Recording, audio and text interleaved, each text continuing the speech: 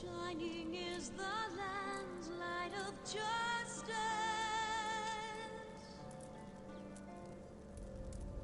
Ever flows the land's well of purpose.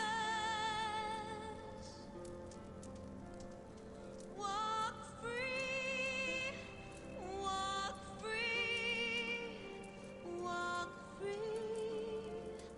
Believe the lamb's alive, so believe.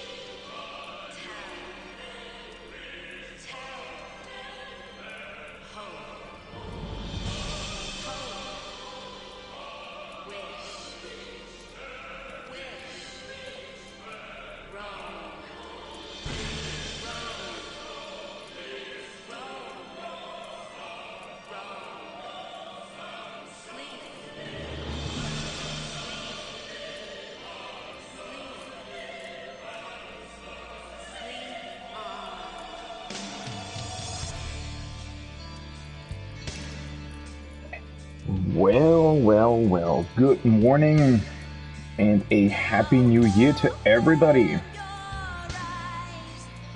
Ooh, it's been a while. I haven't streamed since last Tuesday. Had to work a lot, and then obviously we had New Year's Eve. And I wanted to stream yesterday, but I was just, holy shit, I was pretty exhausted, to be completely honest. For a variety of reasons. I did still manage to play yesterday, I just didn't stream. And the things that I did were, very chill for the most part. But I did manage one thing, which is this. So, on Tuesday, I prepared everything, did all the crafter quests up to and including the level 88 quests, and I pretty much didn't have that much more to do, so my goal yesterday was definitely, I didn't log in until like 4 p.m. or something, or 5 p.m. actually. It was really, really late, for me anyway, because I usually log in, early in the morning, if I have the opportunity to do so, but obviously, first day of the new year, you're never really that fit. And, well, I managed to bring everything to 90. It was very close. I had less leaf allowances than I thought. For some reason, I don't know if that's actually... I had it in my mind that you got 100 leaves per week, but maybe that's actually not true. Maybe it's like 50 or 60 per week. I could have calculated it. I think it's like 1 every 2 hours, right? Which would mean 12 per day, but even that doesn't really fit, because I only had, or was it 1 every 4 hours? I can't remember, but I only had 27, so, well, with the custom deliveries from the weekly stuff, and with just crafting some stuff and some materials, it still worked out. It pretty much, fit perfectly in terms of the number of leaves that I still had. But yeah, that's finally done. Now, obviously, this doesn't really give me anything, to be completely honest, because they're not geared in that sense. Although I'm still really unsure as to how gearing actually works. I haven't really looked up that much in terms of gearing for crafters currently, but, well, the first master recipe books in Shadowbringers definitely had crafter gear in them as well. And I remember that the first crafter gear that I did back in Shadowbringers, I had to replace really, really quickly. The only thing that I don't remember is whether that was for the first Savage patch or actually later on. Right? I definitely don't really remember that. So I'm not exactly sure. The weird part is that the current level 90 gray crafting stuff doesn't seem that much better than what I have currently. Although, having said that, maybe I actually looked at it the wrong way. Let me go back to that. So, I don't know, let's go to Weaver. I think Weaver should have some recipes for it. See, yeah, so this would be the current level 90 gear, right? And you know what? Yesterday I might have actually compared the not the high quality versions of it. But, I mean, the difference is, well, I mean, 10 craftsmanship isn't bad. And then the amount of control is, wait, so that's 60 more, but then you have to calculate. So it's about 10 craftsmanship more and 50 control more, something like that. Or not 50, what am I saying? 30, 25, something like that. But then you can also meld it, right? So overall, I guess if you calculate all the stuff, it's definitely more. Just very, I don't know, I'm very confused whether or not this is the best one, or if there's anything else in terms of that. So that's sort of the problem that I have currently. What am I actually doing? So what's the plan for today? I'm going to start very chill. I'm going to start with an expert roulette, tending to my retainers. Then I'm going to finish up the level 90 crafter quests, because those I didn't do yesterday. As I said before, I want to do them on stream, so that they're all, you know, there and recorded. And, well, that will take up 2 hours probably, maybe even more. And then I'm going to transition into raid preparation. Now, what does that mean? Well, that's a problem, right? I don't really know myself. It definitely involves getting way more materia. So I'm going to try to take part in hunt trains today to get more combat materia. Now, that's not going to be a huge problem, because I'll still be able to do hunt trains throughout the week, right? If I'm not pentamelded right away on Tuesday, you know, that's not really a big deal. But the other thing that I also need to do is get more materials. Of the current materials, I used up a lot of that stuff for actually leveling the crafters, so I definitely have to restock on a lot of those. I have to get the ones that are time-gated as well, right? Those are going to be important. And then, yeah, I'm not really sure what I'm going to do with my crafting gear. It might be worth it to switch it over already to level 90. It's probably better to do that, to be completely honest, especially for the gatherers. That might be worth it. But then again, at the same time, I'm not entirely sure whether or not there might be a lot of new stuff as well. I'm just really not... You know what? Maybe I should... But the problem is, sometimes that's just really hard to look up that kind of weird stuff. Let me see. So Final Fantasy XIV, crafter, wait a second, crafter, set, release. Let's see if I can actually find something there. Because I'm really not sure, right? I don't want to, because the thing is, if I don't melt the new crafted sets, they're very, very close to what I already have. And I don't know if it's worth it to actually stick material on it, right?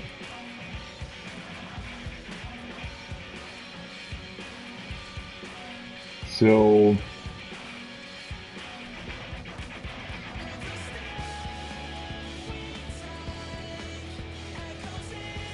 let me see here.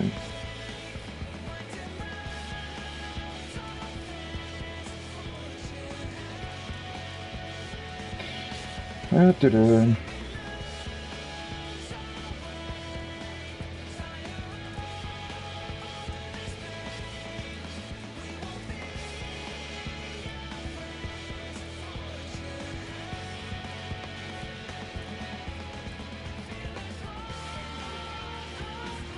Yeah, so okay.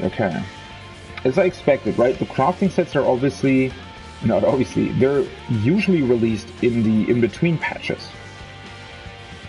That's what I remember from Shadowbringers as well. I had to change it out very quickly, but it wasn't that quick. So the actual, like the first real crafted set, or crafted gear set, that is a significant upgrade, gets released in patch 6.1. So yeah, I can pretty much just... I don't know if it's really worth it to pentamelt the current one, though. That's always... Because I'm not... I don't know. That's always a weird thing, right? Because, obviously, if you don't pentamelt it, it can get annoying, in terms of crafting certain things. If you do, though, it's just so strange, right? That the difference between the... Especially since it's 70 item levels higher, right?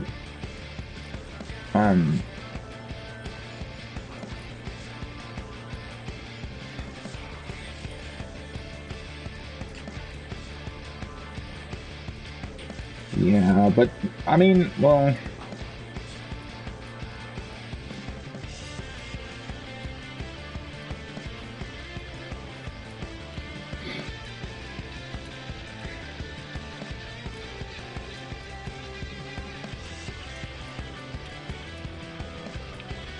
It might definitely be worth it for...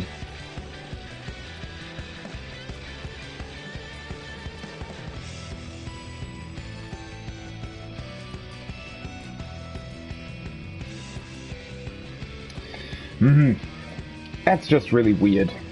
I don't know. I mean, since it's gonna be the current gear up until patch 6.1, I should definitely get it, right?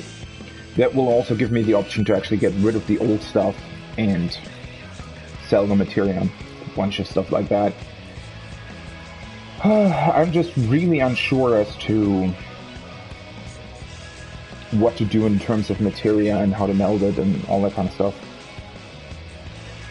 We'll see, I guess. I think the main thing that I'm going to focus on today, aside from doing a couple of quests here and there and doing the dailies and stuff, the main thing that I'm going to be focused on is getting combat materia, because that's by far the more important stuff, right? Because with crafting, I can always just collect the materials and ask people from our static to craft it for me, because they've definitely got better gear than I have.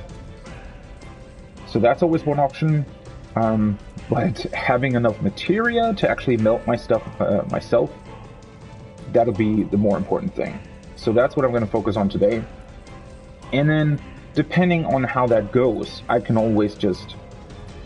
I mean, there's a whole day tomorrow as well, and then there's still Tuesday and everything up until raid in the evening, right? And then there's also still Wednesday and everything till raid again in the evening, right? So considering that, it's not too bad if I, if I'm not prepped perfectly. I mean, once again, we're not going for world's first, so, don't want to overkill. Let's actually do this first. So this was also... I sold these, the Sweet Alyssum, because they were one of the few crafting materials from Shadowbringers that apparently weren't really used in Endwalker, or weren't really used in Shadowbringers for that matter, right? They were only useful for like one potion or something. And now they actually got another use for crafting some level 86 set or something. And obviously I sold most of it, and then I needed them again for turning in some leaves. Ah, well. I mean, thankfully I still had a couple. Wasn't a big deal, but it was a mild annoyance. But as you can see, I still have a bunch of stuff now in my inventory that got left over from crafting for the... Isn't it worth to put this on the market?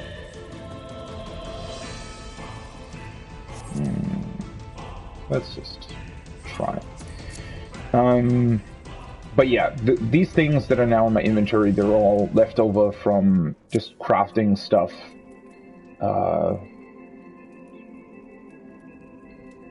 In order to get experience without leaves, right? And now I'm just gonna sell this stuff. Let's see. Yeah, let's just do it this way.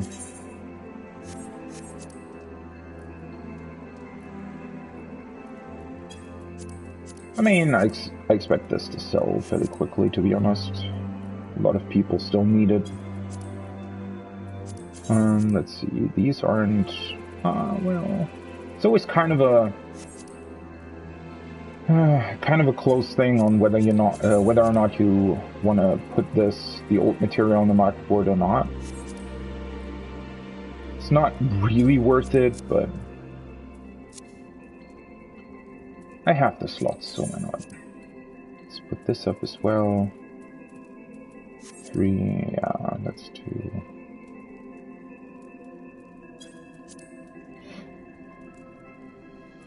I don't want to have empty market board slots in my retainers.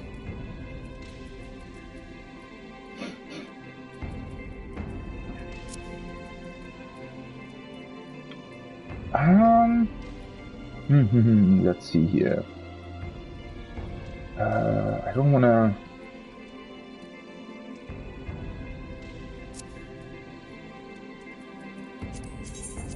I think I put the HQ stuff on my other retainer. I don't really want to mix that. Although I think I actually sold it, probably?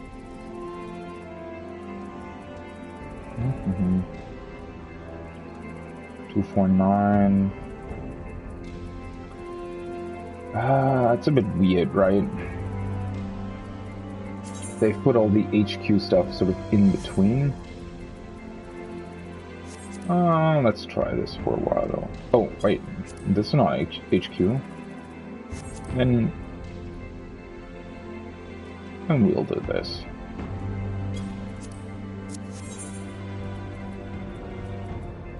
Oh, wait. The benches aren't finished. 2 hours still.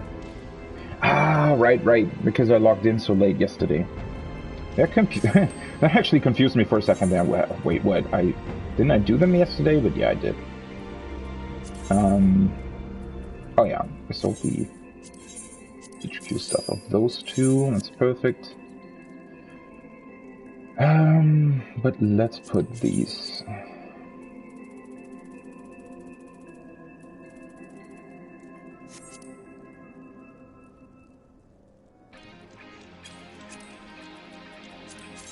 These as well.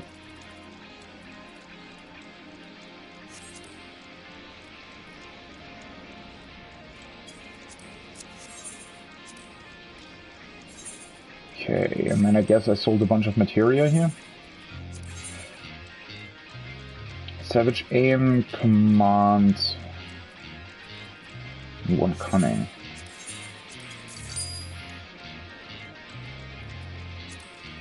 Okay. And for some reason, somebody bought dried high ether. Okay. Perfect. Let me sort my inventory a bit.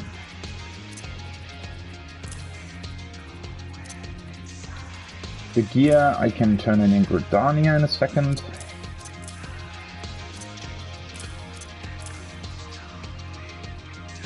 Oh, I completely forgot. I still have the material in my inventory.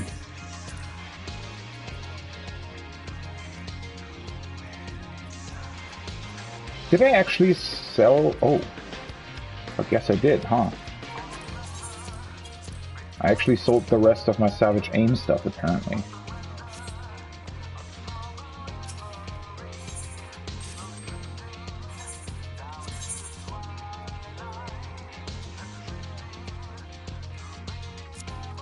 Competence. These cunnings are worth a lot. That's kind of nuts to me. I guess they're used in a current, like this, crafting this stuff or something. But that's still very, very expensive. Competence and command. Did they actually sell for... They actually did. So let's put 1459.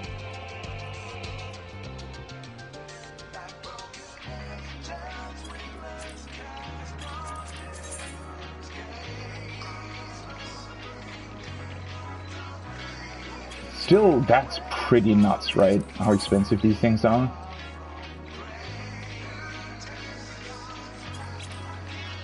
And if they actually sell for that, but it's still...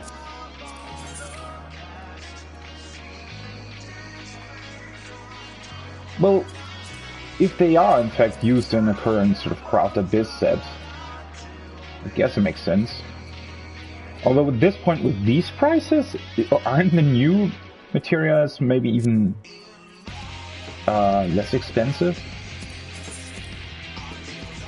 In a way that's really funny, right? Because when I pentamelded my old... what was it? Well, the last crafting stuff that I did, right? When I pentamelded that,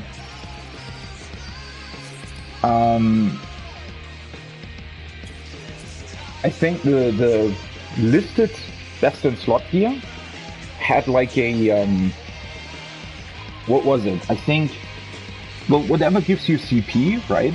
That's the materia that only gives you 1. So the +1 CP materia, that was the like the lowest one, right? The oldest one, basically, from A Realm Reborn. And that,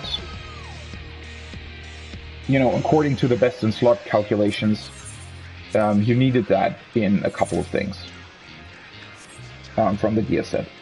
So people obviously bought those, right? And they were worth, I think, about 4,000 gil, 4,000, 5,000 gil, something around that, right?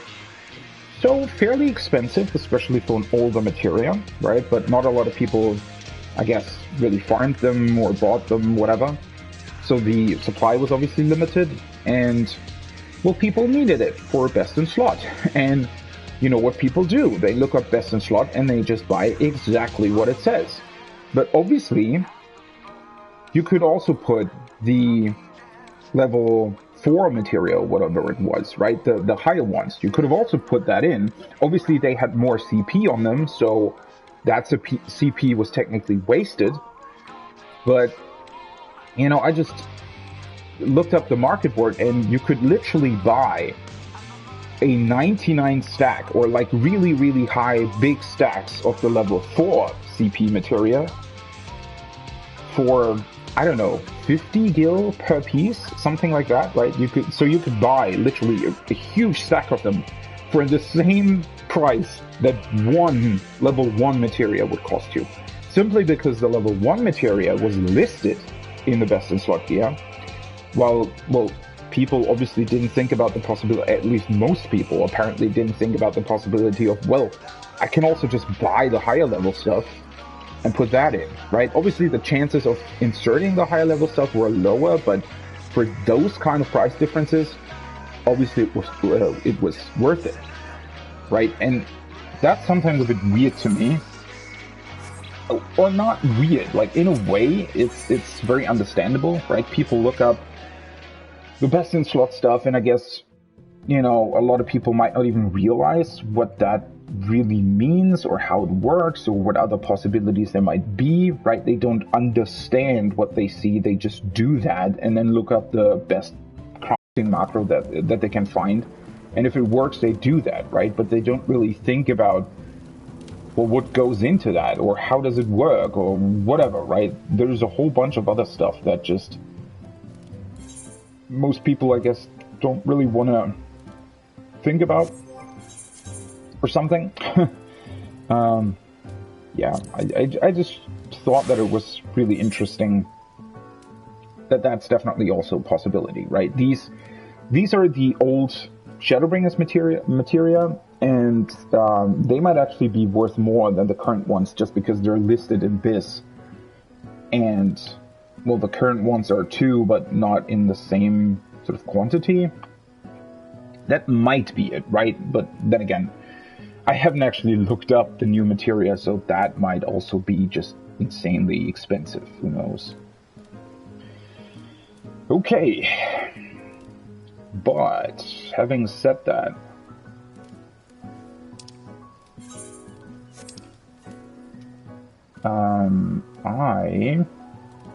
Ooh, they already have a level 90 striking dummy.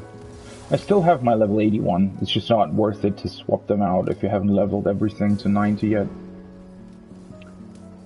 Yeah, I want to open this. So that's a level 86 necklace. Let's see if that's actually worth anything.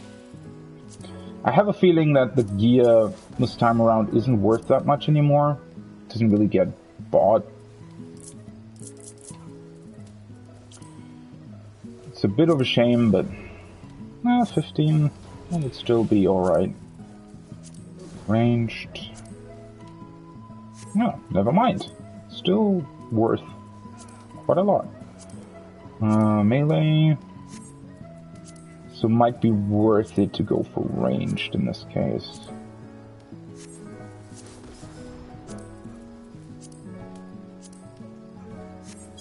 I'm also really looking forward to leveling the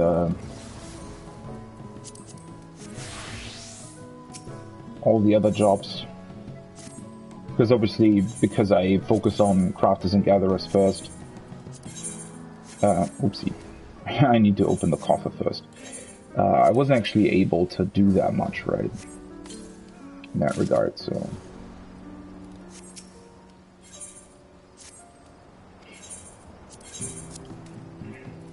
Probably should adjust the prices of some of the other items, because they haven't sold for a really, really long time.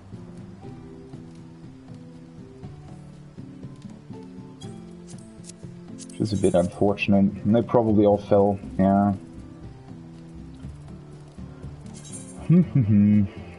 Let's see, oh, they fell a lot. Well, they don't get... They're not bought that much anymore.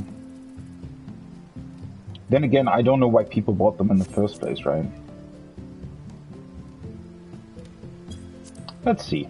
Maybe they go up again. Who knows?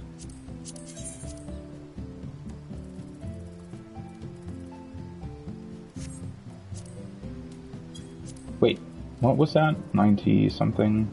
99. Ah, well.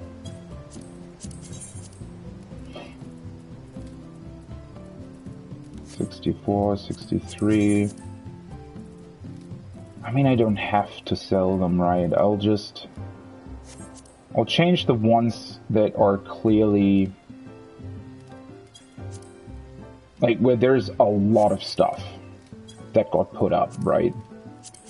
Whereas the ones that have, like, maybe 5, 6, 7 in front of me, and then, like, a really huge jump. Like, here...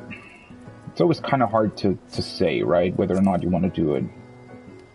But I lowered the price already, so it might be worth it. Let's do 56.69. Probably want to sell some of them, and then for others, I can still keep them on the market board. And see if they might sell in the future.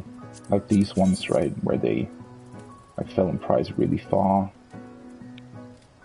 1996.9. Oh, just put that up. 29.24.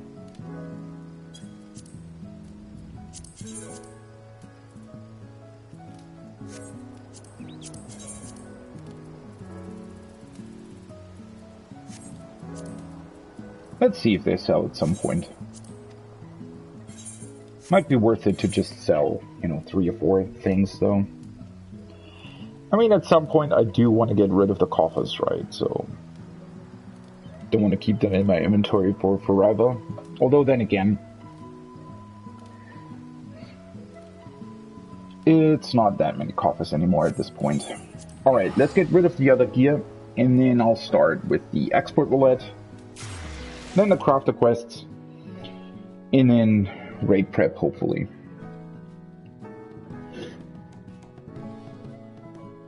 And trains, or whatever.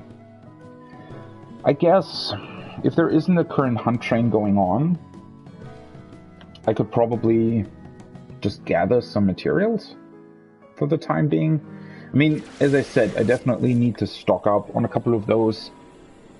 And I sort of definitely also want to have, well, it's obviously important to get the what's it called? The time-limited stuff. I also want to have enough of the rest, right? Because that would be pretty annoying if the normal materials were the ones that you still need to get.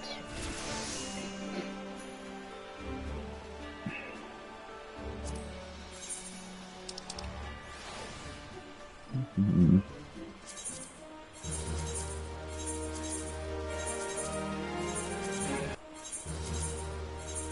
I could buy another gacha box, right? Maybe let's get a Heavensward one this time. Because I bought about, I don't know, 5 or 6, there must have been even more, Stormblood ones. I don't know what's in the Heavensward ones, though.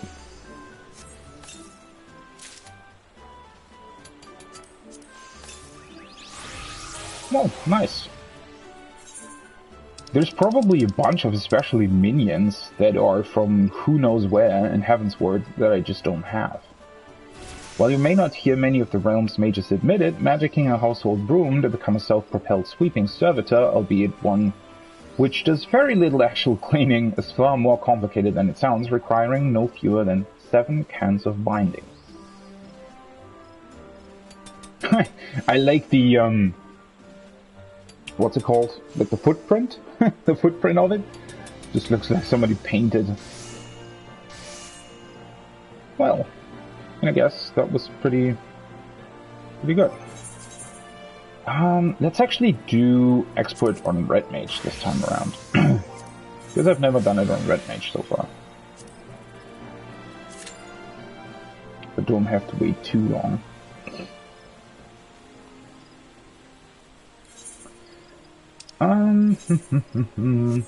I could... Do I maybe want to do some fates on Dark Knight while I wait?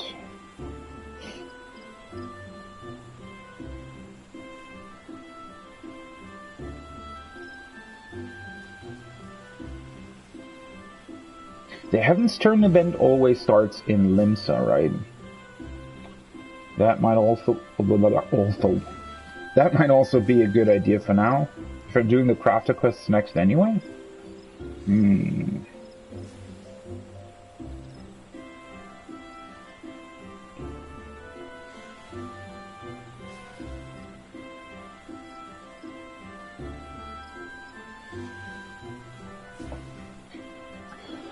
So far, though, in terms of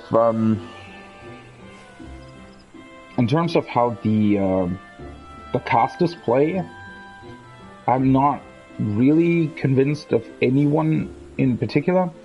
Summoner does get a lot of flack for being very, very easy right now, but Then again, it also, like, it's very easy from sort of a conceptual standpoint, I think. Right? It's very easy to get into. You don't really have to think all that much. But I would still say that Summoner, it's definitely not... Like, people will still have problems with it, I think. You know, performing very well on Summoner is still not something that just comes easily, right? You still have to think about a couple of things. Obviously, it's easier than a lot of other jobs, right? I'm not denying that. It's just that when you sort of read and hear what people say about the current Summoner, I mean, I do agree with it, right? I do agree with the fact that the current Summoner iteration is just way too easy. There's literally almost nothing you have to properly think about, right? There's definitely room for optimization. The problem is that things like the single target Phoenix heal are completely irrelevant because healing is so powerful. Like, the healers are so incredibly powerful that, you know, that single target heal and also the group heal that you get through Phoenix, they're just not really all that important. The same goes for the single target shield that you can give yourself. Well, that's a nice feature. It's not really needed in terms of mechanics design for the most part. Maybe it will be more relevant in something like the upcoming Ultimate in 6.1. You know, I can definitely see there being new stuff that targets you specifically. So, for example, in T, right, when I was still like clearing it, or just in general in T, because of the phase transitions and stuff, right? There was a lot of room to just summon your Titan Eggy and give yourself the shield that you already had back then. And it's a very, very powerful shield. And you had 4 Eggy Assaults, right? That you could store, I guess. And for the most part, you couldn't even use all of them because of the phase transitions, right? The phase transitions, something like Limit Cut, for example, they take a fairly long time. So in order to not completely waste your Eggy Assaults, it was actually worth it to just summon forth Titan Eggy and use your shield. And that, while it wasn't super important, unless for, you know, because obviously everybody else had to survive as well, right? So it wasn't really that important overall, but it definitely gave more room for error, I think. Because, for example, especially in the beginning, when the healers still, you know, when everybody in the group still had to get comfortable with all of the mechanics, we definitely had a couple of times where after the Limit Cut transition, you have to heal to full and shield as well, right? Or at least heal to full. Because Brute Justice comes crashing down and he does a bunch of damage, right? And we definitely had a couple of hiccups here and there where people, after the Limit Cut transition, especially the people with 7 and 8, just weren't able to get into the middle quickly enough to actually get healed, right? I mean, it wasn't a big deal, right? It only happened like 2 or 3 times over the whole course of Prog, but there was definitely also 1 or 2 times where my personal shield that I gave myself with Titan Eggy was actually the reason why I survived that, right? So yeah, things like that can definitely give you an edge in terms of progression in an Ultimate, because it gives you more room for error, right? So let's see how powerful it'll be in that scenario. But because of that, or because of the fact that the healers are just insanely strong, as always, and well, there just isn't that much else on the new Summoner, right? It's really, really cool that you have those tools, but they're not really all that usable in, well, especially Extreme Trials, but I'd imagine also in something like the first Savage encounter on Tuesday. That's just not gonna be all that difficult, right? So it's going to be interesting to see how powerful tools like that are actually going to be. And I expect them to not really matter all that much, right? And if you take those things out of Summoner's toolkit, there really is nothing left, right? Everything else is literally your very, very straightforward rotation. The reason why I'm a bit confused about what people are saying about the new summoner, that it's the easiest job they've ever seen. Well, first of all, a lot of other jobs aren't really that much more complicated, right? That was a big reason why, for example, I never really wanted to play ranged in Shadowbringers, because it just felt way too easy to me, right? And in a way, yes, the new summoner definitely sort of leans in that direction. But then again, let's not pretend like Shadowbringer Summoner was all that complicated, right?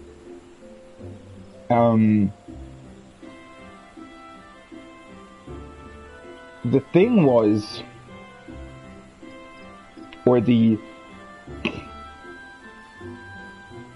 I guess the most complicated thing on Summoner that a lot of people probably didn't really do properly is the dots, right? Snapshotting dots, knowing when to recast them, and just overall keeping track of that is definitely something that I would say where most sort of below average summoners lose their damage, right? Everything else, and then just also actually, being strict about your rotation and properly lining yourself up with, the 1 minute, 2 minute buffs and everything. And that's also something, but that goes into the same sort of category in terms of snapshotting, right? And knowing when to do that and how to do that. But beyond that, the old summoner, the rotation itself wasn't really all that much more complicated, right? So, I don't know. I would say that the new summoner, there are a couple of things that you sort of need to get used to. It feels a lot faster in a couple of ways, right? Because you have like the Garuda phase, for example, where it's changing your GCD to a really short one. And because of that, it just feels faster. It's definitely more straightforward. There's a lot less room for error that you can make. But at the same time, you do have to keep up with the fight, right? And well, for that reason, I think that the Ifrit phase, for example, is definitely the most interesting one. And probably, I would like other phases to sort of go into that same general direction. Because the Ifrit phase has the charge, which is actually working against you, right? Aside from like one fairly random situation that wasn't even like whether or not I run towards the boss or actually charge towards it. In most scenarios, it doesn't actually make a difference at all. Meaning that the charge and the subsequent combo ability, those are actually the most complicated things on the new summoner. And the things, they're actively working against you, right? The fact that you have to be in melee range for both attacks, and it also charges you towards the boss, means that you have to be aware of when to use those abilities, and you have to be able to stand close to the boss. And it also sort of, at least for a very brief moment, the charge will animation lock you, right? Where you can't move for like a very short amount of time. But that sometimes is enough to still snapshot and register you in an AoE instead of outside of one. And that in general just means that the Ifrit phase is actually the most complicated one. And then also you have to cast, there are 2 long casts in the Ifrit phase, and you also have to know when you can actually safely do those, because you can't, and that's the interesting thing, right? Summoner's rotation is actually very strict. There's absolutely no real room for changing stuff around, I guess, right? You can't really change anything around. You can decide when to use what summon, but once you've decided on one, you have to see it through, right? You can't suddenly completely change it unless there's a phase transition or something, right, then obviously you can just quickly go into the next one. But for the most part, that's a very limiting factor. And while that's not very... there isn't any kind of skill involved in terms of thinking about your rotation or in terms of dynamically adapting to a situation, I guess. But there's definitely still a lot of skill required in terms of actually seeing through your rotation, right? So it's a bit like Paladin was, and I imagine still is as well, right? Where you can't really change anything around all that much unless you really know what you're doing. You have to see your rotation through, right? There is no room to actually change anything.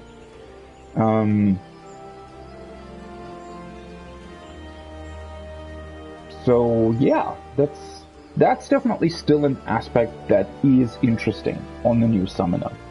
So while it's definitely gotten a lot easier overall, there's definitely still room to improve and figure out how to do certain things and, you know, adapting to certain situations. That is still interesting to me. I have a feeling that I'm probably going to switch a lot more with Red Mage and Black Mage, right? Actually just be more of a caster than a summoner main this time around. I have faith that in the future, maybe in 7.0, we actually get a really, really cool summoner that is more complicated again. But that's still a long time away, right? So, yeah. Until then, I guess I'm just gonna swap around a little bit more. The thing is, the new Red Mage, while being interesting sort of on a surface level, I still think isn't... like, I still like the new Summoner better than Red Mage in terms of how it plays. I still have a feeling that adhering to the very strict Summoner rotation overall, especially in a Savage Raid scenario, will be more interesting to me than Red Mage. Because Red Mage, I feel like, in certain ways, is actually more busy than Summoner. But at the same time, it's also... it's very samey and not very strict. And it has a bunch of stuff, especially the movement stuff, right? Engagement and core has just become really, really uninteresting since engagement actually has the same potency now as... what is it called? Is it displacement? Why do I always forget that? Yeah, displacement. So Red Mage, you know, in terms of executing the rotation, might be on a technical level more complicated than Summoner, but actually adapting your rotation to the fight is a lot easier on Red Mage. I don't know, Red Mage for some reason, for me, on a surface level, is really, really interesting.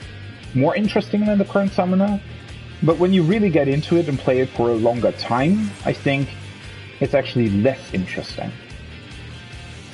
Obviously, I can't really say that much about the new Black Mage, because I haven't leveled it currently.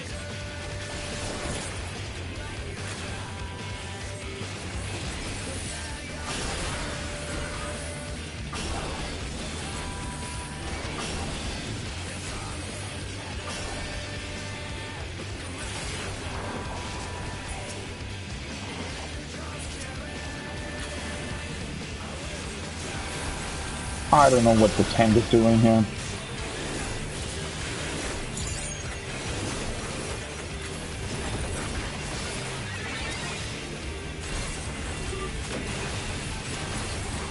Oh yeah, and Red Mage AoE just feels nuts.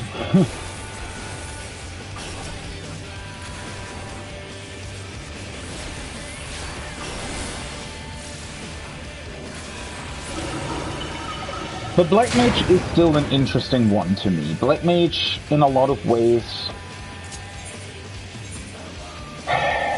I don't know, is I think Black Mage is still really interesting. Obviously, it didn't actually change all that much from Shadowbringers, and I pretty much liked it in Shadowbringers. It's just that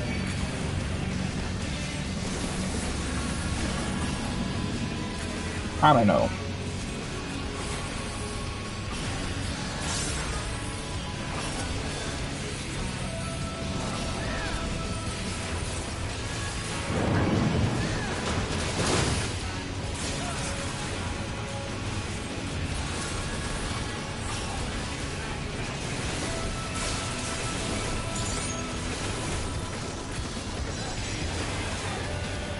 It's just you actually have to aim your new skill, right?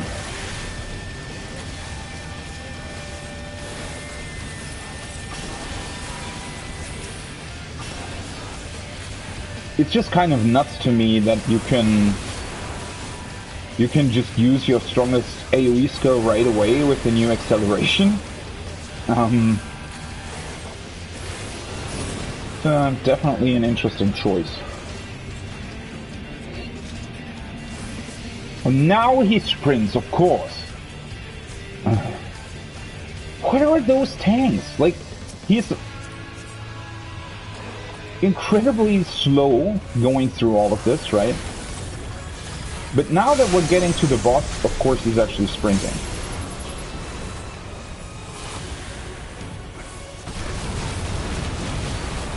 But yeah, I do like that you have 2 stacks now for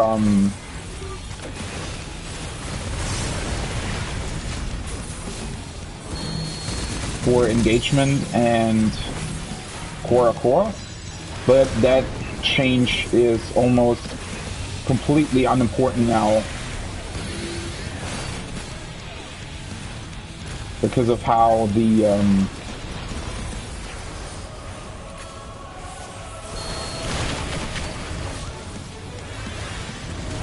because of how you can just do that stuff now, right?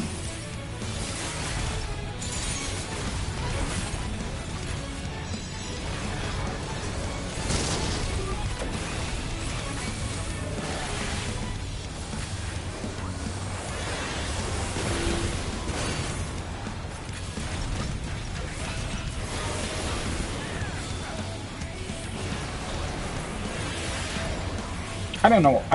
You know, in a way, I definitely like the busyness of the new Red Mage because those are now just off-rollables that you have to keep in mind and actually cast as well. But then again, you know, it could just be something that's actually interesting to use, right? I don't get why people had such a big problem with displacement having oh wait, what? I didn't see that the thing was actually that close already. Could you please heal me? I mean, I know that I ran into that all by myself, but doesn't mean that you shouldn't heal me. Ah, oh, for fuck's sake, I didn't pay attention. But yeah, I mean, I don't know. I don't even know if in Savage there's ever gonna be a situation where displacement can actually be used to some capacity. So, what the fuck are you doing? Now he's not sprinting. I don't get it. Why was he sprinting towards the boss and now he's just not sprinting anymore?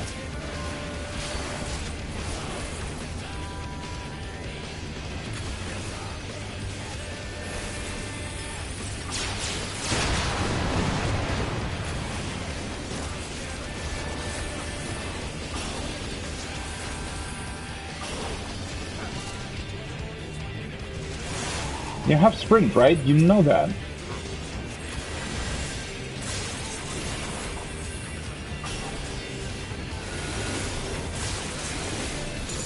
Can't you even... I think you can pull more than this, right?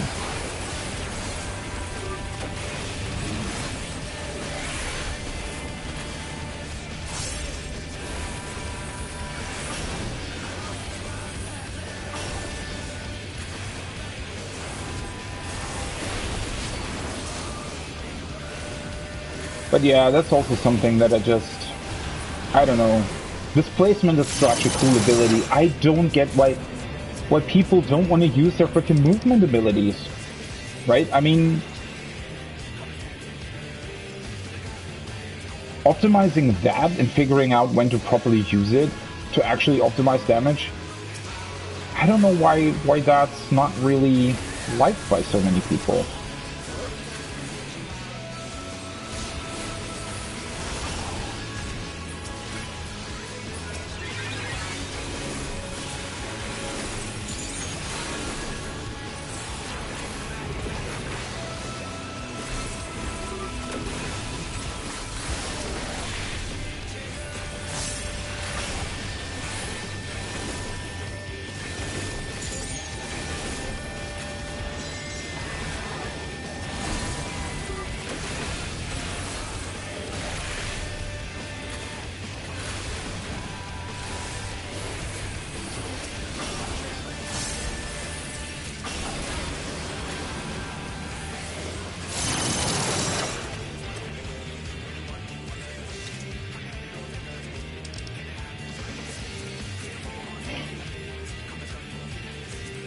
Seriously, the one ring that I still have in my armory, obviously that drops.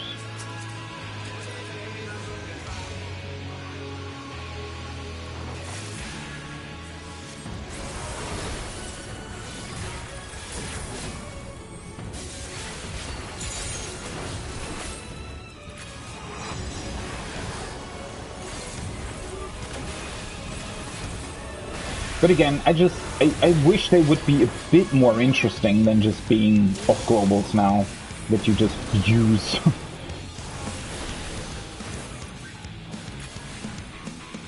Wait, he's driving this way, right? Yeah.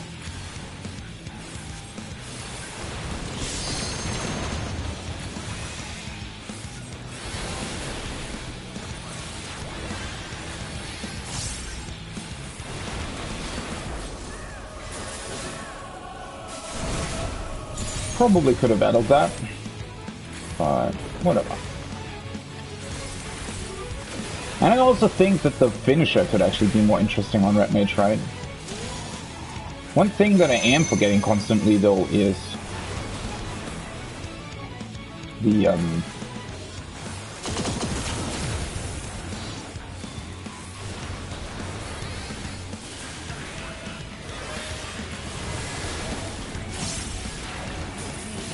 new shield that you have on Red Mage. Such a cool ability.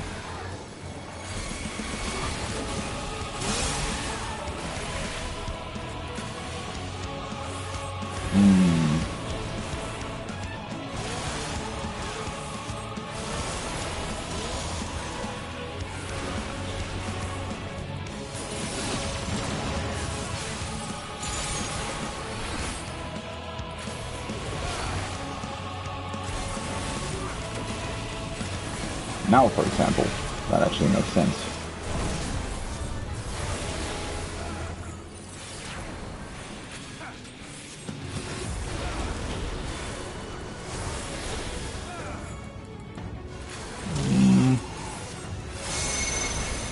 Of course.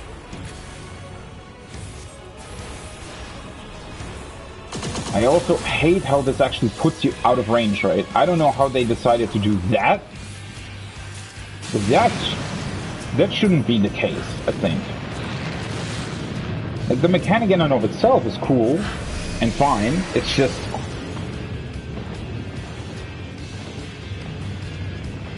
Roll please needs ring. You realize that it's gonna get rolled on anyway, right?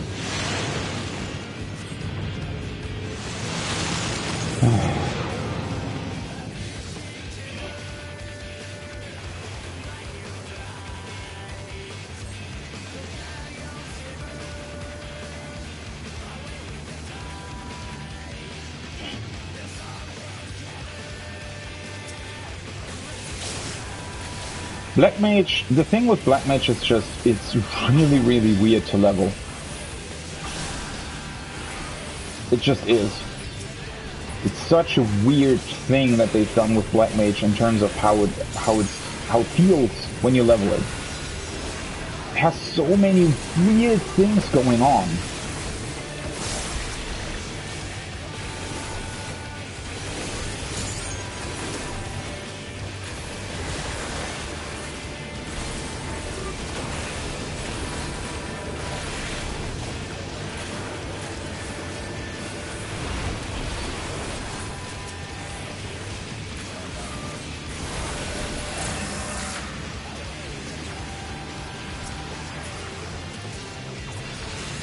Seriously, another ring that I already have? What's going on?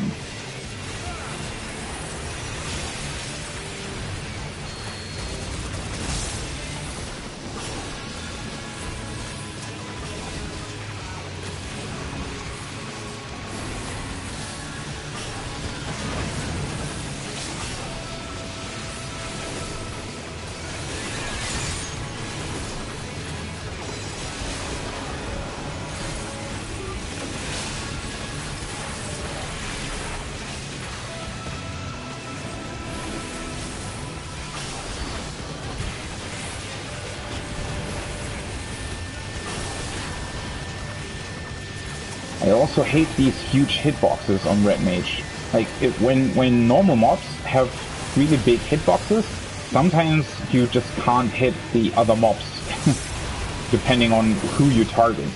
I don't know, but that's a problem in terms of doing AoE anyways, on things where you have to target something. Seriously? How can there be 3 accessories that I still have in my armory? Yeah, but those huge hitboxes are always annoying if you have AoE abilities that you have to target. Oh wait, he's new here? Or maybe not? I don't know.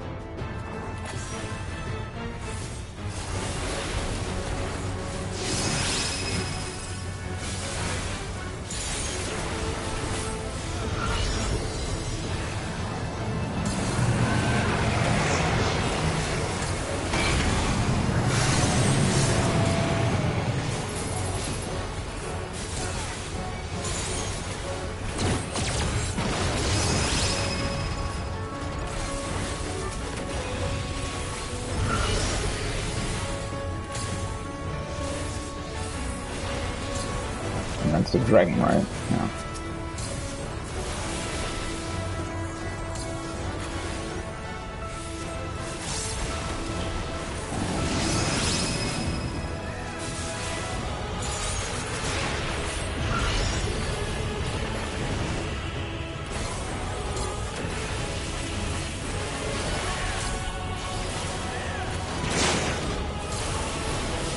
Music's really cool though here.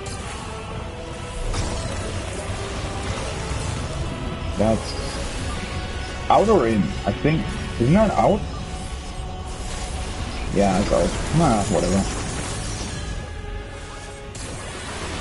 That animation is actually weird. That's in. I mean, once you've seen both, definitely makes sense, but if you can't remember them, it also sort of, I don't know. Could be both, honestly, the other one.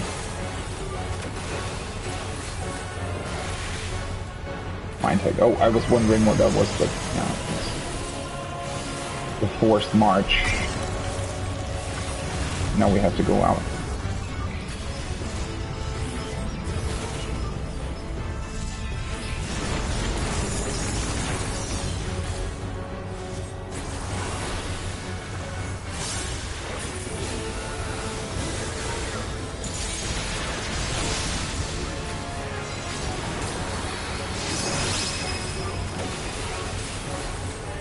Sometimes you really run the risk of actually forgetting your last freaking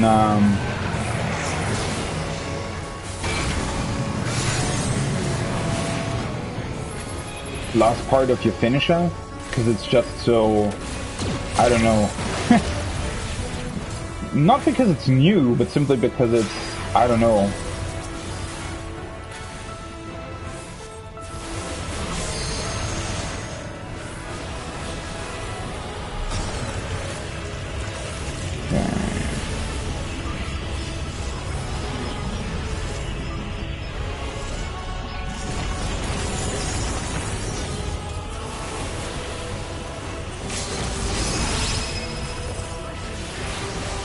course the boss is dying before I can use my last thing.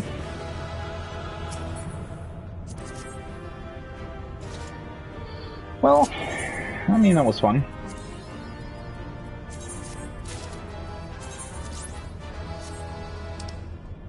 Could also just do expert roulette a bunch of times. Should also get me a little bit of materia.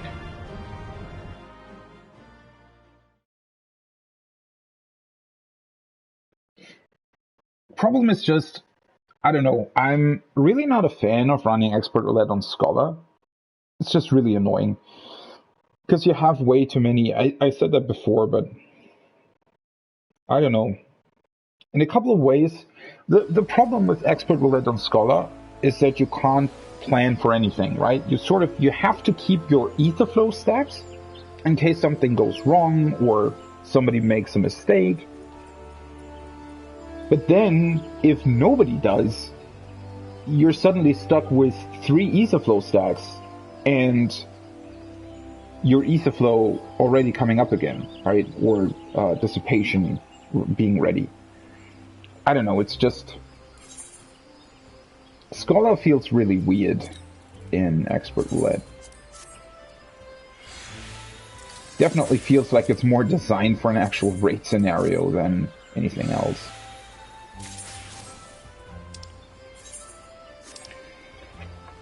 But, oh well. Okay.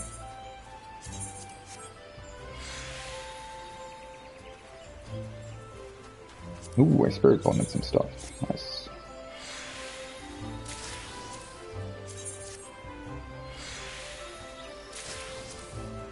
When did that happen? I hope I didn't run expert roulette with that stuff already spirit bonded, but whatever.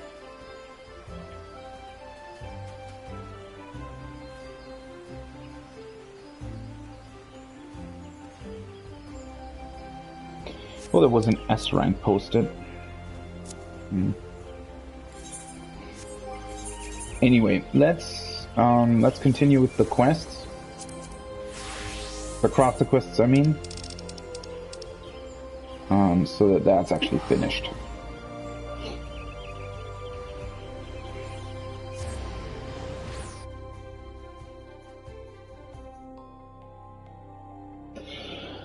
Yeah, I mean, the new Black Mage will probably feel very similar to the old one, just with more movement.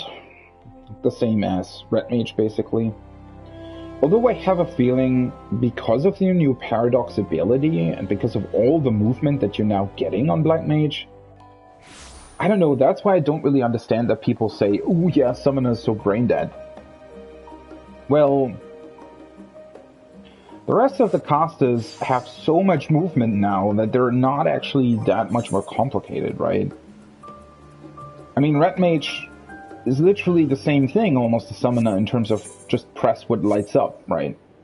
Black Mage definitely is still the most complicated one, obviously, and probably also the job that requires the most amount of optimization and well played in terms of skill? Wait, what was that sentence? Black Mage just requires the most amount of skill for the casters, but again, still just being decent or average on Black Mage doesn't require that much at all. So, I don't know.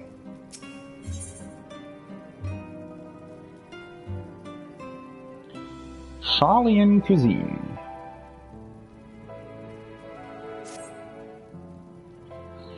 Let's see how this contest turns out. In terms of... Oh, that S rank was still there. Maybe we should have... whatever. This is it. The forum is ready to begin the evaluation process. We've worked tirelessly on perfecting our submission, and I have every confidence that Mervyn Bread will be the winning candidate. Come, let's make our way to the rostra, shall we? Do we actually have to go there? Apparently we do. Once again, we didn't have to do that or when we visited the last stand during the other quests, but for some reason now we apparently have to do it. Oh, whatever. I don't actually remember with the other quests. Was there still a crafting component in the last quest, or is it literally just the end to the story? Wait, let me check that actually. Nah, there's still a level 90 thing. It's not a collectible though, so... I know I said I was confident, but the thought of actually standing before the forum has my stomach all in knots. Courage, boy, courage.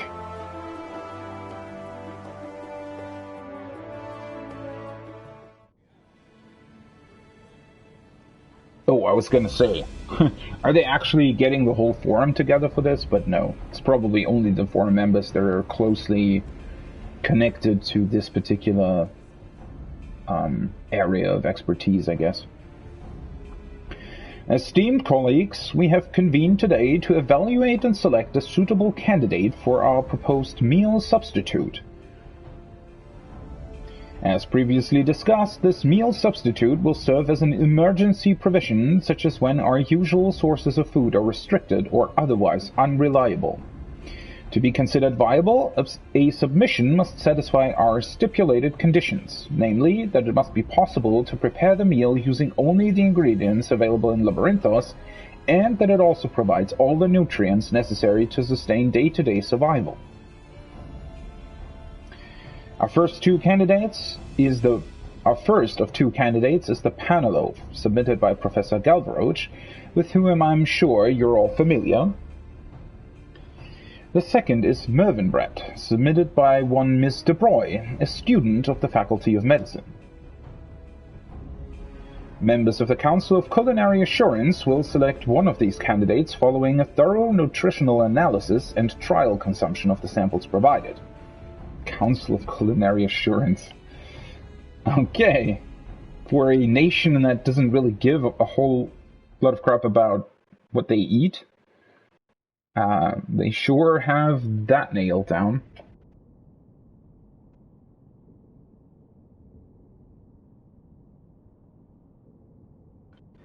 Our analysis has determined that both submissions meet the basic nutritional requirements to qualify as meal replacements. And as they share the same nutritional value, the only consideration left to judge them upon is taste. Even being generous, it would be difficult to describe the flavor of Paneloaf as pleasing. Mervinbrett, on the other hand, is a culinary delight. On the grounds of this assessment, Mervinbrett is clearly the superior choice. Well, that was easy. I beg to differ. Yes, I admit that Paneloaf has little to offer in the way of gastronomic enjoyment, but have you considered the matter from the viewpoint of efficiency? Mervinbrett's flavor requires the addition of specific sweeteners and oils, not to mention a particular variety of yeast, an involved process which demands excessive time and exertion. The recipe for Paneloaf, however, was devised with simplicity in mind, allowing one to manufacture the same quantity of food with but a fraction of the effort. I implore you to reconsider your decision. After all, this is an emergency comestible we are discussing here, not some gourmet menu item.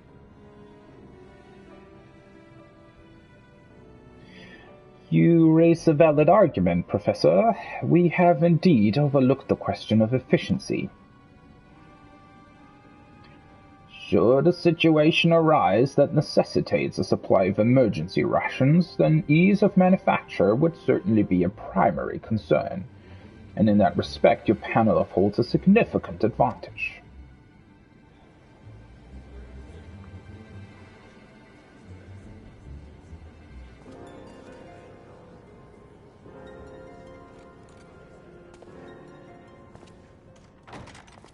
If I might offer an opinion...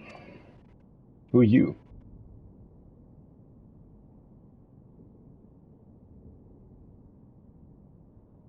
That his friend? Oh, wait. Does he still live?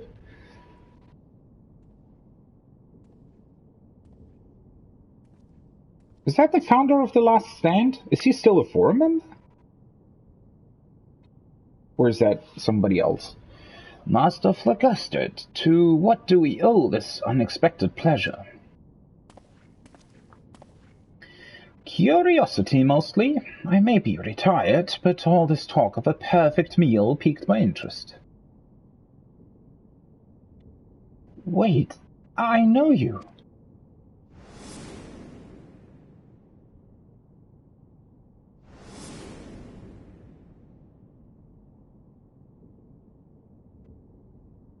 And I know your delicious Mervyn bread.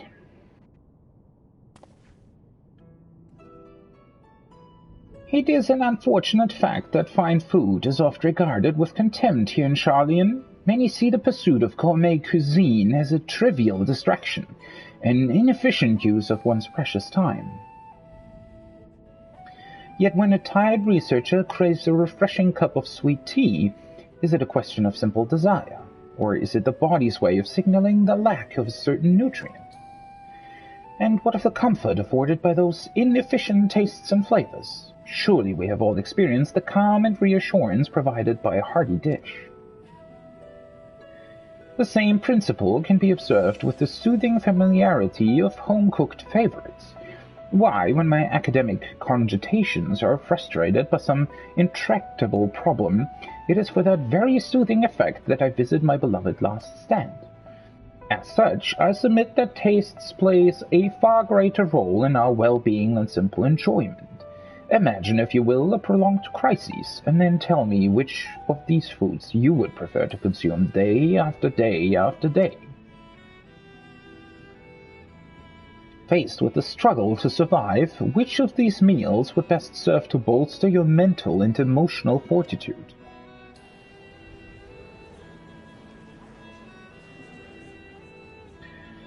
To be perfectly honest, the very thought of eating Panelo for more than a single day brings me to the edge of panic.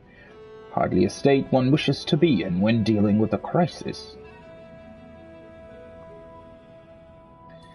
Yes, even when taking into account the additional effort required in its preparation, a satisfying meal is more like to contribute to a rational frame of mind, which in the long run may prove to be a more efficient benefit.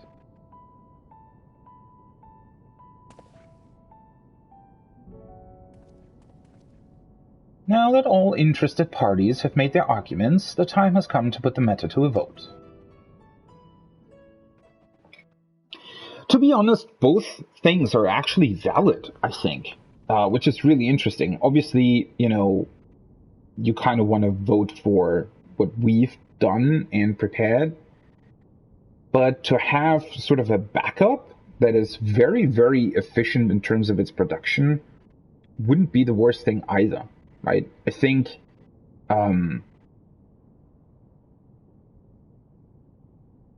having sort of backup rations that might not taste very good, but in case you actually need something very, very efficiently prepared, having both might actually be a good idea, right? I mean, they're both already created. They both actually sort of use the same base components to a degree.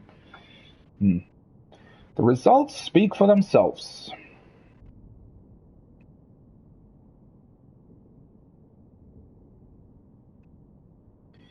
Panelov, 1 vote. Mervinbrad, 5 votes. Congratulations, Mr. Breuer. Your submission has been accepted as Charlian's official emergency meal replacement recipe. Yay!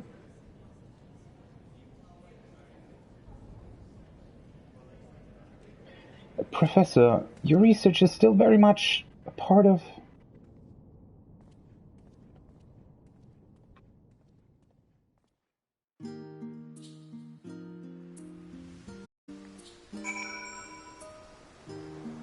Yeah, so the professor still has a problem with that because he was under the assumption that because of gourmet dishes, his friend actually died, right? That was That's why he was so against pursuing this thought of a very good tasting meal, because he thought that if the food tastes too good, you're gonna eat too much of it, and he thinks that that was what actually killed his friend in the end, right? That he just ate too much, and it was very unhealthy for him. I don't think that's actually what happened, but he thinks that was the case, right?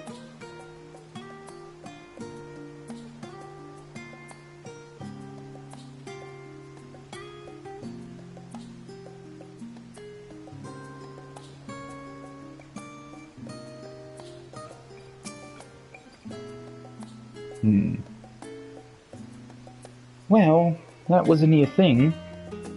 At least until our last stand supporter chimed in. I never knew he was a former member of the forum. I'd say we can safely call this the end of the matter, although there is one last thing I would like to ask of you. Despite his rigid way of thinking, Professor Galvaroche is not a bad person. Perhaps I can make him a nice meal to soften the blow of his loss, with a little expert help? I'll get my apron.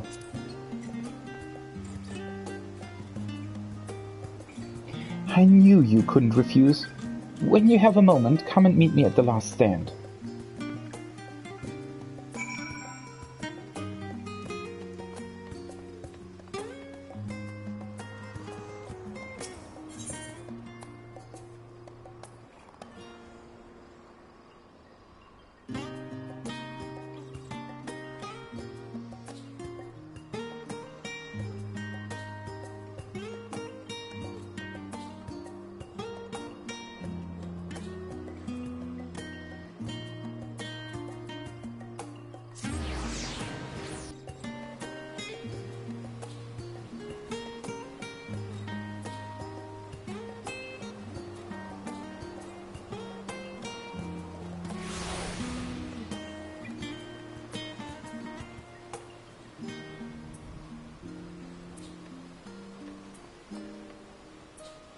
Where is she? Sorry, I was reading Nova's Network for a time. I just sometimes don't really get the questions that are asked there. It feels like people have never seen Google. Oh, whatever. Now, as for the professor's meal, I thought we might make him a serving of fish cakes, one of our local specialities. According to Master Dickon, Mervyn and Galvaroche used to eat them all the time during their student years. To prepare the fish cakes, you take a white fish and some onion, and grind it all into a paste. Add milk and pepper, and knead well, then sprinkle in the flour before rolling the mixture into oval shapes and frying them in boiling hot oil. You don't need the entire recipe, but the oil is important. If you can make me some exceptional frying oil, it will improve the overall flavor of the fish cakes. The rest of the dish you can leave to me. If you find yourself lacking ingredients, Master Dickon has graciously agreed to provide us with whatever we need. Ask and you shall receive. I'd pay to see you wipe the frown from that sour-faced grump. Right, let's get cooking. Sure. Shouldn't be too hard to do.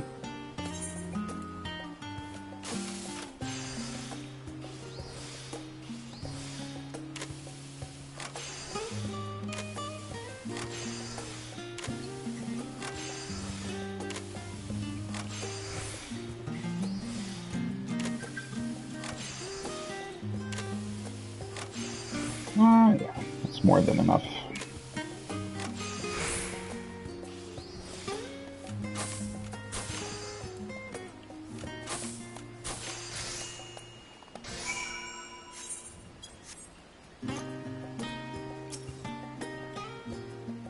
How is your part of the recipe coming along?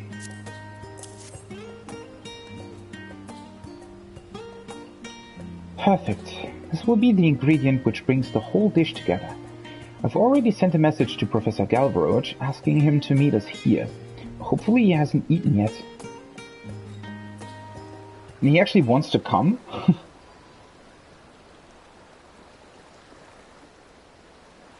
Oh, that looks really tasty. Holy shit. Why did you send for me? To taunt me with your victory in the place which I care for the least? Of course not, sir. We only wanted to offer you this meal as a gesture of goodwill. Please, eat. Enjoy.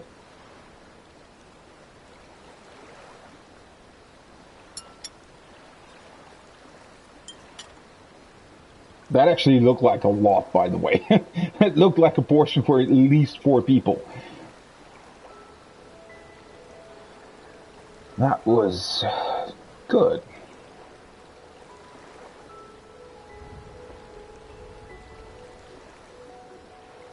They may be simple dishes, but Charlene does have its own local specialities. The art of quality cuisine was never wholly absent from our culture, despite what people think. I would never argue the importance of nutrition, but I believe what Master Jala says is true. Enjoyment of a meal tends to encourage digestion and thus a more efficient intake of nutrients. When I first proposed the recipe for Archon loaf, I did so with Mervyn in mind. He was always so focused on his research that he neglected his dietary needs, and I thought to devise a convenient yet nutritious source of sustenance. It was taken from me before I had the chance to complete it. I was grief-stricken, angry at the loss of my friend, and his gourmet lifestyle became the target of my rage. Though it pains me to admit it, he was responsible for his own actions. It was wrong of me to lay the blame on the thing he loved most. Loved too much, it seems. And after considering the arguments laid out at the evaluation, I am forced to recognize that taste is an integral part of my work. I shall begin research on a new perfect meal, one which will taste even better than your vaunted Mervyn bread. But Mervyn bread was never solely ours, Professor. It was your research and your panel which provided the nutritional basis for our recipe. He and I simply improved the palatability while maintaining the balance which made it healthy in the first place. Mervyn bread is as much your creation as it is mine or his. Which is why I implore you to continue improving it. With your resources and expertise, there is no one better positioned to solve the recipe's lingering issues with inefficiency. In that case, I shall need an assistant. Together, you and I will test the boundaries of what is possible in the field of gourmet health cuisine. Speaking of fine foods, I do have one complaint about those fish cakes of yours. There were too few. I seem to recall the dish being much larger back when Mervyn and I used to eat them. Are there any more, perchance? Well, that's a happy end to our story.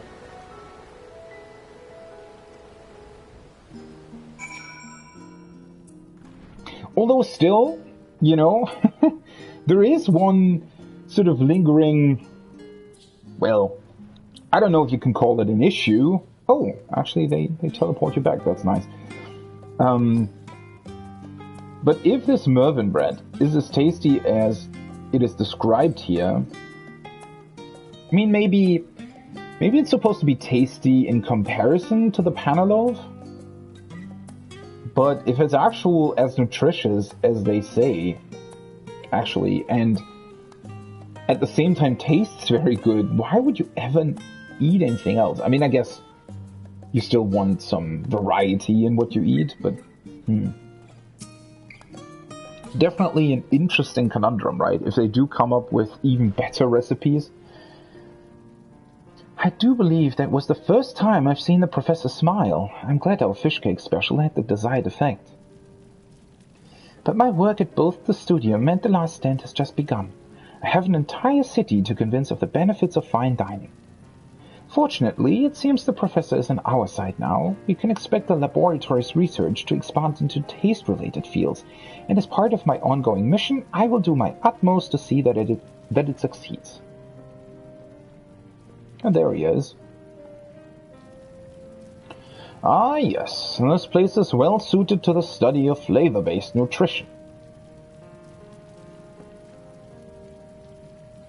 We begin our research into more efficient preparation methods immediately.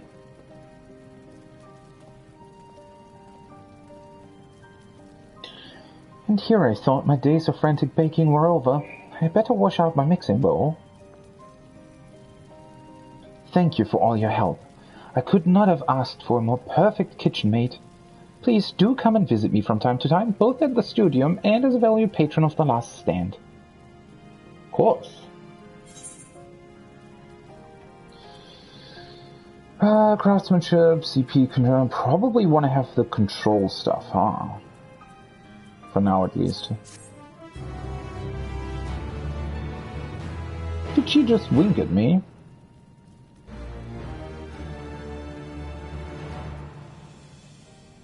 Virtuoso Baker.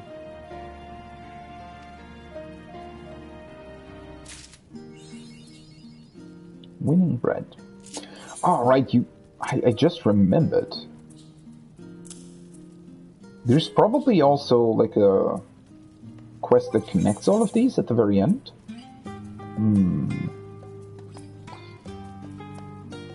Okay, let's see. Which one was that?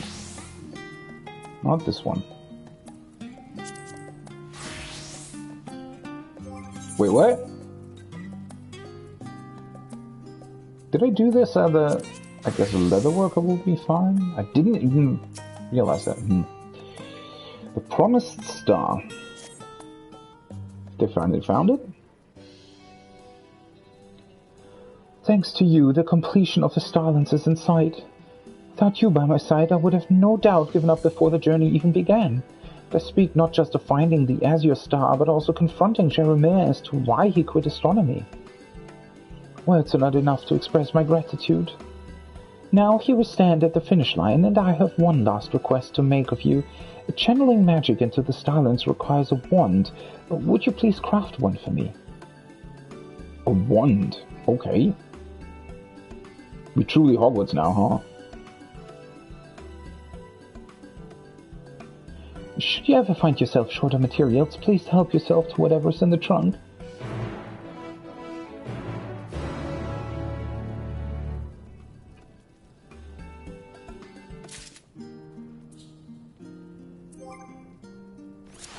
Okay.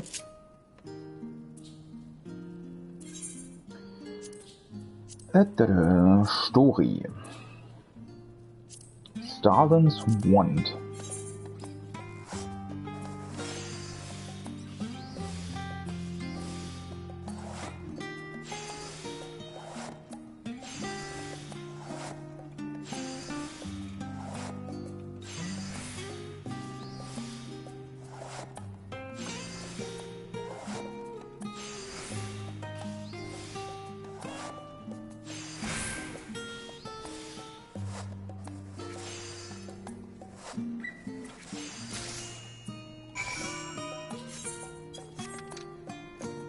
Nice, nice.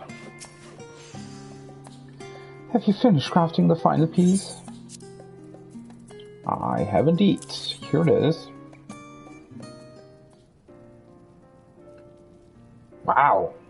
That does look a lot better than the thing in the picture. It's absolutely perfect. Now that I have the necessary parts, all that's left to do is search for the Azure Star. When that time comes, might I be so bold as to ask you to join me? There is also one other individual I wish could be there. That being said, there is no guarantee that the Azure Star even exists. I do not wish to disappoint them again. Even so, I would like to search the skies once again with Jeremiah.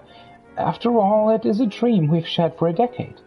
Not at least asking would be a form of betrayal in itself. Given the time, he is most likely at Orc's Landing reciting poetry with his friends. As soon as I finish putting everything together, I will go straight there. Please wait with Jeremiah for me at Orc's Landing.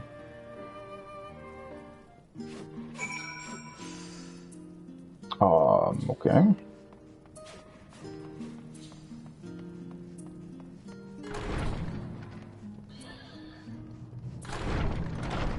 I don't know if he will be too... well... I mean, I guess at this point he's probably realized how important that astronomy stuff actually was for him as well. It's going to be interesting to confront him in front of his friends now, poetry friends, because I think a lot of them don't actually know of his past. Anyway, oh, that's the cute cat girl who wanted to be, or at least made it look like she definitely wanted to be, you know, wooed by our astronomy friend. It's you again. I apologize, but we have nothing more to discuss. You may have nothing more to say, but I have plenty.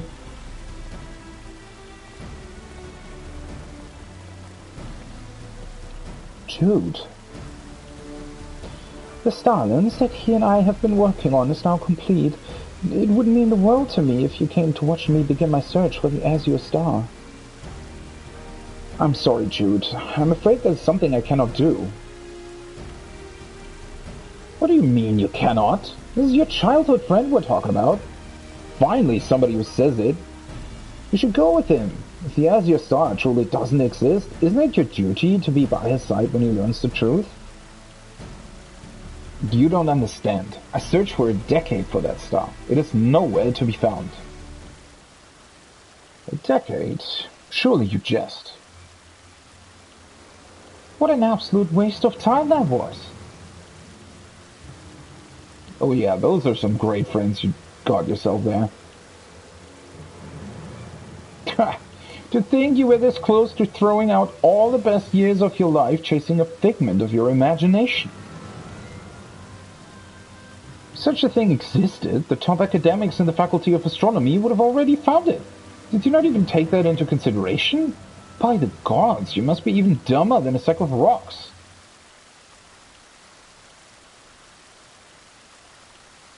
You? How dare you speak such atrocities? Huh? You talking to me? You, nor anyone else, has the right to ridicule us. Threaten and laugh at me all you like, you will not strip me of my dream. Then maybe what you need is some sense knocked into you.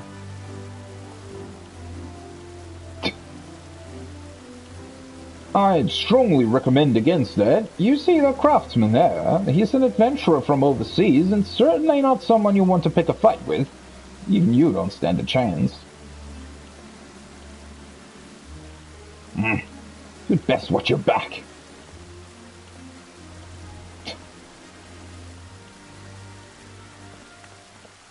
Why are you going with him?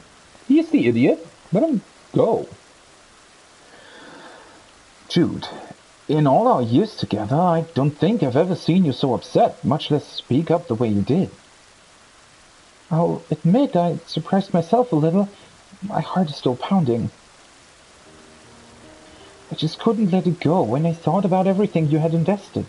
The audacity he has to utter such words. I lived, ate, and breathed that dream, and I discovered there was no hope of fulfilling it. The despair that overcame me was beyond words. I felt worthless. That is why I could say nothing earlier. Even if some of the members of the poetry club are a little rough around the edges, it's the only place I have. When we were children, I was crying because I did not fit in with the others. You invited me to join you in stargazing. You gave me a place to belong in this world. And now I am asking you to join me in that place once more, gazing up at the skies. Very well, but this will be it for me, Jude. And let us make our way to Scholars Harbor. I must first return to the workshop and retrieve the Starlands, so I will meet the two of you there.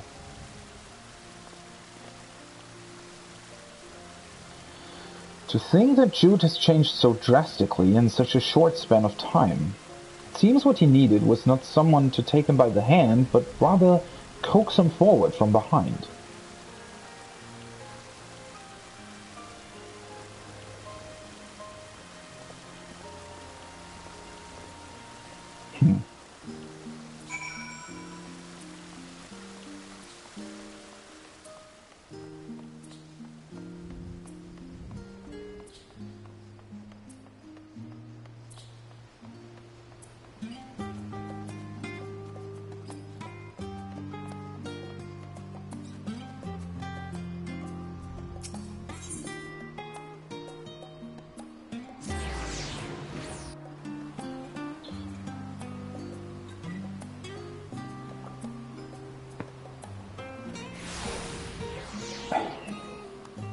Let's see if they find a star.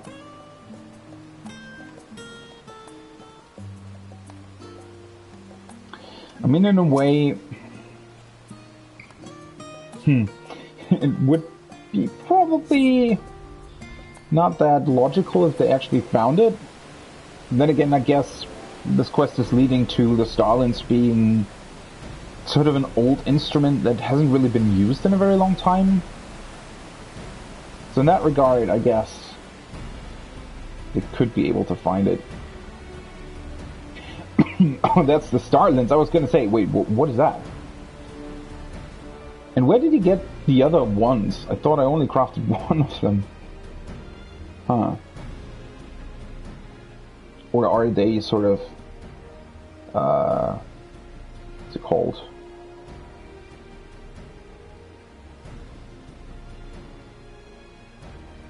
What's the word that I'm looking for?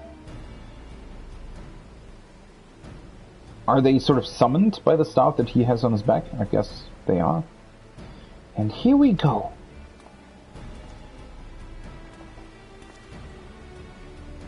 Let us begin then.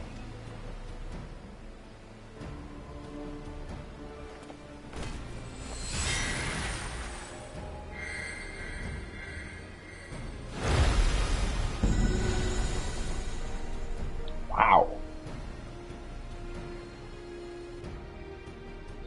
So this is the Starlings.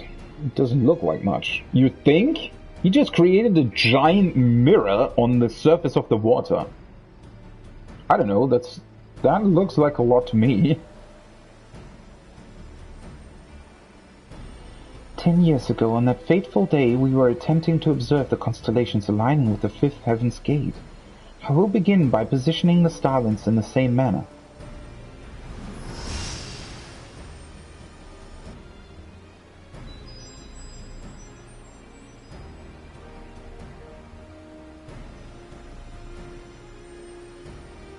Incredible. Absolutely incredible. Stars can be seen with such clarity.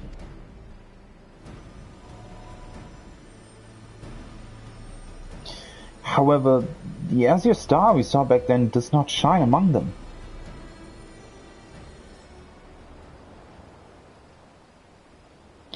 Not that I expected anything different. After all, one cannot see, even with state-of-the-art technology, that which does not exist.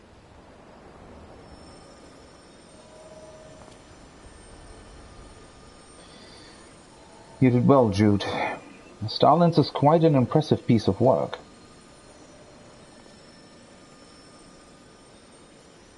Wait!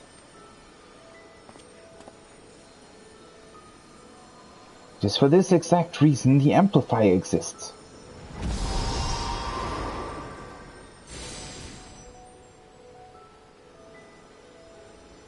Or do we need more?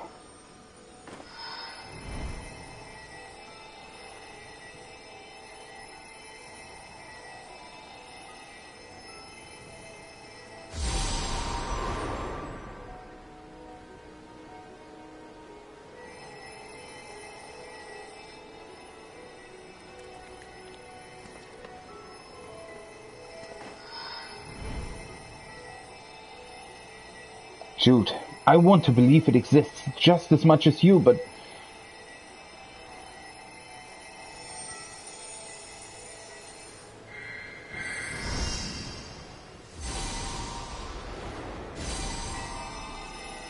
It exists. It's there somewhere, right before our very eyes.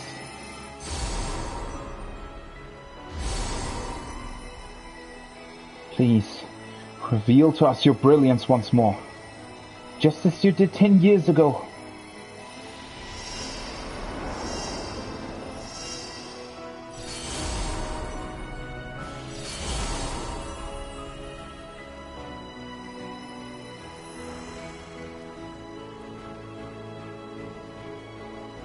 Sure, may I look? It's real. It truly does exist. We didn't imagine it.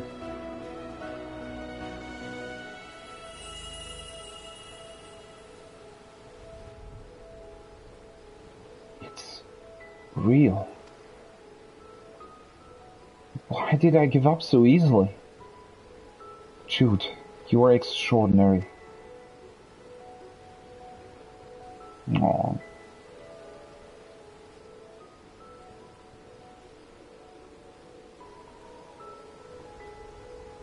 That does look very impressive, I have to admit. It's very cool technology.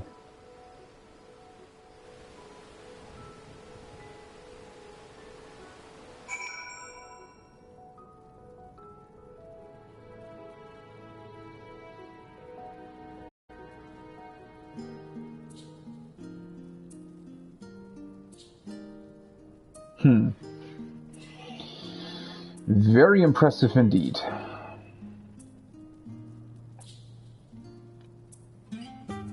For a second I thought it was Thancred.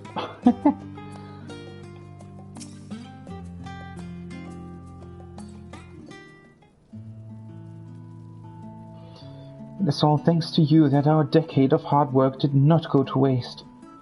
Which reminds me, did you see where Jeremiah wandered off to? He was with us when we entered the studium grounds. Oh. Ah, yes. This feels much better. Now that's more like the Jeremiah I know.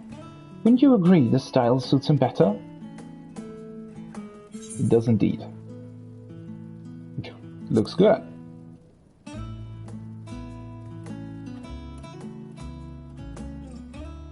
Thank you. I finally come to realize that simply transforming my appearance does not change who I am on the inside. But that is neither here nor there. What I wish to talk about is the Azure Star. There is something about it that has been niggling at the back of my mind. How is it you succeeded with an ancient lens made of water where the latest, most advanced equipment of the studium failed?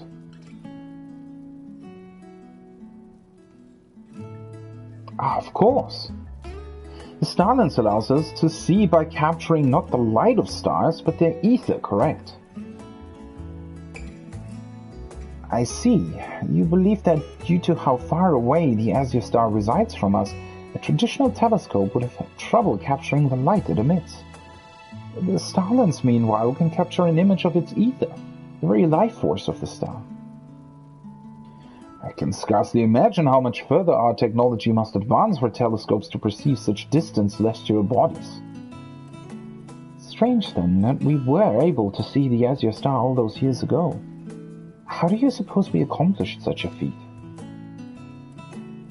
At the time, we were using a toy crafted for children. The lens, contrary to proper telescopes, was made from low-quality crystal. The ether of that crystal lens is likely what allowed us to pick up on the star's glow. But after we reported what we saw, the Faculty of Astronomy conducted their own observations under similar, if not identical, conditions and found nothing. What if the intensity of its ethereal emissions is prone to periodic fluctuations? An ethereal cycle, if you will. It stands to reason that 10 years ago, the Azure Star had reached its peak. A brief, miraculous window wherein the star's ether was such that we could catch a glimpse with our crystal lens telescope. Incredible as always, Jeremiah. You've always been very sharp. Sharp or not, my abilities pale in comparison to your sheer drive, Jude. Thanks to said drive, we have rediscovered an alternate means of viewing stars in the night sky. And if your theory is correct, then that means there are far more stars out there than we ever even suspected waiting to be discovered. It would certainly seem that way. This may very well revitalize and revolutionize the field of astronomy. And let us continue working together to find them, Jeremiah. Let us continue to breathe life into the dreams of those two young boys from 10 years ago. Jude, you forget I am no longer with the Faculty of Astronomy. In case you've already forgotten, I'm a rather persistent fellow. I waited this long, I can stand to wait a bit longer for your return.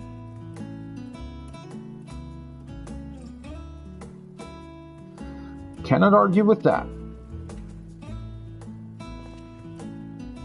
Never did I think, when we began this journey, that it would come to such a spectacular end. Thank you once again. Although time together was short, it was incredibly fruitful. I am devastated to have to say goodbye. We, however, shall continue to reside under the same stars. When I want to remember our time together, I will simply look to the skies. I pray we will meet again. You shall always remain a treasured and true friend of mine.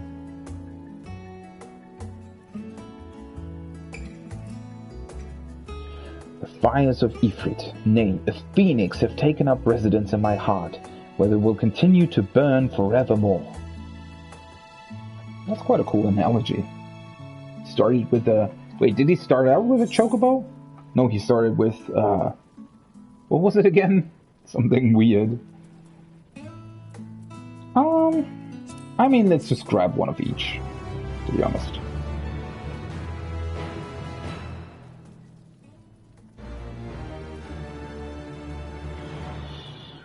Treasured and trusted friend.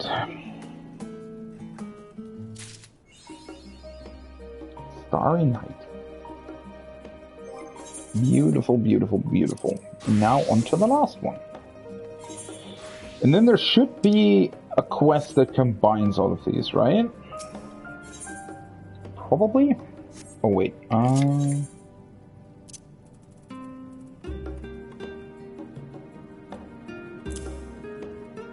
let's put it there. Wayback Machine. Ah, fortuitous timing as ever. As you can see, Boric has yet to return to the workshop. To be honest, it has been somewhat lonely here without him. For a mercy, I have managed to make progress with the Golden Jada by way of a rather curious discovery. Initially, I thought to leave her be, fearful of damaging the parts you have labored so hard to provide, but then curiosity got the better of me. I dismantled her yet again, but this time I discovered a black stone inside, a connector of some sort, coiled all about it. Any ideas what it might be?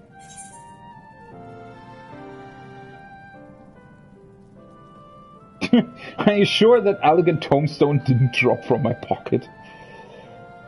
Wait, that's an elegant tombstone? Coils wrapped around a stone?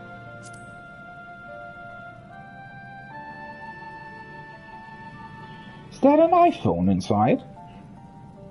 Ah, an elegant tombstone, you say. It doesn't have the customary patterns of a tombstone, but the texture is certainly similar.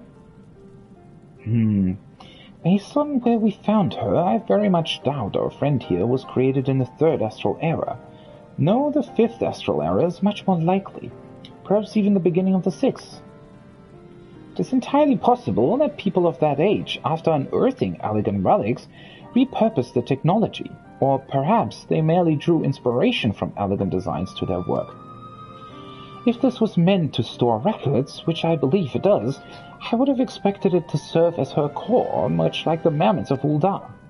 However, the Golden Jada's core has an altogether different function, which is why I suspect the stone and whatever knowledge is stored within is meant to supplement the core, hence the connector I found wrapped around it. You mean the USB cable? Tell me, little one, just what secrets are you hiding? Did you try plugging it in the other way? Because that usually works. Or is it USB-C already? I don't know how advanced the elegant technology actually got. Would you be able to fashion a new connector for her? The one I found attached to the stone is clearly not working as intended. Let me get on that. Honestly, what would I do without you? Let's not waste any time then. We must finish our work before Professor Namano convinces the studium to hold that inquiry. What the... Where did that come from? This may very well be the last request I ask of you, so please, any materials you require, but ask and I will see to the rest.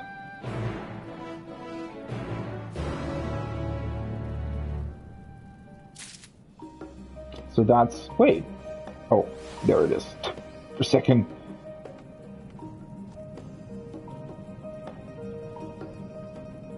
So that's a box. I assume that's a box full of old USB cables, and now she wants me to Oh, a gold connector. Never mind, a very fancy one.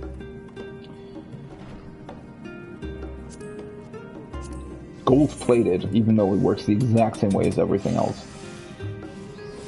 Yeah, let's just craft it the same way.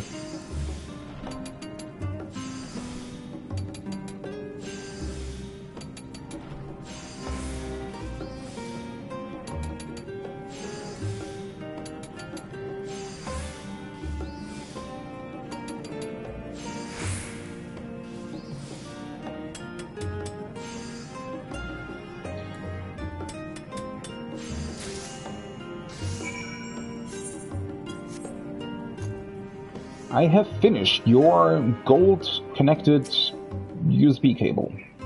Is there even something like that? Are there gold-plated USB cables? Maybe. I don't think there are, though. Not really, anyway. It's mostly like HDMI cables and stuff that are gold, right?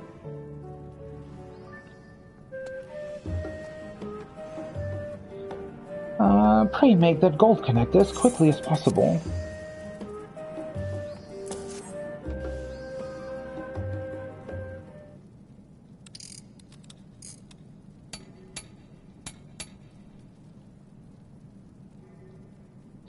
Excellent, the connector is in place. Now we need but insert the stone and see how she responds. You mean the iPhone? Professor Rurusha. Porik, so good to see you. If you come to apologize, don't. You're here now, and that's all that matters. No, that's not it. I mean, yes, I am sorry for being away for so long, but I came to apologize, Professor. I signed the petition for your inquiry.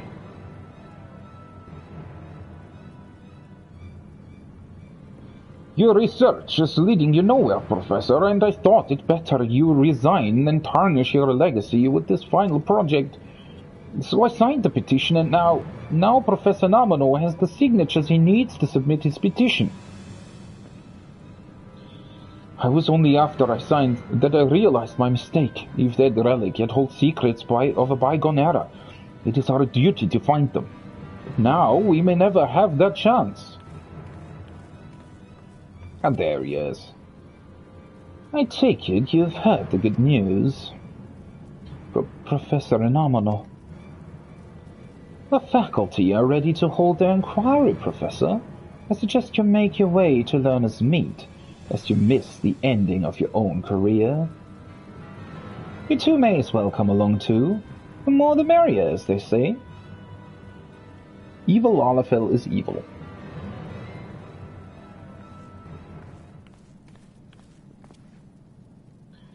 Always in a hurry, that one. You really must learn how to relax. Boric, would you be a dear and do me a favor? I wish to finish fitting this part to the Golden Diada. Once finished, I am positive we will learn all we need to know, but I need you to delay the inquiry, if only for a short time.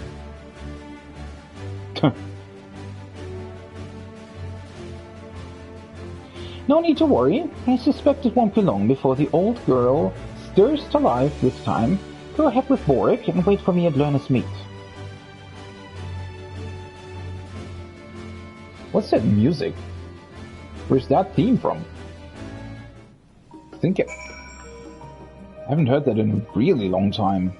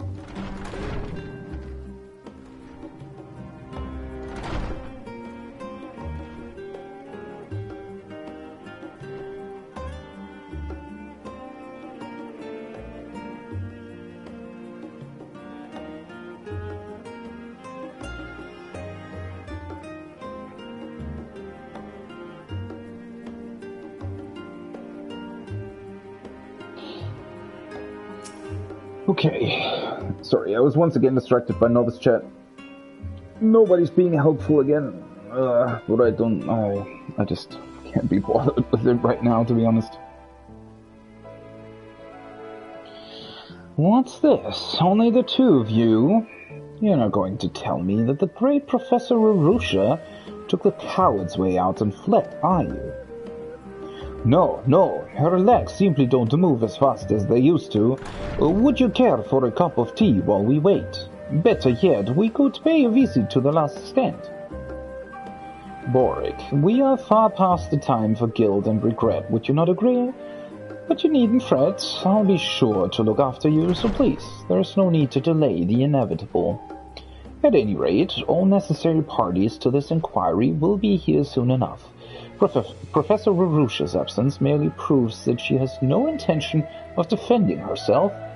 Now, let us make our way into the auditorium.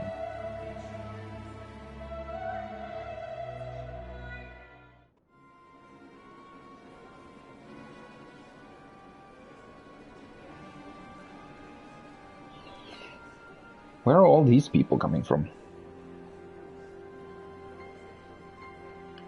Oh, there she is.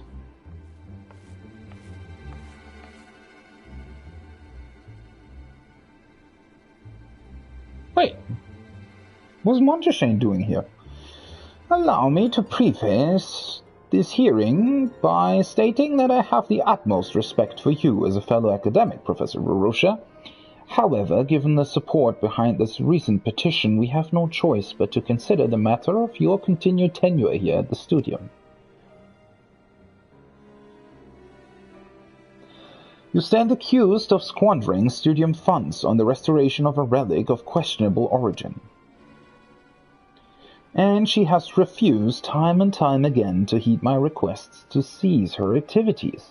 She is convinced that the relic in question is some sort of mammoth, but I have not witnessed it move even in ilm. What's more, the gleaner that found this so-called relic has a history of delivering counterfeits in the past. Isn't that right, Boric?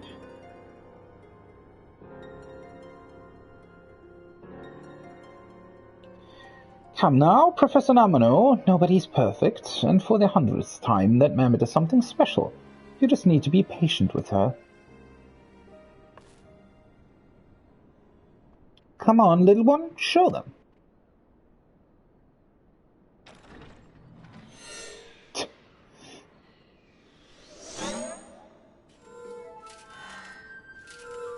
It's an actual drone. Am I seeing things?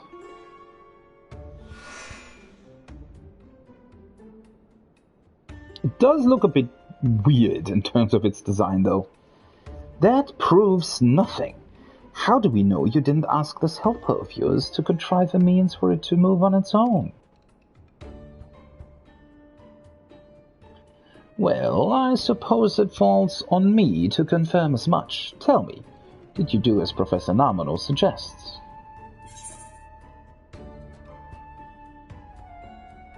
I only made the parts required to restore it.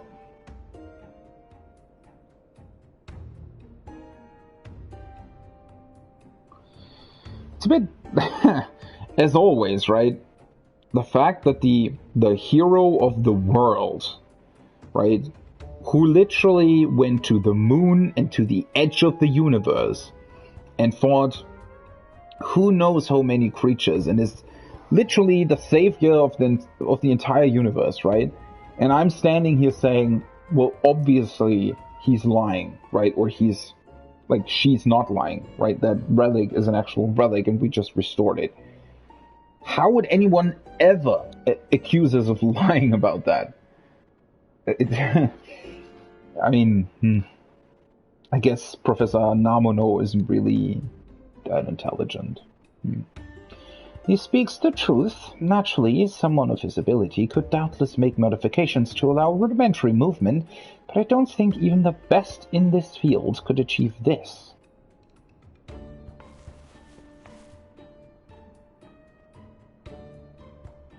Why, isn't that the tome I received from Professor Namano? As you may recall, the Golden Theater produced strange noises some time ago in our workshop. It was only until recently I realized those noises were syllables, and they matched those comprising the language found in this book. Now, my dear, would you kindly read an excerpt from the book? Oh, and please be certain to translate it into a language we can all understand. Why does it have to have such a weird face?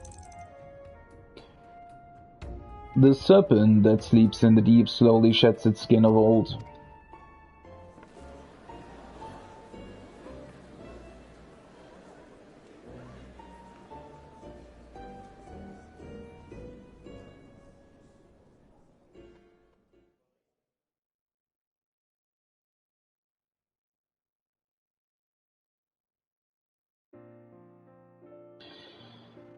I recognize that passage. It has something to do with magics that control the life stream. At least I would wager that's what the serpent represents. It aligns with everything my research has uncovered thus far. Then this relic is an ancient translation device, yes. And here I was convinced that Professor Rurusha had all but lost her critical faculties. Yet clearly, it was I that was entirely in the wrong. I've been too quick to belittle the work of others, thinking only of what immediate benefit they might have to mine. Well, at least he's admitting that. I'm always surprised how much sort of they actually recognize their mistakes and try to make it right. A researcher should be inquisitive and reflective, but I have only been selfish and overly prideful. Please, allow me to extend my sincerest apologies. If anyone should be removed from their post, it is I. Oh, stop. You needn't be so dramatic. If not for your passion for linguistics, I would never have discovered the importance of this relic.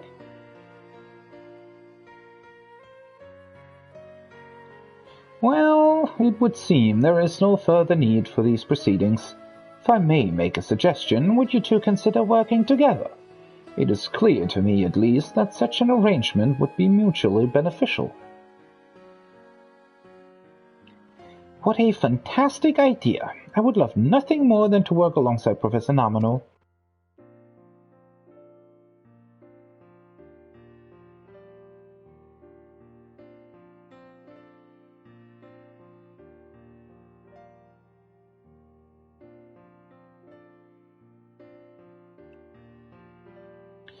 Pray allow me to thank you for helping Professor Rurusha with her research. Were it not for your intervention, I fear we may have committed a grave error and silenced a perfectly capable researcher along with her work. Always grateful to be of service. All's well that ends well, eh? Let's head back to Maker's Meet. I need to thank you properly for everything you've done.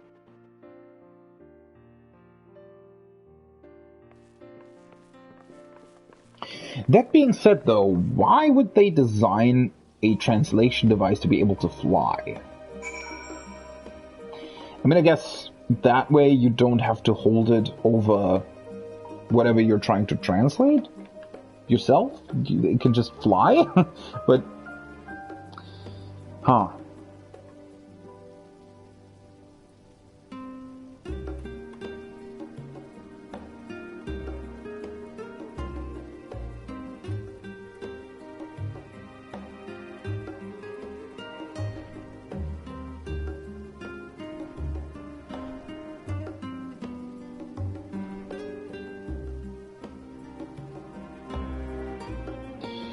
Okay. Oh wait, I wanted to talk to him. It seems I owe you an apology. Still, it is most pleasing to think this will aid my work as well. There is yet much learning to be done.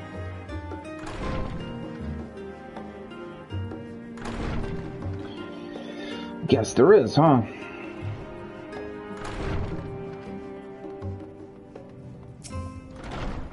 And now the Golden Yada just flies here. I thought I was acting in your best interests, but, well... Professor, I am more sorry than you'll ever know. Would you ever consider allowing me to work as your assistant once more? I'll give you all the time you need to discern. Listen, Boric, you don't need to apologize to me because nothing's changed between us. You never stopped being my assistant. And please, do yourself a favor and stop being so hard on yourself all the time. I couldn't ask for a better colleague. Though I suppose there's one thing you could do with learning: patience. Our work often takes time to bear results, after all. Now, are you ready to get back to work? Oh, Professor.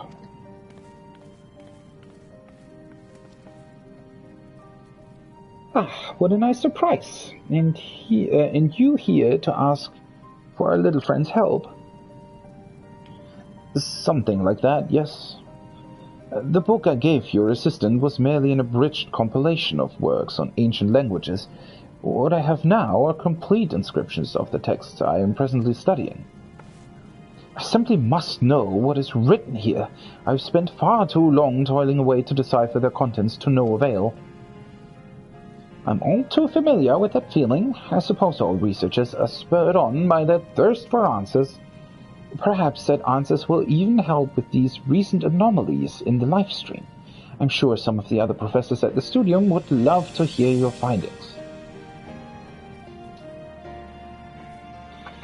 Well, you two have certainly reconciled your differences quite quickly. Would that I could relinquish my worries so easily.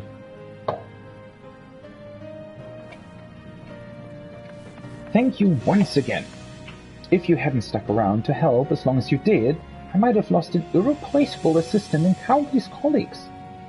And that is to say nothing of the huge academic leap forward we're about to make thanks to all your hard work. A gift I hope to repay with hard work of my own. When next you visit, I'll be sure to have a number of fascinating discoveries to share with you. I hope you're prepared, Boric. You have 2 professors to attend to now, so no more moping, all right? Oh, I'm quite sure he'll have no time for that. As I no longer have the resources required to hire additional help, you are my one and only assistant now, Boric, so do try to keep your wits about you. Oh dear, what have I gotten myself into now?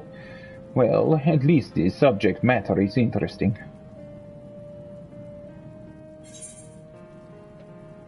Well then. I hope that was the right one that was still missing. I think I was. I think it was.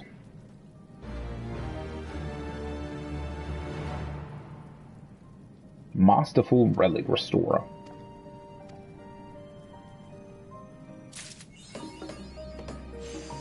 Found in translation. Not lost, but found in translation. That's cool.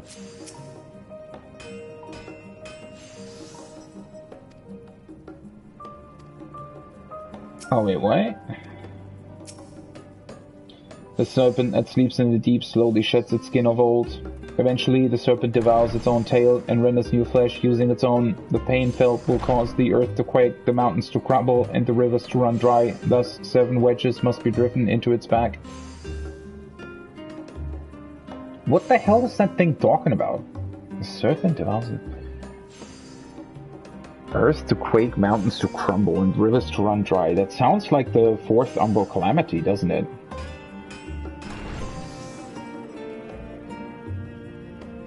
Huh.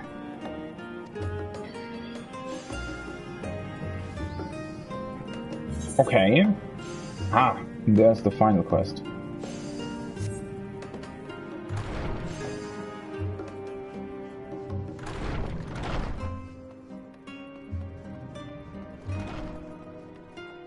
Ah, right, that makes sense. You get the final quest from her. Let me chill though for a second here, just so that I can take a small break. I will be back in about 10-15 minutes or something. Let me take a small break, and then we'll continue with the final quest line, or final quest of this crafting stuff here in the studio. And after that, I'll probably do the Heaven's Turn stuff. Although, is that already unlocked? No, it isn't it? Wasn't that... It only starts at, like, the 5th of January this time for some weird reason? Probably it was because of the weekend or something. Still strange to me, but yeah. I will do the last quest here, and then we'll think about raid prep. Probably. Alright, I'll be right back.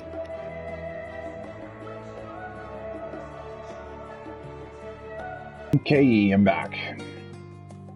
I actually grabbed myself a little snack as well, so... That's why it might have taken a bit longer. Alright, let's see what this quest is about, huh? Oh, you actually get something for it. Oh, don't tell me this involves putting away. That would be incredible. Let's see. Just who I was looking for. I wish to thank you for helping the students and staff from the various faculties. Their work has become the talk of the studio. You've made a real difference. Actually, while you're here, there's a pressing matter I wish to discuss. Having heard the many glowing accounts of your work, another official of the studium has requested an audience. Would you be able to spare time to speak with him? Sure. Wonderful. Then let us head to Learner's Meet.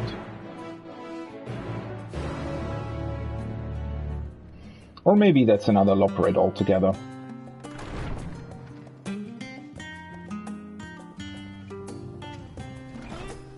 I always forget that this hall is called Learner's Meet. He should arrive any moment now. Let's take a seat.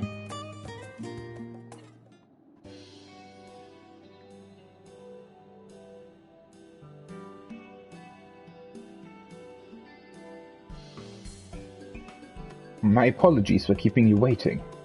Well, who's this now?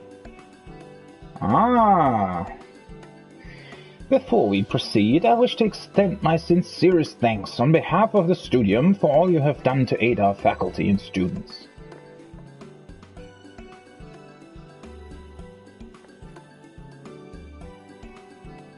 By the sounds of it, they have made remarkable findings, one and all. That is why I would hold an assembly that we might discuss the overarching impact of their research. Such gatherings are how academia evolves and advances.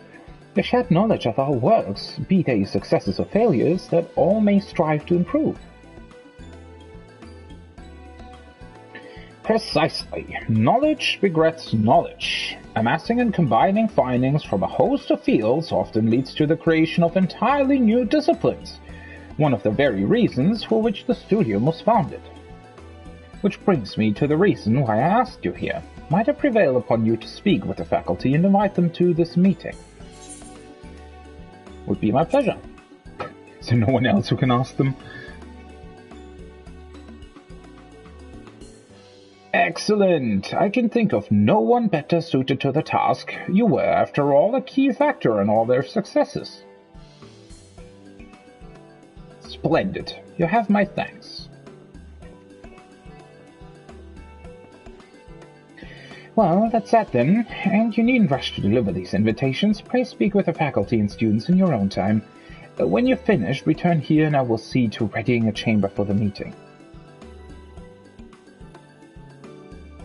Okay.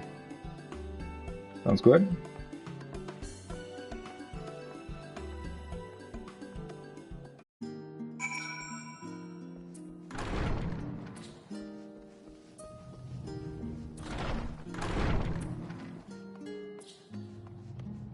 So, what's up with you and your husband?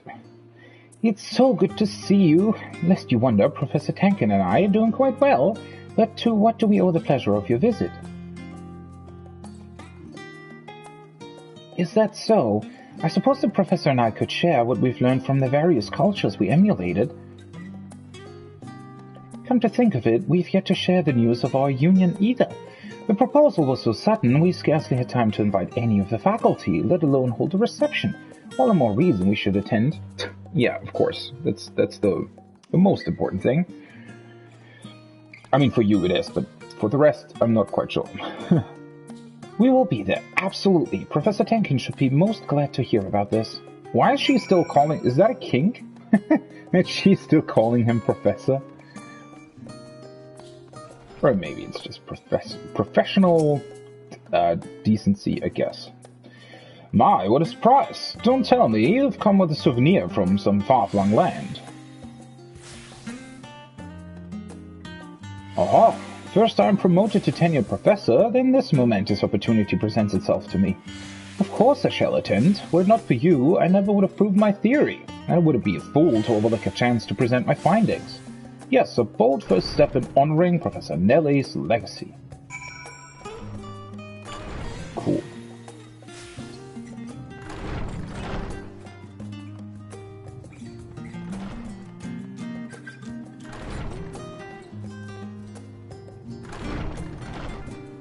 God, there's so many doors in between these chambers. Well, well, look who it is. To what do I owe the pleasure? Ah, that sounds lovely. At long last, your research will receive the recognition it deserves. Oh, Professor. Oh, Boric, stop. I understand how you feel, but this is no time for tears. Professor Namano will wish to attend as well. Like as not, I'll have a word with him and see if we can't prepare a suitable compilation of our works.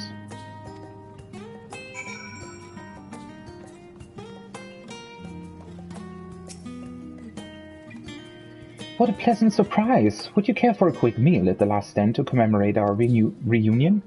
I would like that very much, but, I mean... Well, that sounds wonderful. It would be an honor to attend. I may never have a better opportunity to inform my peers of the benefits of fine dining. Perhaps I will invite Professor Galroach and a few employees from the last stand to prepare samples of Mervyn bread for those in attendance. In any case, there is much I must do to prepare. Until then...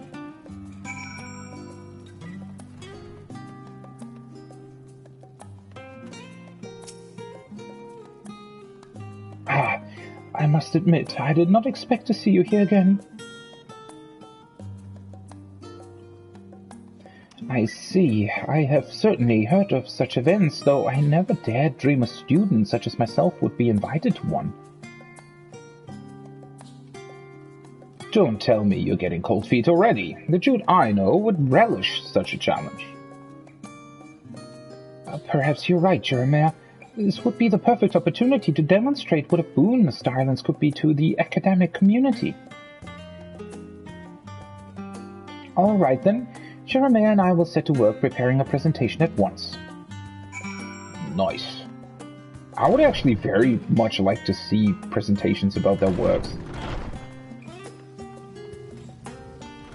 Kind of a cool way to finish these quests.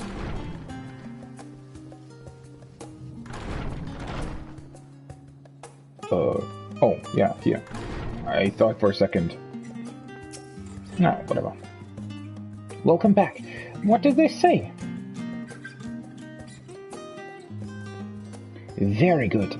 They've all worked so very hard, it is heartening to see their efforts will be rewarded. The assembly will be held at Aporia in Labyrinthos. I've no doubt they would all be glad for your attendance, so please do stop by if you have time. Why the hell are we doing that in Labyrinthos? Oh, before I forget, the scholar requested you be treated to a meal at the last stand as thanks for your help. As there's still time before they're set to begin, would you care to go now? To the last stand, then.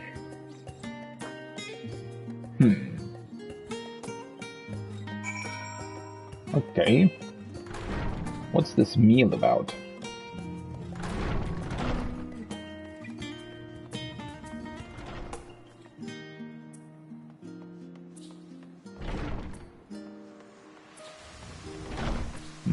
Puddingway is still standing over there, though. Might be another Loperit. Although it would have been brilliant to have Puddingway in this quest. But I guess, you know, pudding isn't the most important thing to all of the Studium's research, right? Only maybe for the culinary efforts. And once again, I know I said this before as well, but the way they incorporate The Last Stand into a lot of quests here is pretty cool. It just sort of makes sense in a very natural way, doesn't it? I hope you don't mind, but I've already ordered for the both of us. The meal was meant to be for you alone, but I'm sure the scholar will forgive me for partaking in his generosity. You just wanted to get a free meal. What the hell?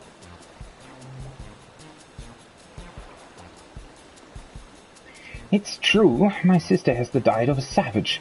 Not but rock-hard bread and wildflowers day in and day out.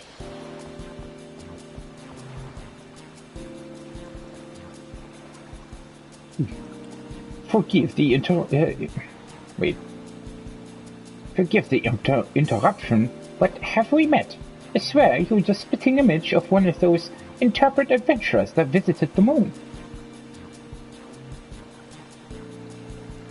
Aha! I knew it! The name's Searching Way, by the way. Seeker of knowledge and all things curious. Elaborate! My, if you aren't the most adorable creature. Forgive me, but I cannot help but notice how wonderfully fuzzy your ears are. May I... Again with the ears? Honestly, what is it with you people in... very well, you may rub my ears, but I must insist on something in exchange. Well, some of our finest academics will soon be gathering at Emporia. I've no doubt they have curious and otherwise intriguing things to talk about. I see. May I ask the reason for this meeting of minds? To share their research.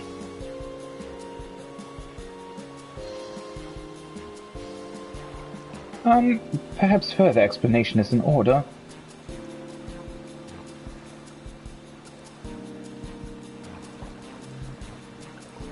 The greatest minds of Ethereus come together to share heretofore unknown knowledge. That really does sound intriguing, and you'd allow me to observe this gathering. You would first need permission from Scholar Monteshane, but... Then what are we waiting for? Where's this Scholar Monteshoe?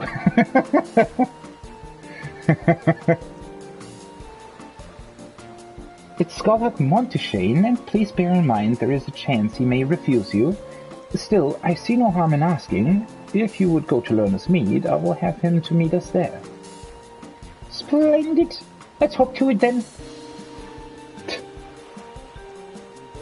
Right, well, I had better go and... Hold on a moment, I never got to rub his ears. Oh boy. Those poor operates. Alright, back to the studio, I guess. Well, yeah.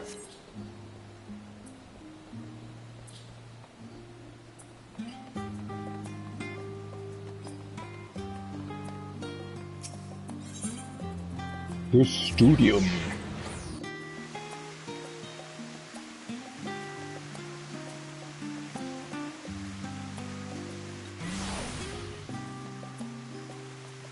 Did we see Searching Way at some point in the main story? It must have been there somewhere, right?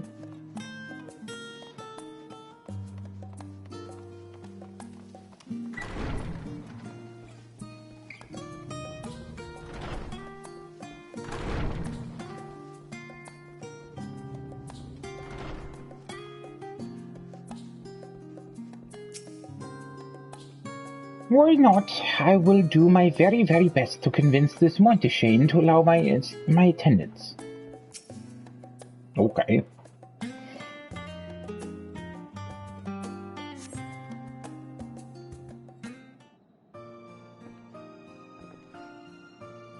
Key and you, what is it you wish to discuss? Searching Way here is very keen to attend the forthcoming meeting you've arranged with the faculty and students. I came to Ethereus in search of the curious and wondrous, and this place has both in equal measure. What's more, it smells of... knowledge. I should certainly hope so. Charlene is known as the Great Sea of Knowledge, and the Studium is the foremost of its many academies. It is our honor and privilege to encourage the scholarly pursuits of students and faculty both, their shared insights giving rise to heretofore unseen disciplines and fields of study. It sounds absolutely fascinating. Oh, please, sir, may I attend this academic meeting of yours? By all means, the more the merrier, I say. Thank you, Scholar Monteshane. I will inform the relevant parties of his attendance and see to it he has clearance to enter Labyrinthos. Thank you, my dear. This clear-searching way is a kindred spirit with a passion for learning, and I could not very well deny him the opportunity to sate his curiosity. Thank you, sir. Thank you.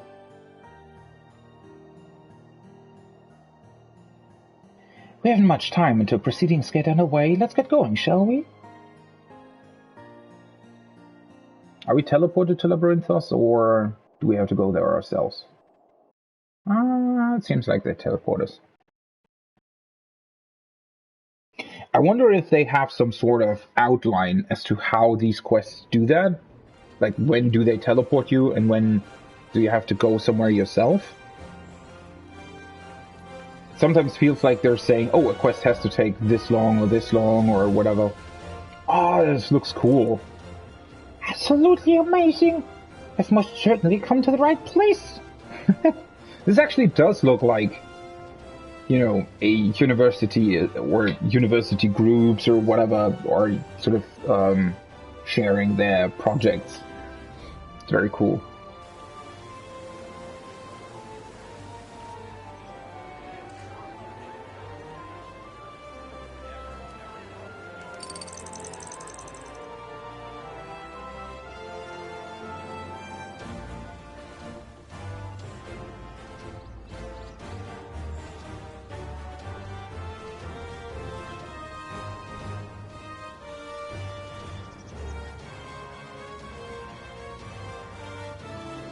I also like that they've actually they actually have a table for taste testing.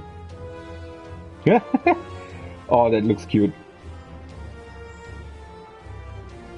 It's really cool how much they're in their wedding gowns. So cool how much focus they put on these quests, right? Or on these, like the fact that this cutscene is as long as it is, right? It's very, very cool.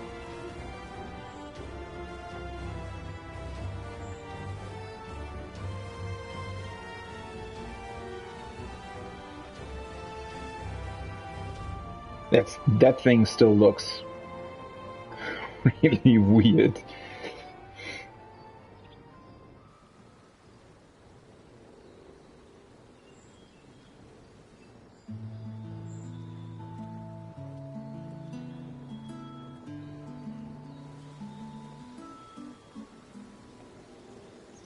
I trust the proceedings were to your liking.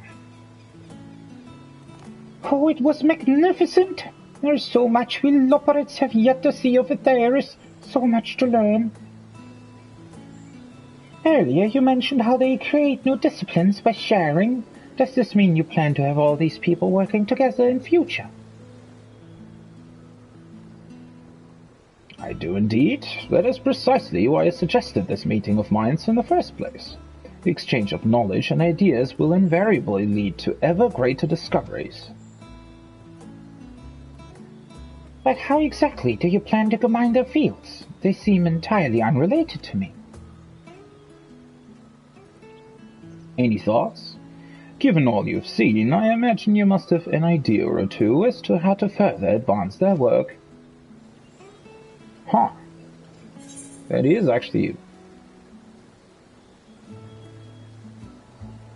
Could explore the Sea of Stars, they could explore the great unknowns of the universe. They could find a new use for Labyrinthos. I don't think we need a new use for Labyrinthos. I think Labyrinthos is still very much a cool place for research and stuff. They could explore the great unknowns of the universe.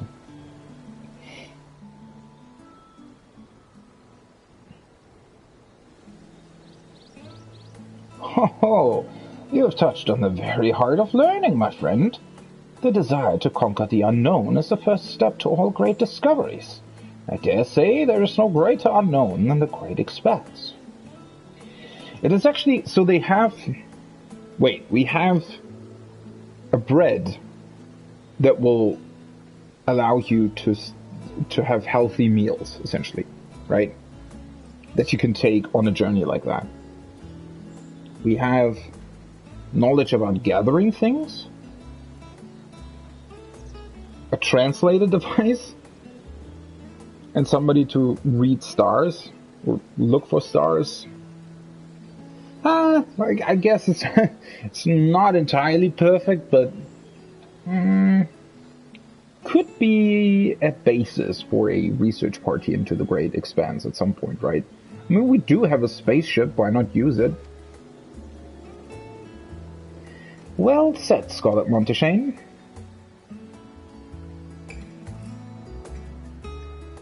Those two with the wedding gowns. We too have been giving thought as to what our combined efforts might accomplish. It occurred to me that by applying Professor Clark's research on etheric currents to the data obtained via my star lens, it may be possible to discover other stars capable of supporting life. Right, he was researching etheric currents. And we needn't stop there. Thanks to the work done here in Labyrinthos, we know travel to other stars is possible. With sufficient stores of Mervyn bread, we could surely weather the journey, however long it may be. A marvelous idea. The Golden Tiara should prove useful should we require the translation of foreign languages we may encounter there among the stars. And if we can communicate with those we encounter, then we would be able to share our cultures with them. We can leave that part to Professor Tankin and me. Wink.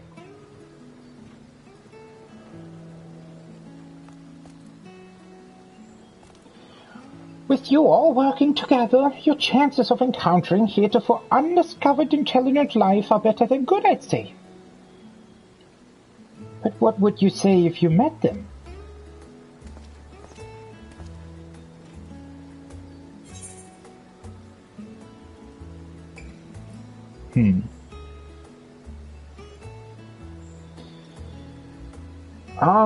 I guess let's go with the first one, because what Meteon was searching for, I mean, in a way it was hope, but, since the question was posed in such a problematic way, let's just go with hope.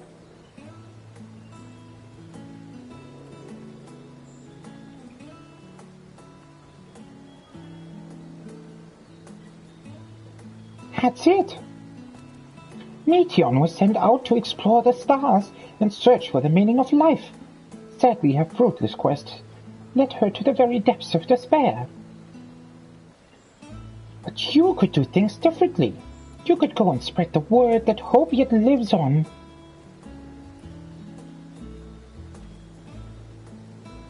A most admirable endeavor, and who better than we to see it through? After all, not even the final days could extinguish the flame of life on a star.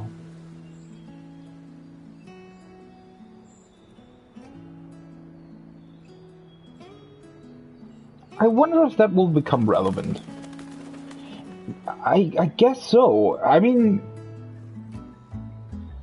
as far as we know, in terms of what the future holds for the main story, we're gonna get like a new arc or new adventures, right? So that's gonna be really interesting, certainly. But that being said, I do have a feeling that the fact that we are able to explore the universe and everything they've sort of set up, right? There's a whole bunch of hints towards us essentially bringing life back to the whole universe, right? And to all those, bringing hope back to all those worlds that are lost, right? And I do wonder if at some point that will become relevant, right? I have a feeling that although we are now, going on to entirely different adventures and probably focus on, Mericidia, the New World, just stuff on our planet, and potentially the other shards as well, I have a feeling that they already have some sort of plan in mind for the very, very end of the game. I have a feeling they sort of already planned out what it will lead to. And I also think that these sort of preparations and things related to the universe itself and to our possibility of not only exploring it, but I guess the sense of being able to bring back hope to the universe will also be very important at some point in the future. Or at the very end of the game, at least, right? There's going to be some sort of culminating moment of all of it.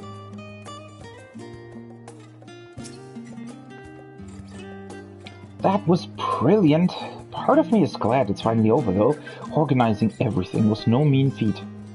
More importantly, I can't quite believe that your offhand suggestion has effectively created an entirely new academic field. But I suppose if anyone should be taken seriously on the subject of seeking out the unknown, then it is you. It's rather exciting to think I might someday help in the exploration of the stars. At any rate, thank you for everything.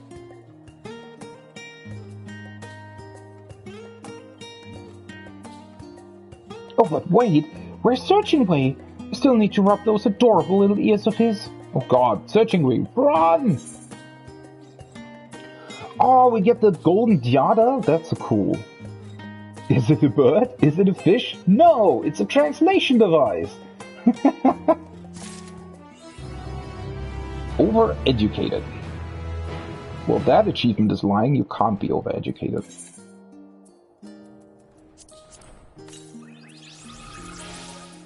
Very, very cool.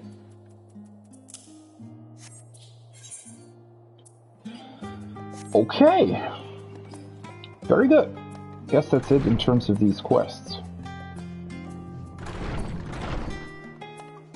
So now I have to think about what I'm doing.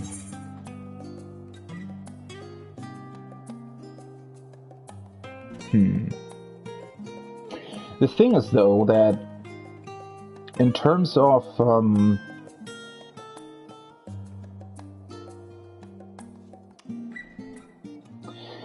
I'm just thinking, right? So I definitely want to do hunt trains, and I want to get materia. So for that, I think I might also run a couple more expert roulettes. That might also be something to get materia from. Might be a good idea, as long as there's no hunt train going on. But then also, if I do actually want to gather materials as well, I wonder if I should maybe actually craft the new gathering stuff, right? At least start with that first. Let me see here.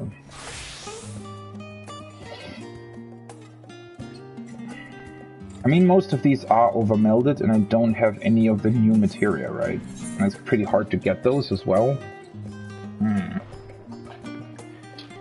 That might actually be a problem.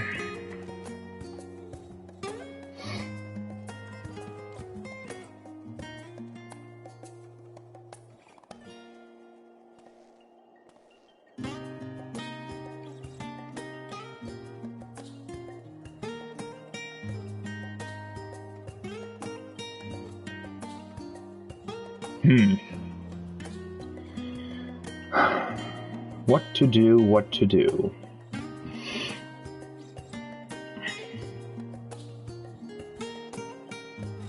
Not entirely sure. I mean, I would need to gather a whole bunch of materials to craft those things anyway. Wait, one thing that I have to check though. Are there new tools? Yeah, they are. Pickaxe. Let's see, item comparison, HQ. Gathering 1017. Yeah, see, so this one's, for example, is already just better than the old one that I have, even though it's,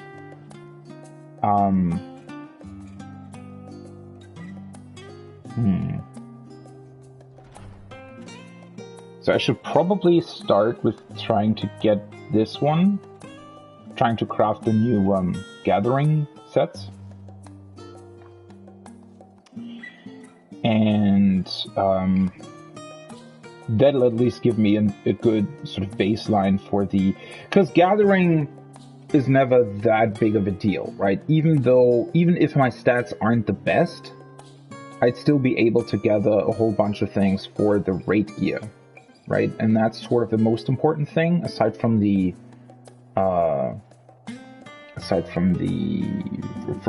combat materia right now. So I think I'll actually focus on that as well. Let me actually see. Fine with spear, remove that. What's still in my favorites? Some other weird stuff. Yeah, these I want to craft at some point, right? Not now, though.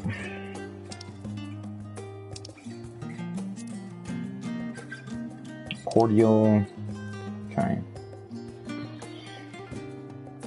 I also don't know if I still have food for this evening for our raid.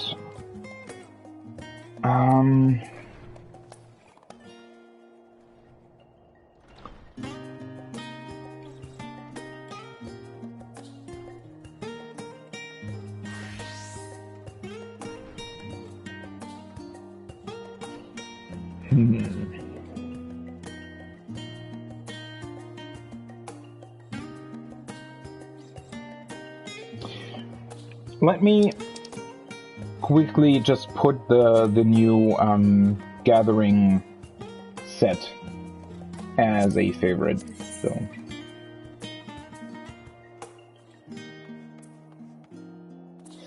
And then through that, yeah, I just need to gather the new materials as well. So that's the main hand, right? Yeah, primary tool. That's the crafting stuff. I will tend to that later on. It's really interesting that these are level 89 crafts, but level 90 things. Whatever. I also wonder how expensive they actually are. Let me actually take a look at that. I don't think that I'll buy them, because it's just kind of unnecessary. Because I do still have time, right?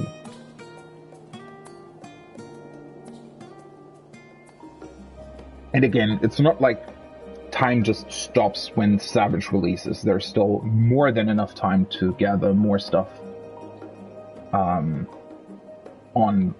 patch day or later on. That's when most of the new materials that are incredibly hard to get will release anyway. I really like her skin color. Wait, where are you? That looks cool. With the white outfit as well.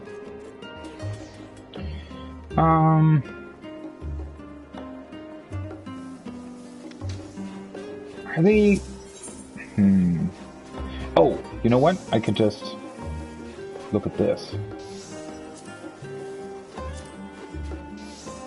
Okay, 60,000.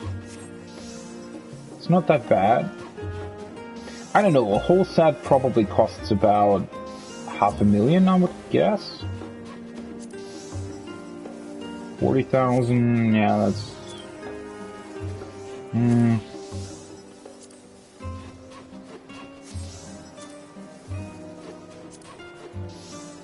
I mean, it's very easy to craft as well, though. Yeah, it's about 500,000, I'd guess. It's really not that much, but then again...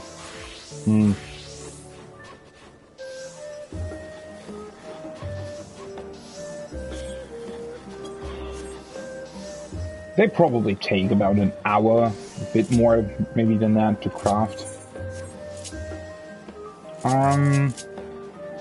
Wait. Yeah, let me just craft that myself. I don't really want to buy it. It's boring. Alright, let me see. So, that's the botanist primary tool, that's the miner primary tool.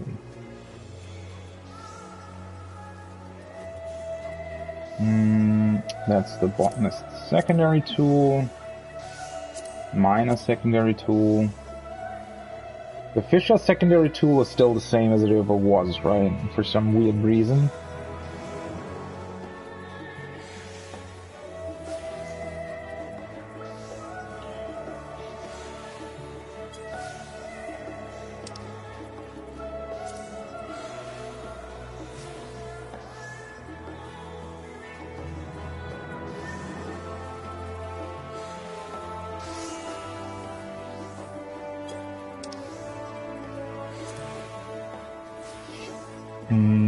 Needle casting slime.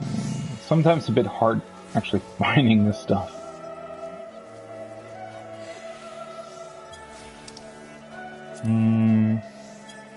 Oh, wait. Gathering. Gathering boots. Gathering gloves.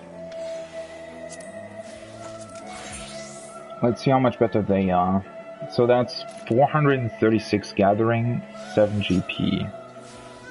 Yeah, so even without the melts, it's already better. Not in terms of perception though, but... I mean, I can always melt them as well, right? Ring of Gathering... Bracelets of Gathering, Necklace of Gathering, Earrings of Gathering.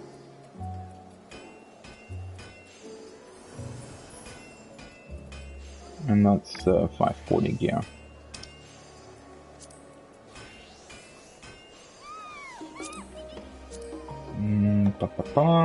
Crafting, gathering, crafting, gathering.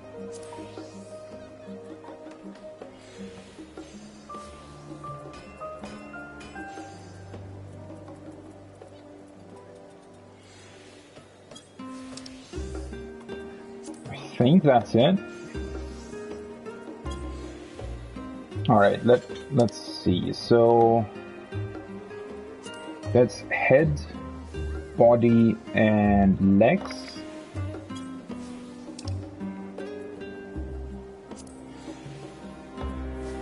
Gloves and boots. So that's a complete left side, and then the right side are these, right? I still have the lumber as well. It might actually be a good idea before I sell that to use it for these, huh? Although then again, it's not really that hard getting. But that's the entire set. And then we have the primary and secondary tools for a botanist and miner, and the carpenter has the new primary fishing rod. I could also always just buy the materials straight away, since I still have that much like of them in my inventory. I mean, it should be really, really easy to actually craft the...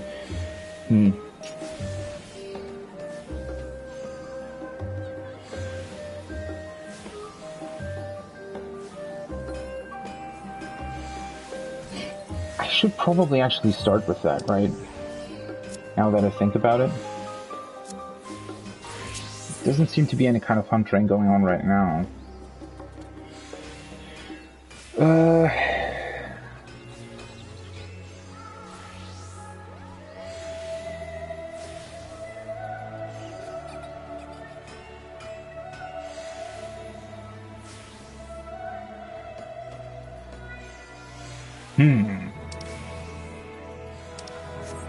I do want to run one more expert roulette though.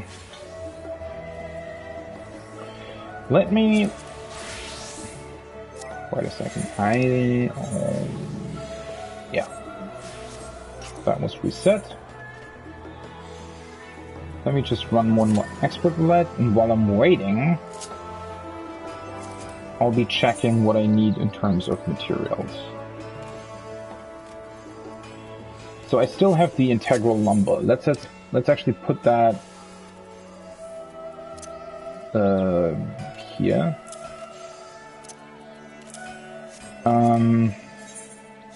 Oh, wait. Integral lumber. And the velvet stuff, I think I still have that, right? 85 scarlet mocha grass. The aluminum, I still have the hide. I just need dynamis crystals and a whole bunch of them.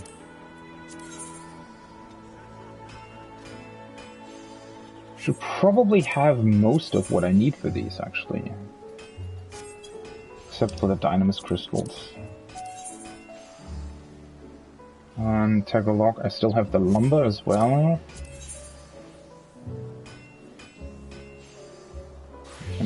I might need a couple more of those hides. But other than that, it should be actually pretty easy to get. And after I have that, it'll be very easy to... One-dried, well, I need a bit more for that, but that's also very easily...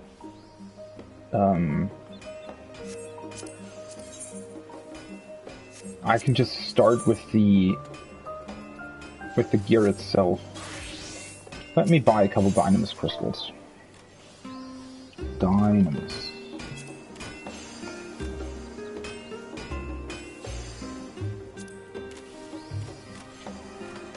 One stack should be enough.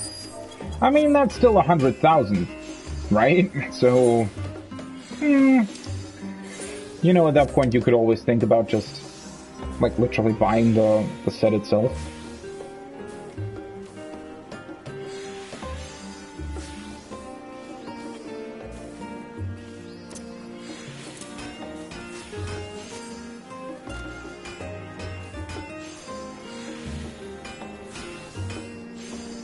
How hard do you think the craft itself might be? I also probably want to have something new in terms of gathering? Like new coffee biscuits? Although then again,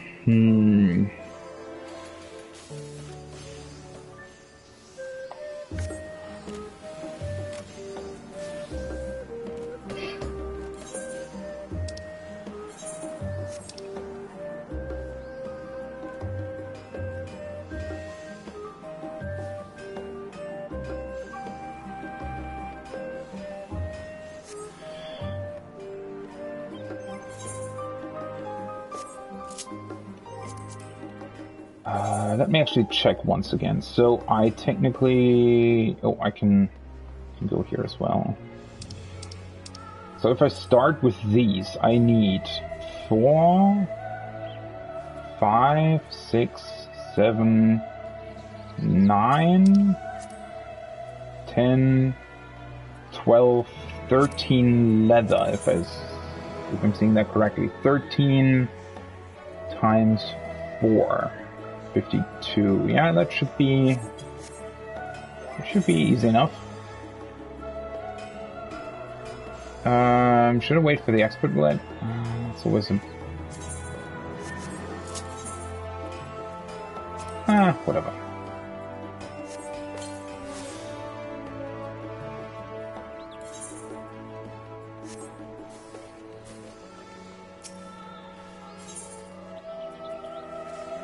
Oh, right, they're all complete. Let's do that first, actually. What die? 45. Sold 2 of those things. Let's put the pewter ingots for now. 9,000. Whatever.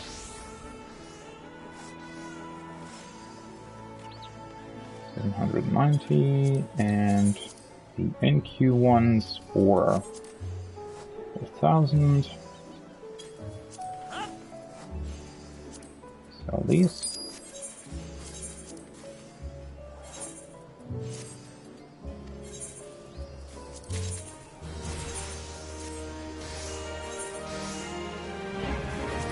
$82, okay.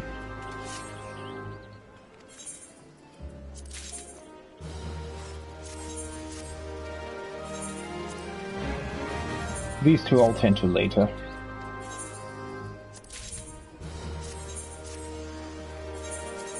Let me just quickly check, do I have that somewhere? I do. I can give her that, and do I have this somewhere? I do. And this one? I don't have that. Upland wheat. Why do I not have that? It's weird. Let's just give that to her. Might need that in the future. Sell these pieces, that's fine. Wait. And then I need the... Let's see here. Isn't the hide still here somewhere? This one.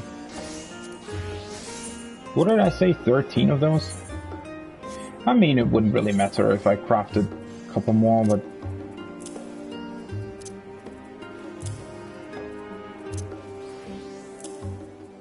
should be fine. I just want to have, well, 1 or 2 ingredients that are high quality, just so that it's easier to actually craft this stuff. Oh, I need the aluminum as well. Whoopsie.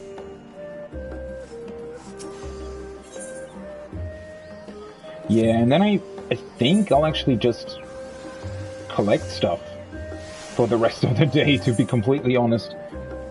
And just do hunt trains in between whenever they pop up.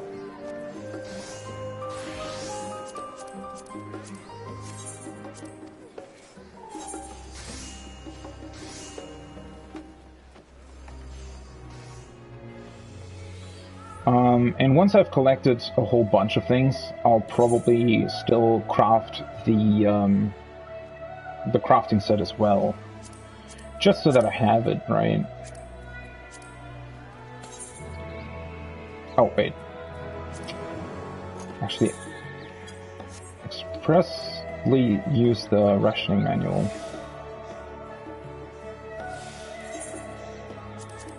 Now we can actually start.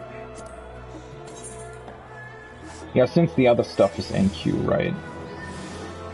Might make sense to craft these in HQ.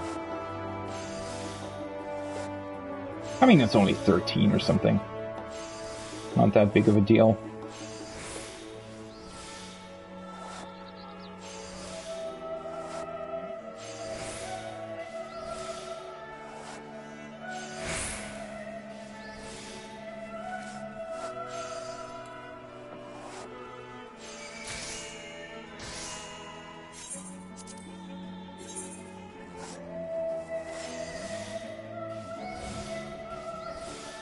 I mean, it might be worth it to actually do some fate grinding as well later on. Just to cap bicolor gemstones as well. Because that would be very useful in case I do need some of the other materials, like monster materials and stuff. I could always just buy them very quickly on patch day, if need be. Because whatever we need for the raid gear is probably going to be pretty expensive, and if I'm close to capping gemstones, that might actually be pretty worth it now that I think about it, right? I mean, obviously I don't want to literally cap them, because that's wasteful. But, you know, to just have, I don't know, 900 bicolor gemstones might be pretty good.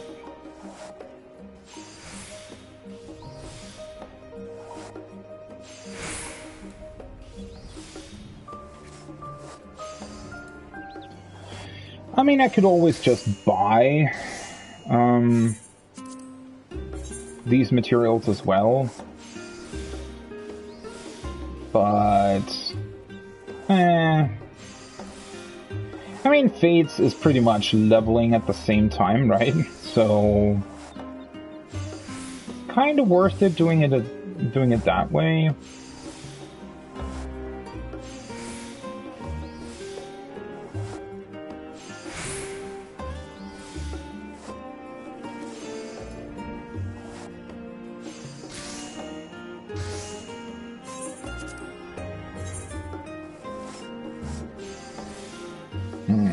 Yeah, I mean, right now, materia is definitely my biggest problem.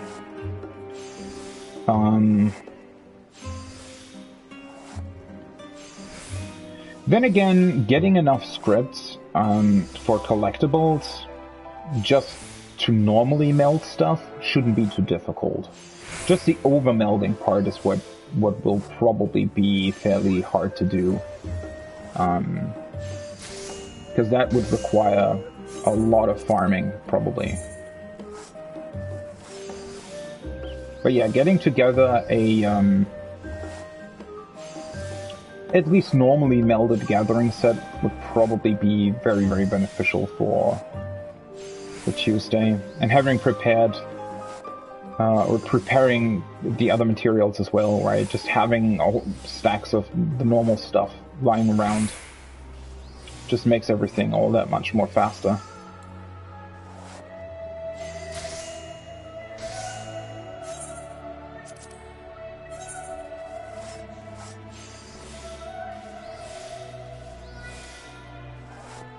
And also gathering stuff on the new set, I can just activate that spirit bonding manual that I still have. With a bit of luck, I might actually be able to extract some of the new materials as well. I just expect it to still take a fairly long time to actually spirit bond the new gear. Because the old gear is spirit bonding insanely fast simply because you're collecting higher level stuff than what your gear actually is, right? So in that case, it's just, well, obviously, it's just spirit bonding really, really fast. Which in this case is good, because that gives me a bunch of gil, right? I mean, I've already made a couple million off of the old materia that I still had, and the stuff that I also extracted over the course of leveling my crafters and gatherers, so... I mean, in a way, with the work that I still had to do and stuff, considering that I didn't have that when Shadowbringers released, I'm still pretty, like, it's pretty cool that I was able to actually still level everything. That's definitely good.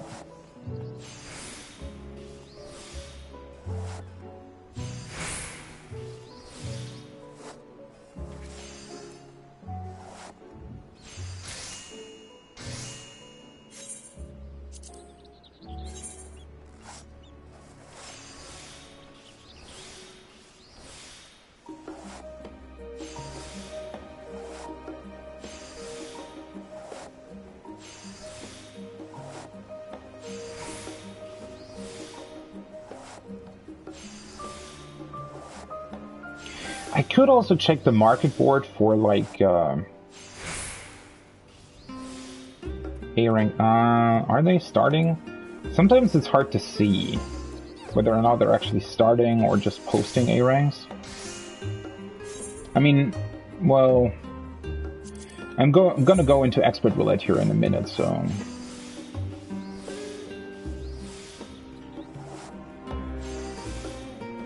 That's a bit of a...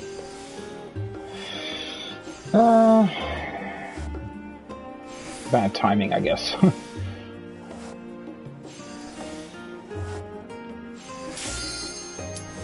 I mean, then again, expert roulette also gives you materia, although that's sometimes fairly random.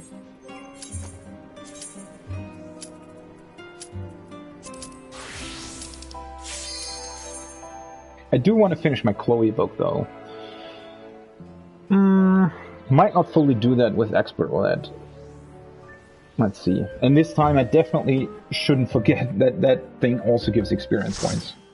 I already pretty much wasted an entire level by turning in 2 of them without utilizing that. Although then again, it doesn't really matter. I mean, leveling all the different classes and jobs is going to be...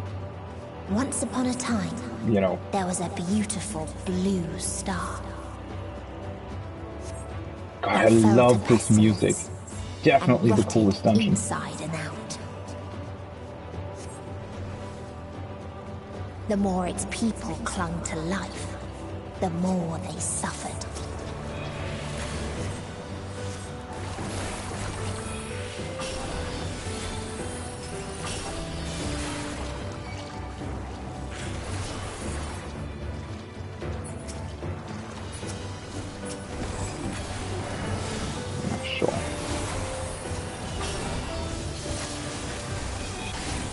What? Didn't activate my acceleration? Why?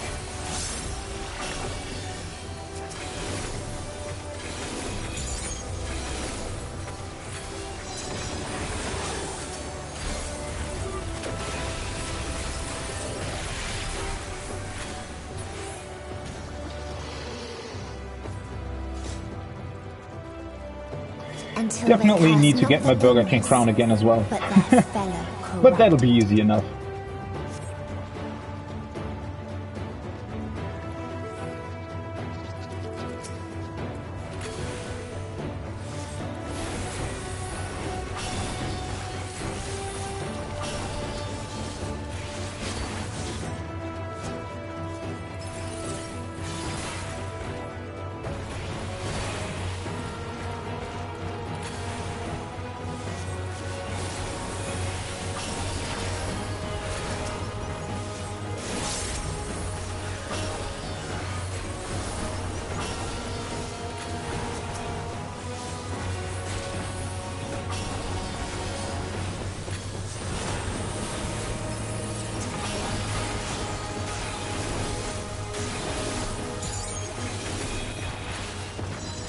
If you get a decent team, it's actually, I don't know.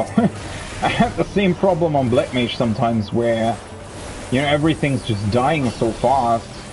You don't even get through your whole, like, AoE rotation, I guess.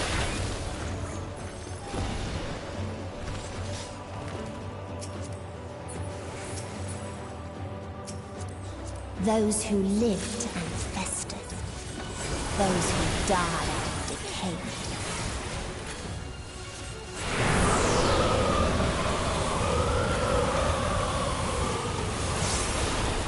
Oh shit, I'm overcapping. Whoopsie. Didn't want to do that.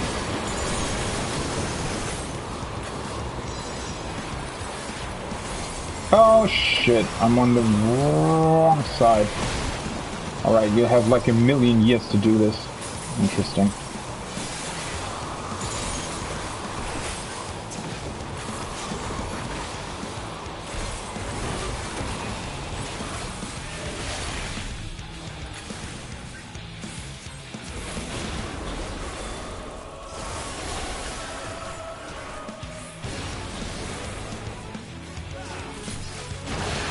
Seriously.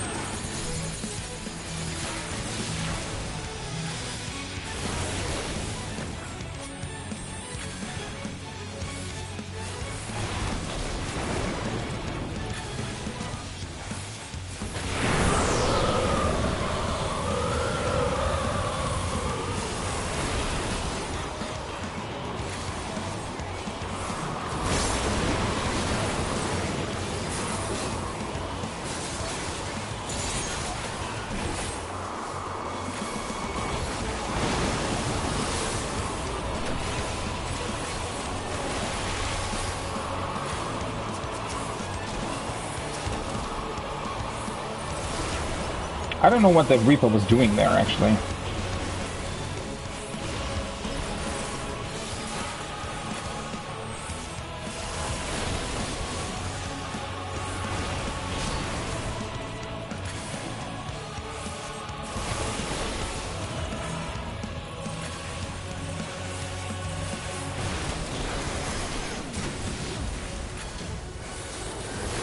That's an unfortunate... I don't know, they always seem to die right at the exact moment where your buffs come back up. I don't know how that works. I think it actually started an A-rank train. In a faraway place, a brilliant star. Well, I mean, with a bit of luck, disease. we'll catch the entail of it, I guess. Before destroying whatever. the self-same lives it had saved. Oh shit, where's our tank? Whoopsie.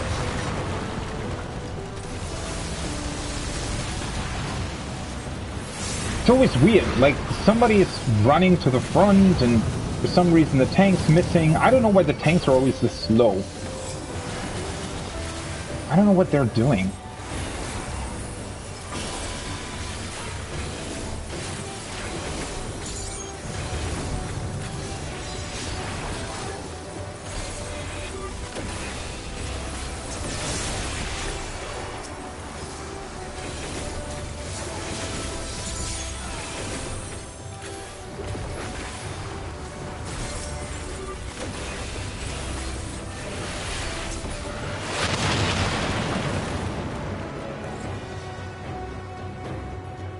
its people sought ever greater freedoms no matter the cost.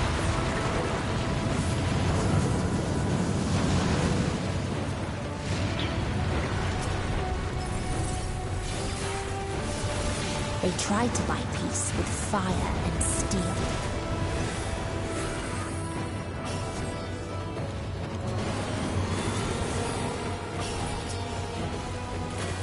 Tank hasn't discovered Sprint yet, but I mean, it's alright.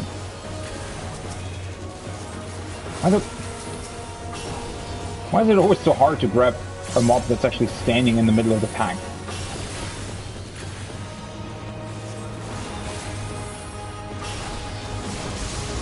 Now see, once again they're almost dead when I actually get to my combo.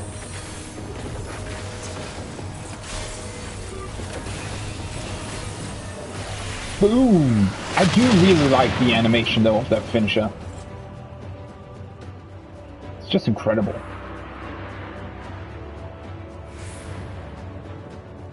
And also the wind up to it, like you pull back your weapon and then, I don't know, just looks really awesome. See how this goes then, huh?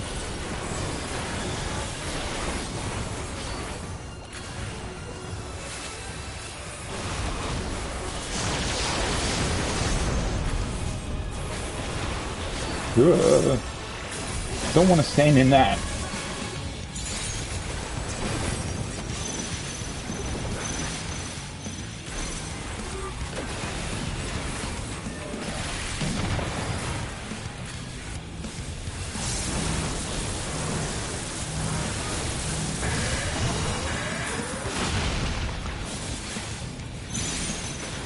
I probably could have used my shield for that, huh? Definitely still something I need to get used to. They have a shield as red mage.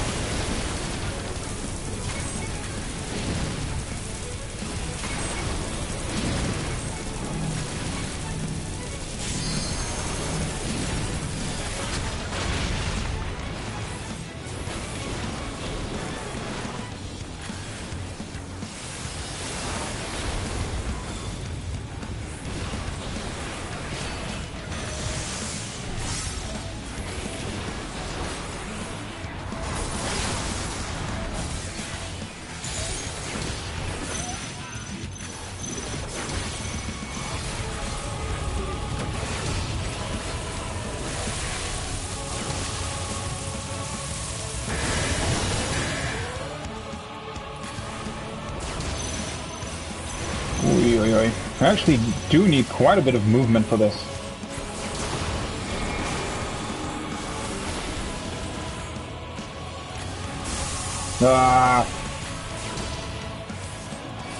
That was unfortunate.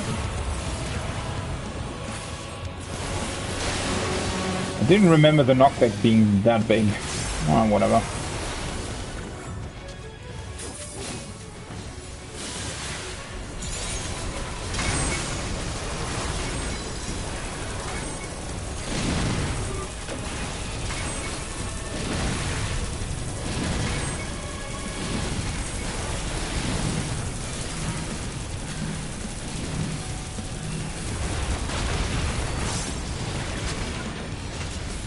Oh, what happened there?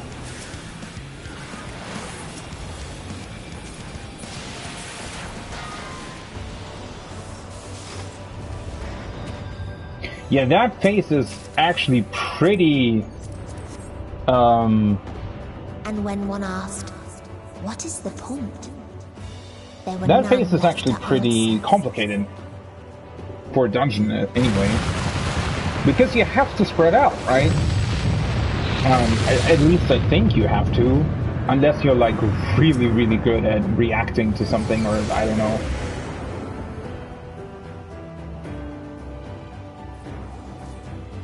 Farther still exists I mean, a star the same, like, you can just stand in one of the explosions and still survive if you have, you know, somewhat good gear currently. Or its joys. I actually accidentally discovered that on my Scholar. Although then again, on Scholar, maybe I actually had a shield before. I don't think I did, but Yeah, I mean, in that case, that might also help. I don't really get what the tank is trying to do there, but...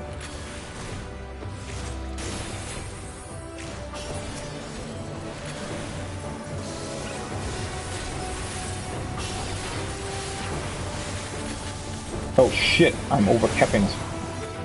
Didn't realize. Whoopsie. I still have that active.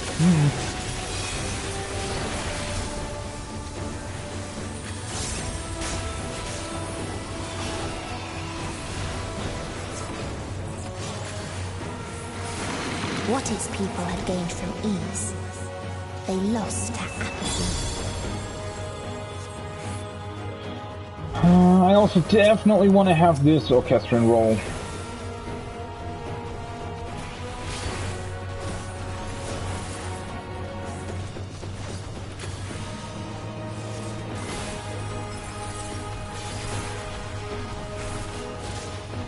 Sometimes, I don't know, sometimes while you're running, it actually doesn't really activate your... well, whatever you want it to do. Can be really annoying.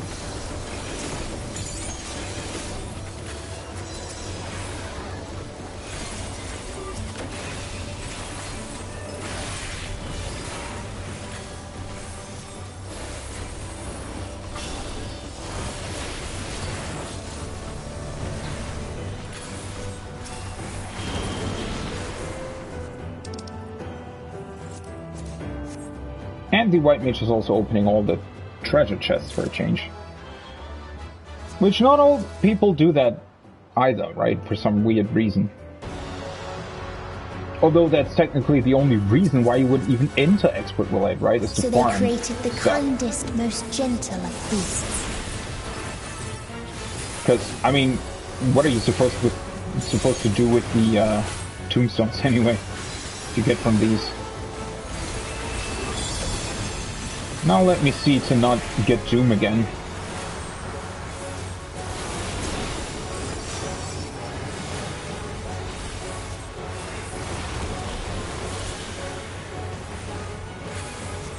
Its steps were light, and its gift was as painless as it was beautiful. You probably actually want to use acceleration, right?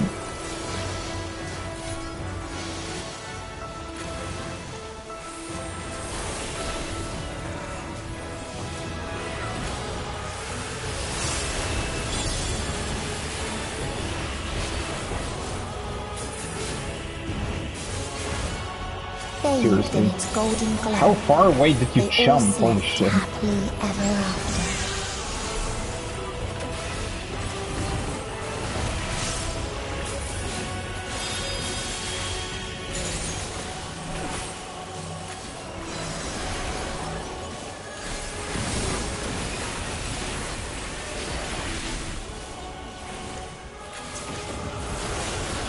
What was that? Oh, Halfling Fleet, right.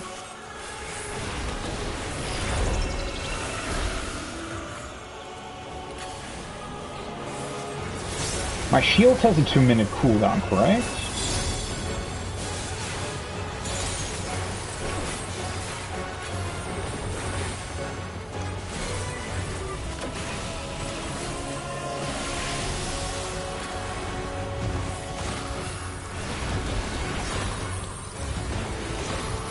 Ooh, God.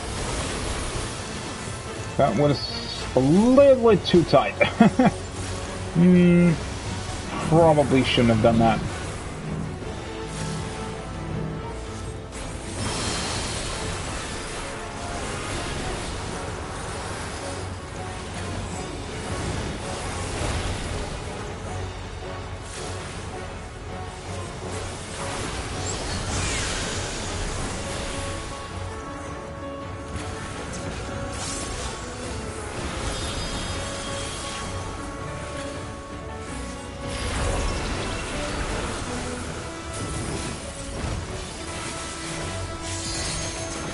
Is it always charging into such weird directions?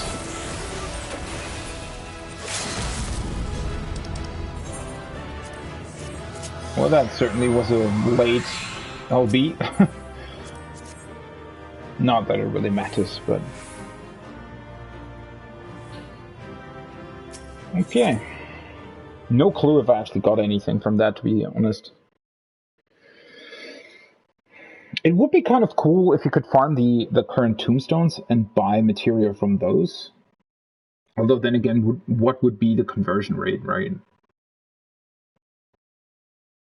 And there's so many... Like, you get more than enough materia anyways, over the course of time, at least. It's just that for the very first raid tier...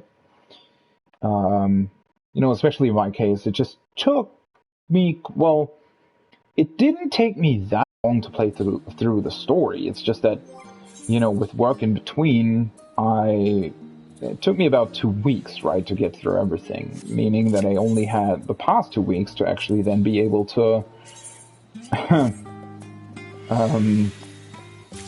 well, level all my crafters and stuff, right, so... In that regard.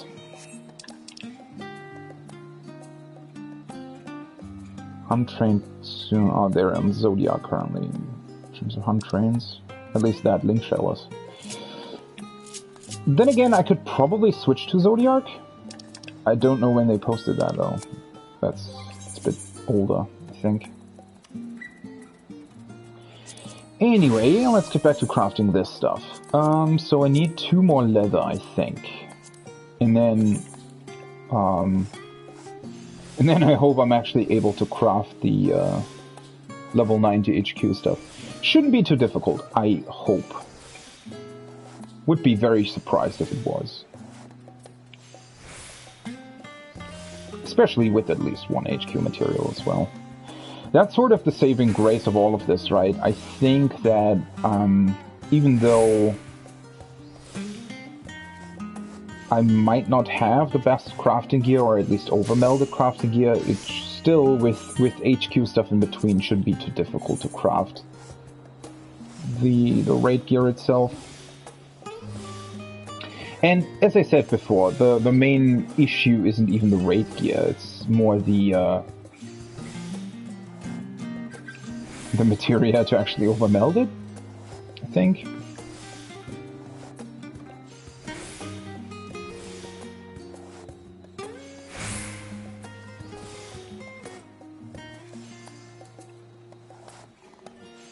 Right, technically that should be enough.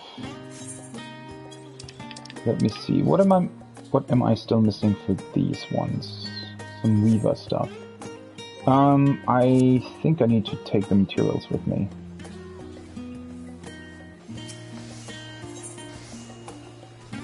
So those would be here probably. The red Moko grass, this stuff, and these ones.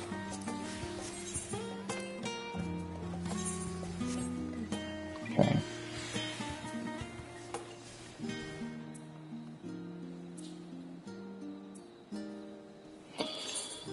Oh, I'm Ultima Thule A rank. Do I want to go there right now?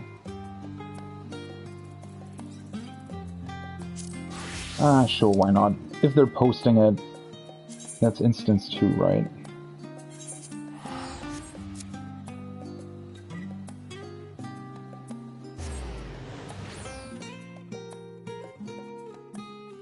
Let me see if I can get into the correct instance. Nope. 2.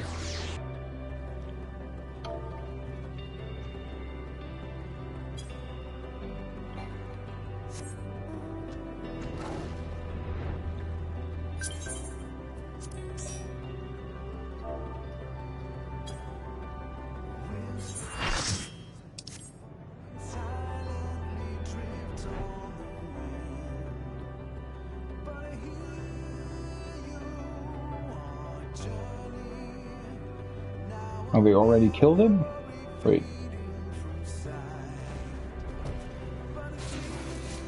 Did they kill it? Oh no, there it is. How are there still so many? What the hell? That's a lot of people.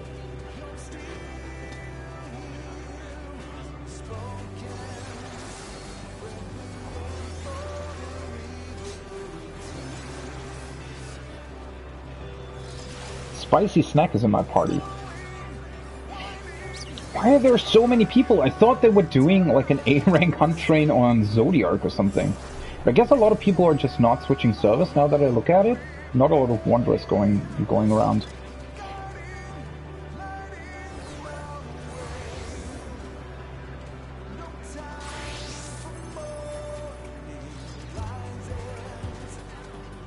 The only thing that is bothering me a bit about the new mounts is that they look like they just repurposed the same... I mean, I'm sure it's not the exact same thing, but they look very much like they just repurposed the effects of the Shadowbringers mounts.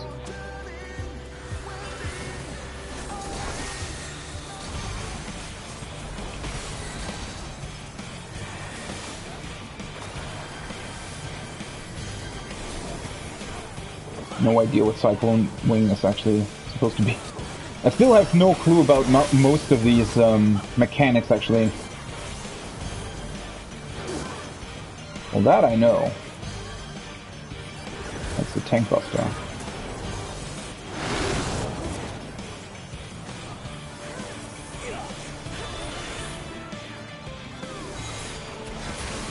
Oh, no! Just saw the dive bomb marker run to me. I don't know what that actually does, though. I mean, technically, if one person gets hit by that...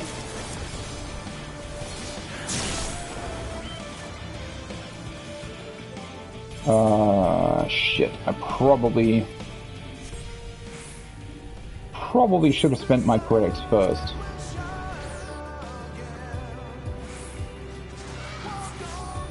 Ah, then again. I'm constantly capping them anyway, so...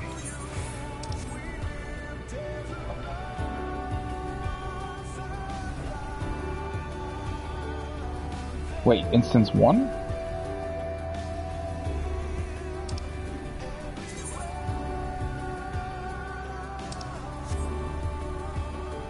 Can you please learn to link that stuff?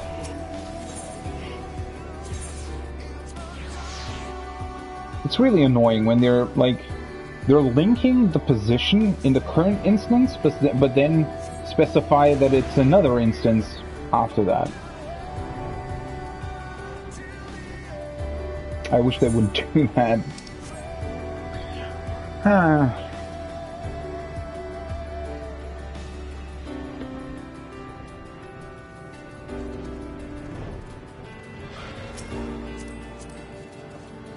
It isn't really a fast way to spend my poetics, though. Unless I'm really, really fast with a teleport. Let me see. Could buy the Numbrite.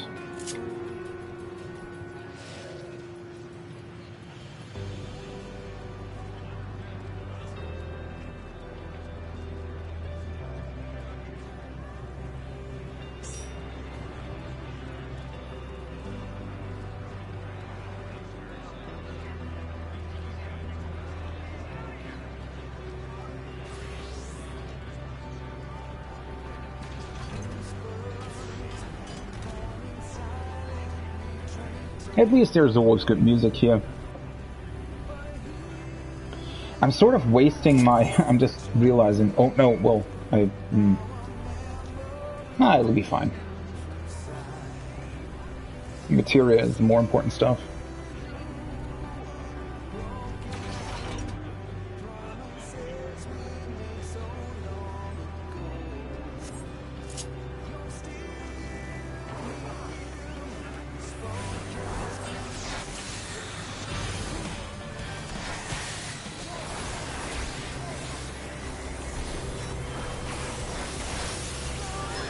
Wait, what? Oh, it's good to know that it did some charging that nobody saw. Or at least I didn't. Interesting. Sonic Howl? The hell is that?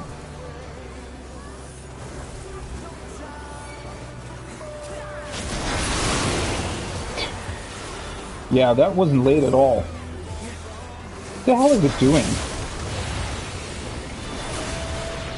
I have no idea what it's doing! Oh. Well, that I saw. So if it jumps somewhere, you shouldn't follow it, I guess? Interesting. Still feels like everything's delayed by a million years, but...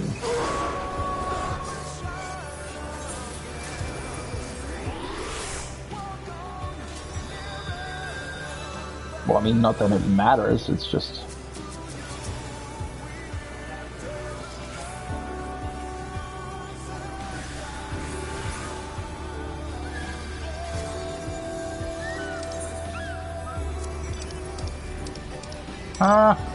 Yes.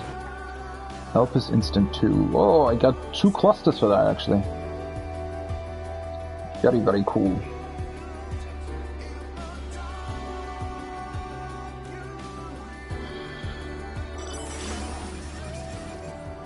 Are we in instance 2? Yes, we are.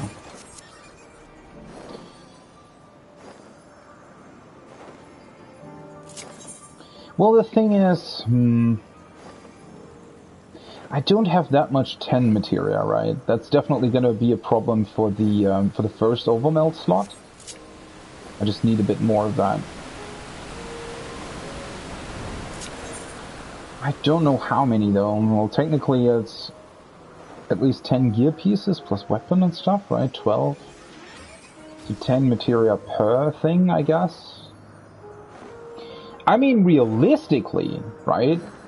To be completely on the safe side, I probably need about 100 of the, like, important cluster thingies. Meaning I'm missing 80? That's a bit unrealistic until Tuesday, but, well, then again... Depends on how much hunts I'm able to do in between. It just sometimes sucks that you sort of... It sucks that you... I don't know, it's always so random, right? You can never really plan the hunts. You just sort of follow whenever there is a train and try your best to do other stuff in between. That's just the only thing that's annoying me a little bit about them, right? Just because it would just be cool to be able to, I don't know, do hunts in 2 hours, then do something else for 3 hours, then do hunts again for 2 hours, but sadly, mostly that's not really how it works, but I don't know. It's fine though. I mean, again, as I said, it's, you know, it's the first raid here. You don't have to go too crazy with it. At the end of the day, you know, it'll probably be enough if I have my pentamill that's set, like on Thursday or something.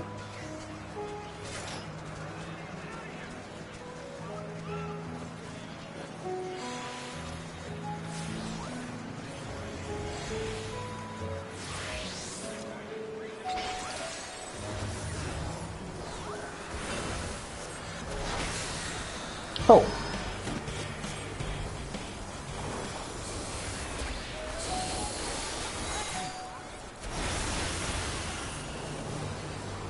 Completely forgot that that my Eggy wasn't summoned anymore.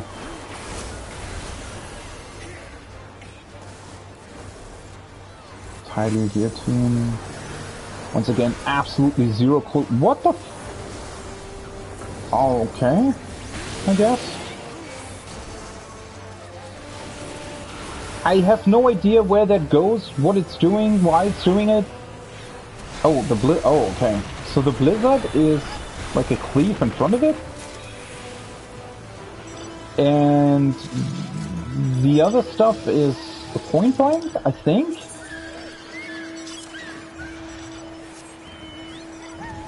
Maybe? Oh, 2 more clusters. It's going splendidly. How many sacks of nuts do I have? 426. It's actually a lot. Didn't I spend 800 for those diabolic wings or whatever they're called? I actually thought that I didn't have that much. Well, I don't know if it's really worth it to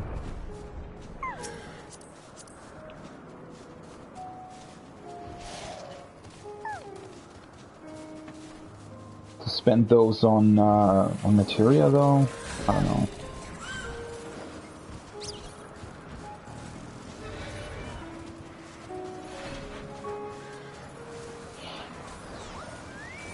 I mean, most people are here. I don't think we have to wait that long every time, right? I'm on PS4 and I'm able to do it, so... I always take that as sort of a baseline, right? If I'm here on my PlayStation 4, then everybody else should be too.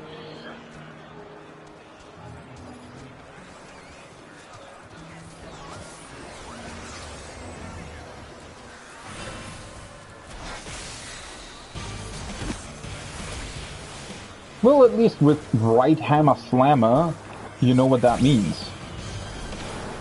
Even though I have no clue which direction he's facing. I think he's facing... What? Oh, I think he's doing that like 2 times? Isn't he doing that to the right and then the left? Octuple slammer. Yeah, no idea what that is. I guess it's around him? Or maybe not? Oh, he's turning. I saw the animation for the briefest time.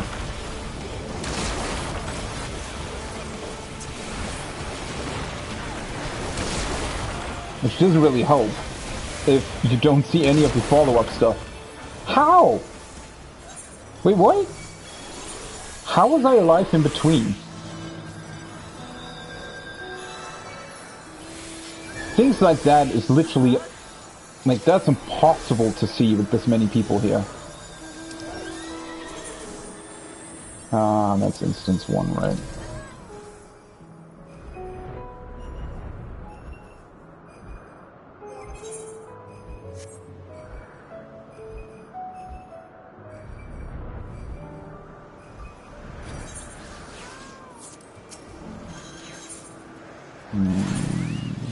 One.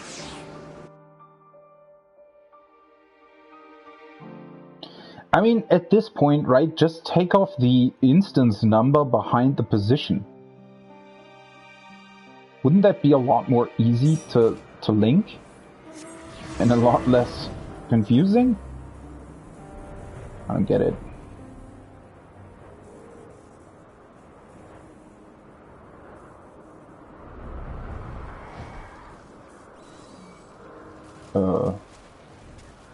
Oh, there it is.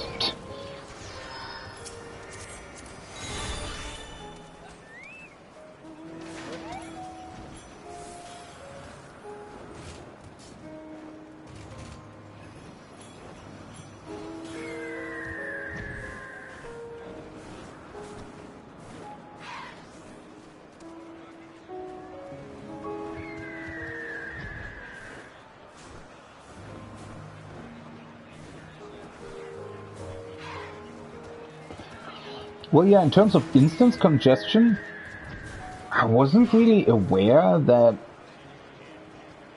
if a lot of people change instance at the same time, it also displays as congested.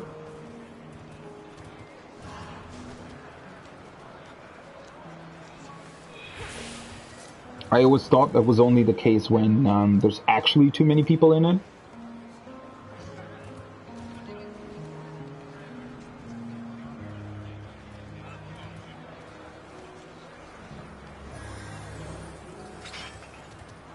I mean, we're fine.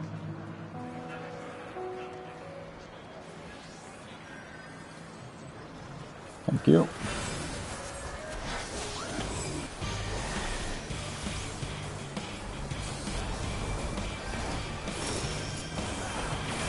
So I guess after the right, he immediately does the left as well.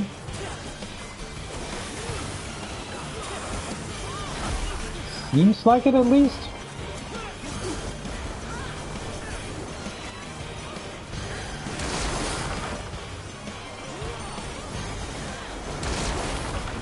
Wait, what? Huh? Is he turning the other direction this time? Well, at least it died. It still hit me! What the hell? I don't get it. Well, that on my way came a bit late. You can't always wait for everybody.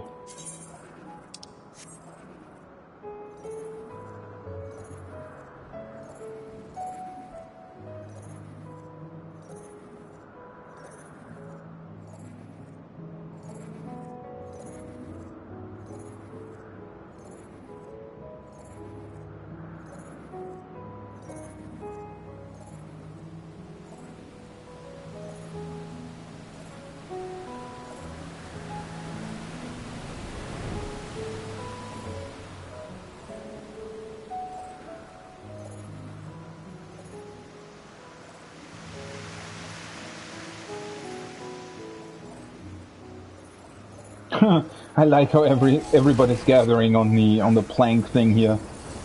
Kind of cute.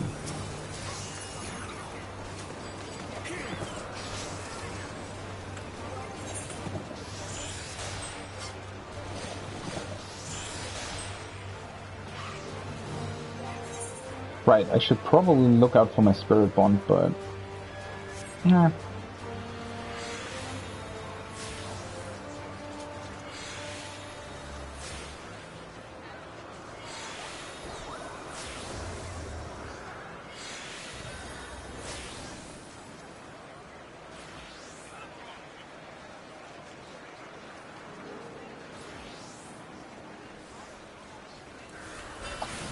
Yeah, I mean, to be honest, if nobody's saying on my way, then why wait a million years, right, if everybody else is already here?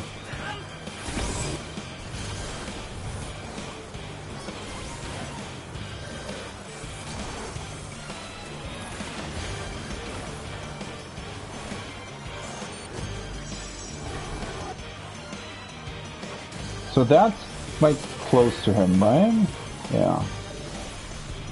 And that's in front of him. I guess he randomly turns?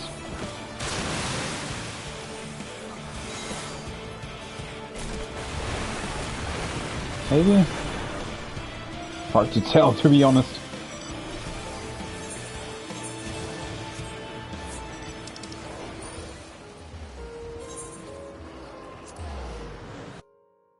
Garlemald Instance 1. I mean, at this point, I probably shouldn't really leave the hunt train just to spend my poetics. That's not really worth it. I can just do that at the end. It's not a big deal anyway.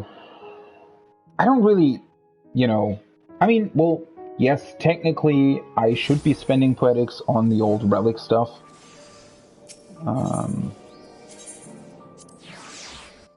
But that being said, though,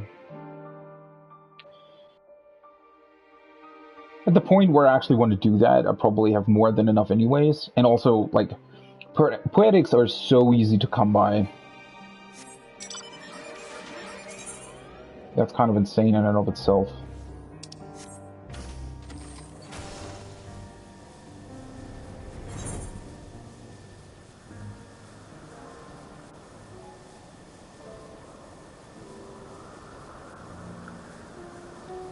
See, I mean, took me way longer to change instance than everybody else. Oh, did they already attack? Nah. Maybe? Let's hope I still get credit.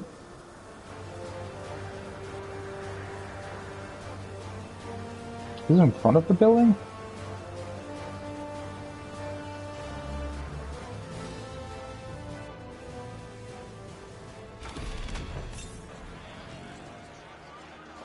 Nah, I think they only...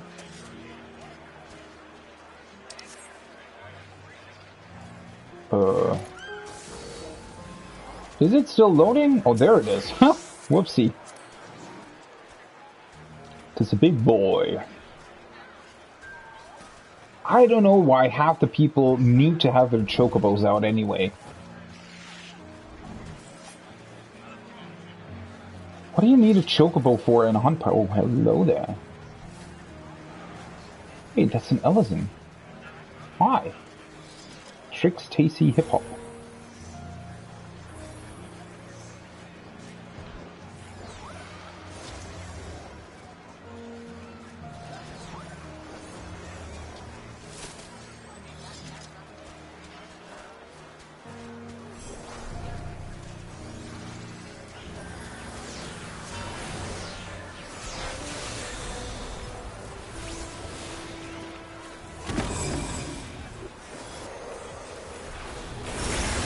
that a point blank?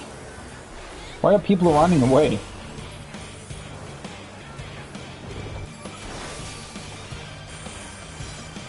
Oh. Yeah. I think that actually hit a lot of people. Whoopsie.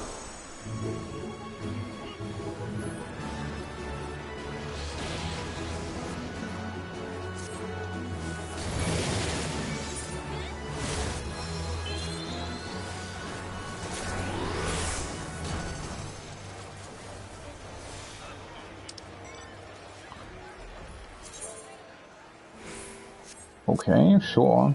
Interesting,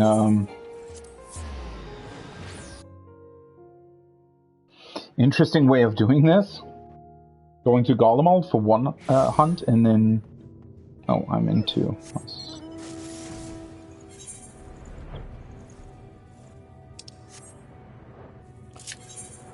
Well, at least I'm getting some clusters.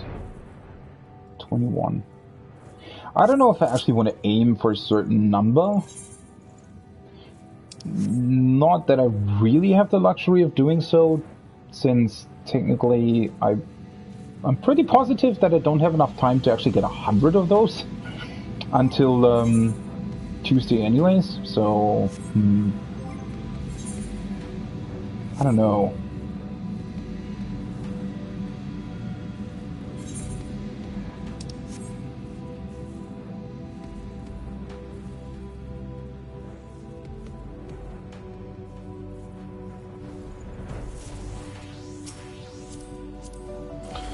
Well, I mean, at least I have enough at this point to level, or not level, but to melt the sort of initial materia, the 100% materia onto my set. I'm just missing the rest, right? Which arguably is sort of the most important stuff. It'll be fine. I mean, there's still time. It's literally 1 PM on Sunday. There's still the whole rest of the day today. There is a lot of time tomorrow. And then on Tuesday until the raid actually comes out, there's still time. Although at that point on Tuesday I probably want to gather materials and not necessarily go hunting. But it depends. I'll also do that. Probably, like the stuff on Tuesday, I'll probably do together with my static, actually. We obviously also need to get onto the same server, because changing servers is probably going to be very complicated on Tuesday, to be completely honest.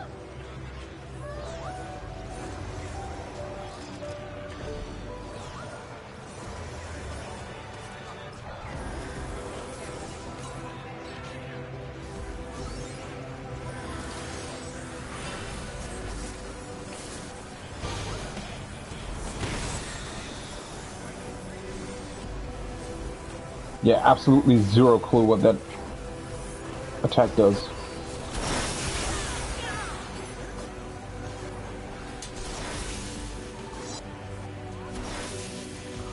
It's actually Summon Titan. Now people are running away again? I don't know, for the most part it seems to be a safe bet to just run away.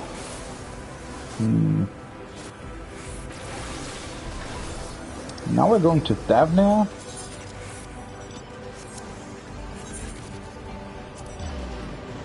Very interesting.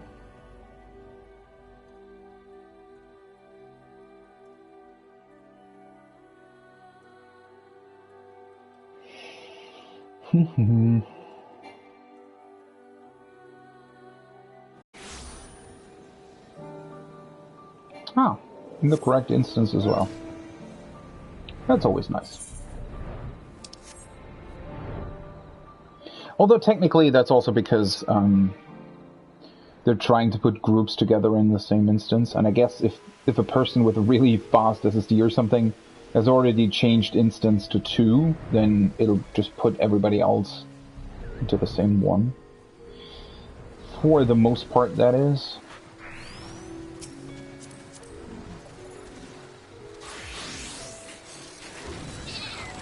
Sugriva. The name sort of suggests that this is also one of their gods, or something, right? The name is really similar to the three, sort of twisted gods that we fought in the Tower of Zod. Zod? Tower of Zod, yeah. That's what it was called.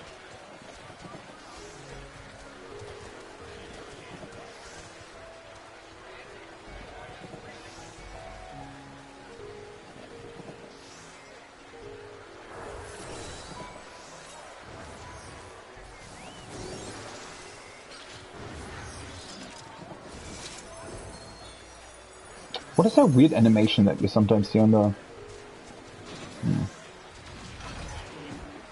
Almost looks like somebody's already attacking it, but it's not aggroing.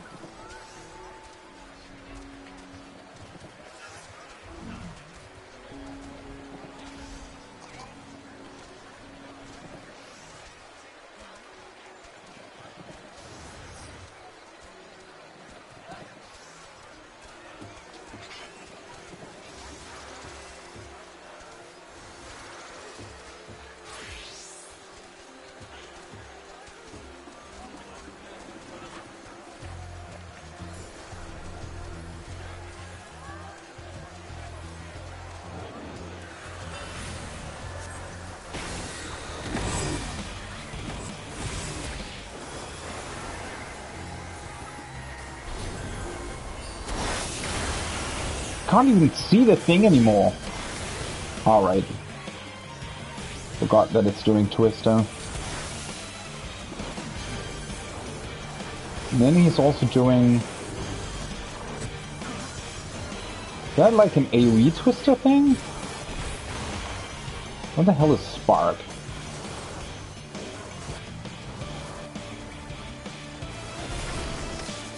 Never mind. Oh, I guess it's just an AoE around it?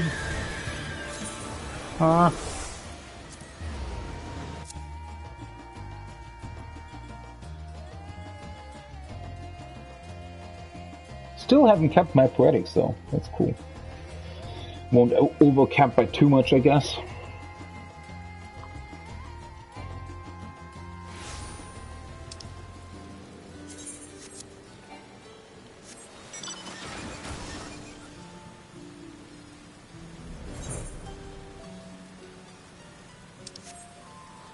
I mean, it would be nice to have a PS5 at some point to increase... Then again, loading times on PS4, in terms of Final Fantasy XIV, aren't even that bad.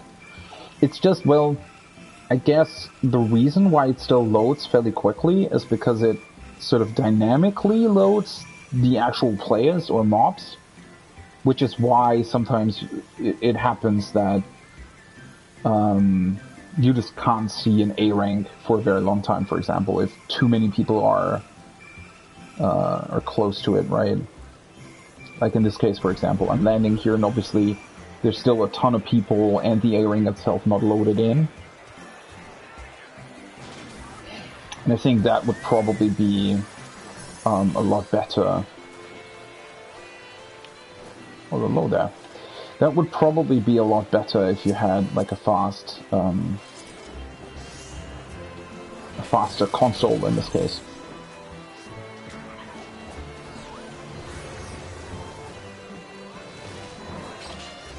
Oh, we're already going, huh?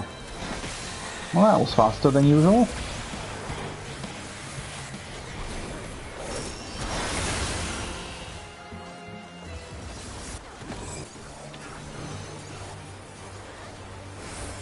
Ah, right, it's doing these weird things that do whatever thing I don't know they're doing.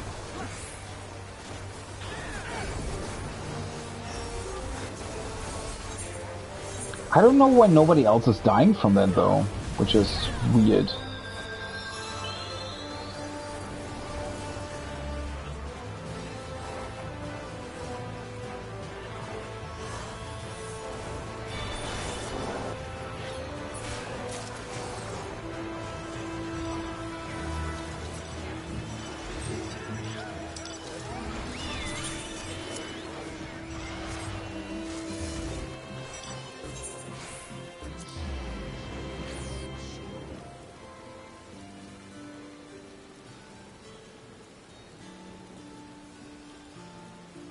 Sometimes the teleports actually take longer to load than just lying there normally. Well, then again, since everybody else is doing it anyway, it's not really that big of a difference.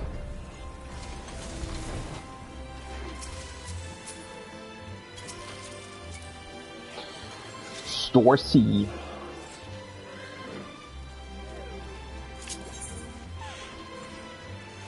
$23.48.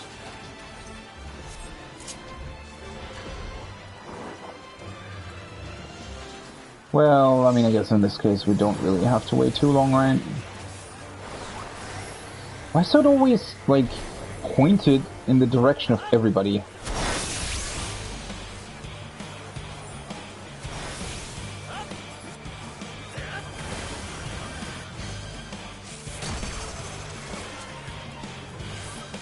Whoa! How the hell are you supposed to know where that hits? It's literally just called Whirlstorm. And then somehow you're supposed to know that it's, I don't know, in front or something? Or aspect as a donut? Maybe?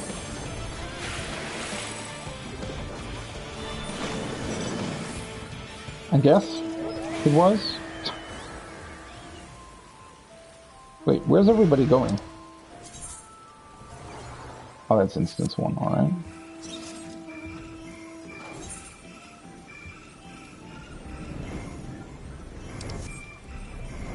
Not instance 2, you dumb.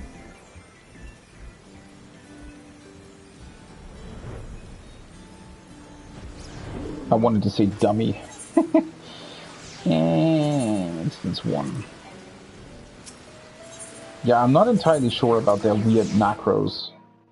I don't know why they insist on putting the instance close to like the initial macro position thing, if they also could just literally not do that and just put the instance somewhere else. I don't know. It's a bit weird.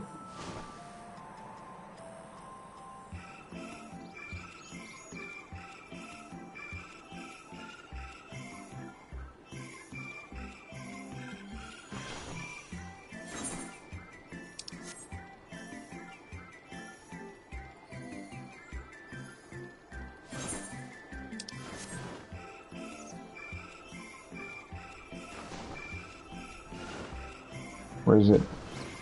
Oh, there it is.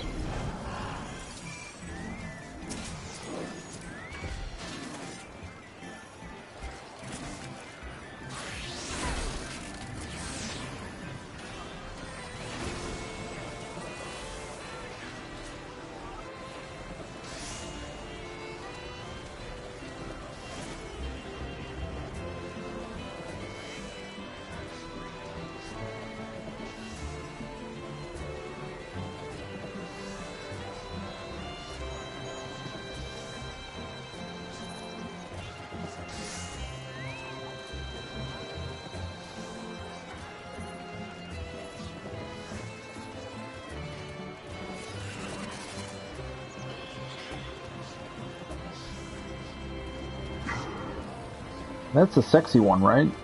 I still don't get how those attacks are supposed to work.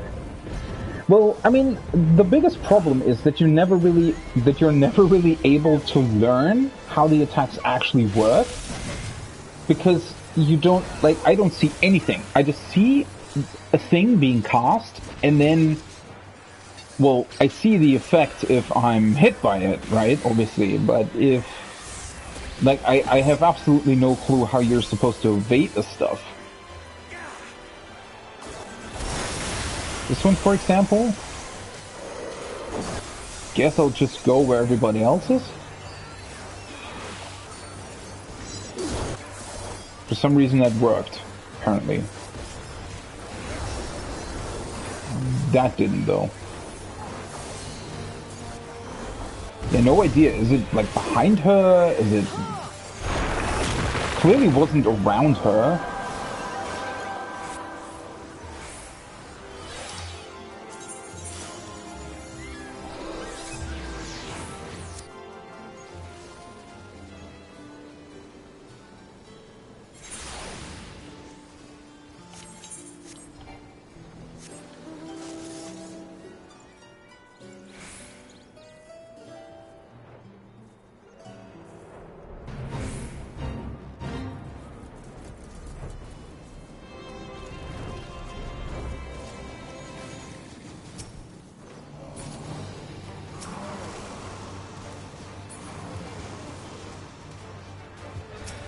Oh wait, are people already fighting it?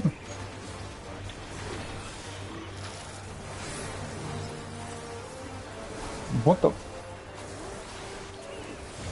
That was weird. So Aspect, I think, is actually a donut, right? Maybe? Didn't play any kind of animation though.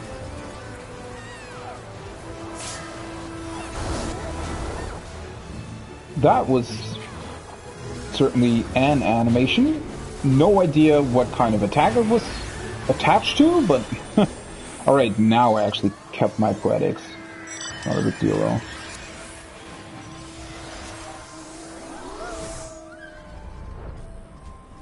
Oh, that's it? Everything dead? I guess so. Oh, cool. That didn't actually take too long and still leaves me with a bit of time for my lunch, which is nice, I guess.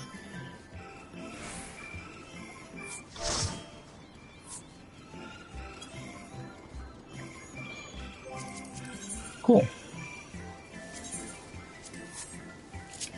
Guess I'll be going back to Charlian then, and crafting my gathering gear.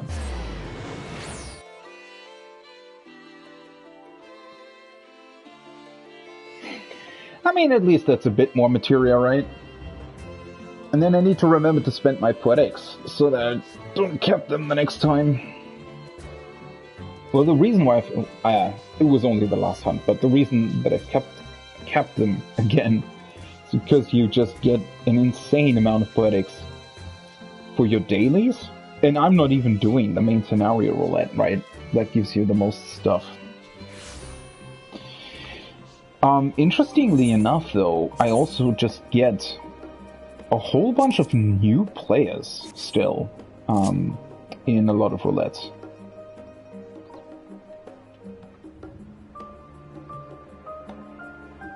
Wait, what?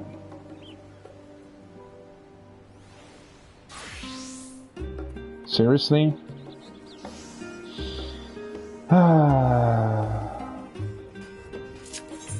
Well, now I'm almost ready to take my lunch break, so I'm not going back into that A-rank train. I can do that later. I mean, I got a pretty decent number of questers, I think. Got 10 of these, 7 of these or something. And then also, obviously, 800 sacks of nuts.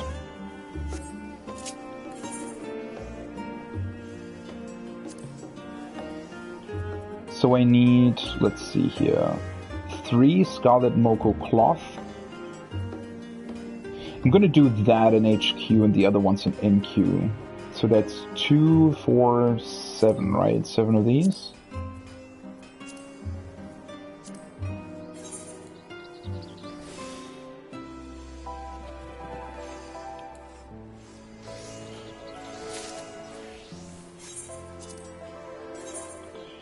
I hope that'll be enough for crafting it in HQ. Should be technically, because all the other ones are so easy to do, right? Then this one should be as well.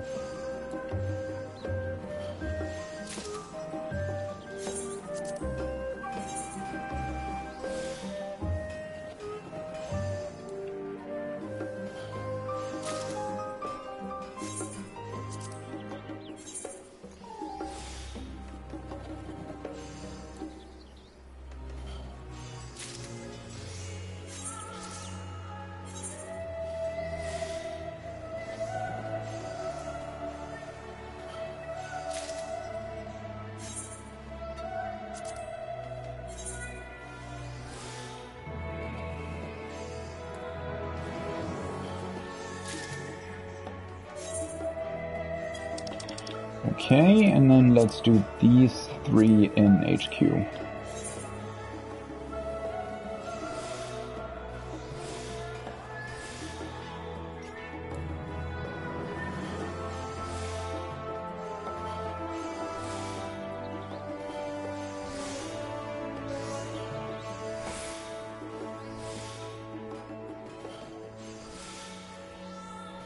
I think it will also be pretty chill if I just swap between, because crafting is a bit different, right? At least in my opinion, you sort of have to dedicate a bit of time to it, and you don't want to constantly be interrupted by something. Whereas with gathering, you can easily just always swap over to a hunt train, right? Or to hunts in general, and then once those are over, just switch back to your regular old gathering.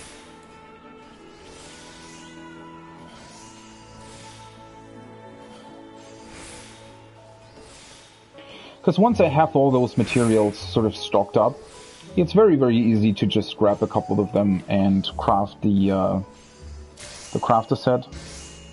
I could do that tomorrow morning, maybe. I was planning on getting up fairly early tomorrow anyway. Although, sort of depends how tonight goes, I guess, but... yeah. Like, right at sort of 8 a.m. or 9 a.m., it's very rare that you actually see a proper hunt train. So that might be the best time to actually craft the crafting set. And if I have all the materials already, that's going to be a very easy thing to do anyway, so...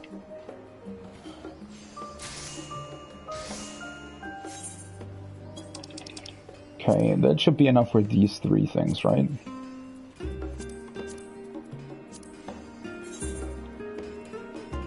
Let's see. That should pretty much be fine, I think. 3, 5. Yeah, let's go with this for now. Probably the safer bet. Although yeah. This is not going to be a problem.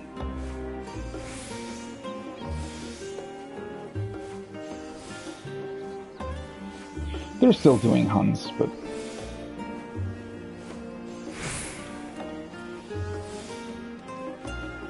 this is fine.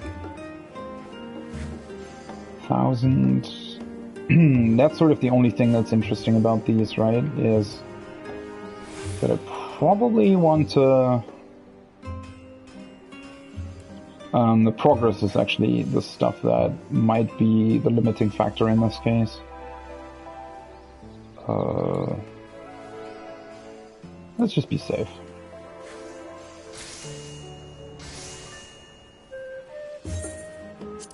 So that's the hat.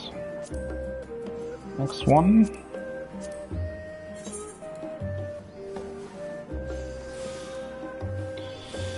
I don't know. Looking at this, it might actually be worth it to start with these.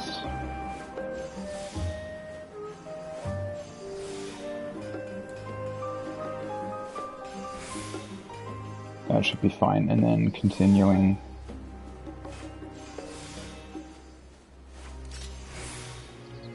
Is that still enough? I wonder. It is.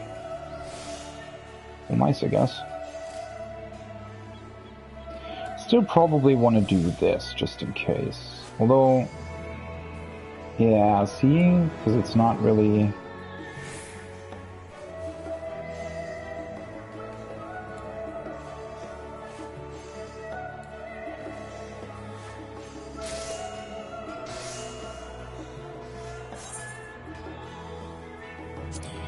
that progress might be the limiting factor for me in terms of crafting the level 90, like the stuff that gets released on Tuesday, right?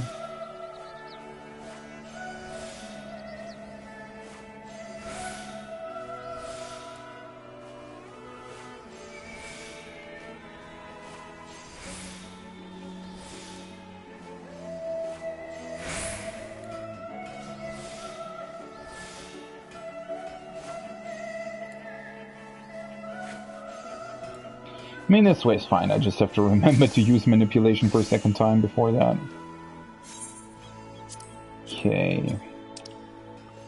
What else do I need for these? Are these all of them?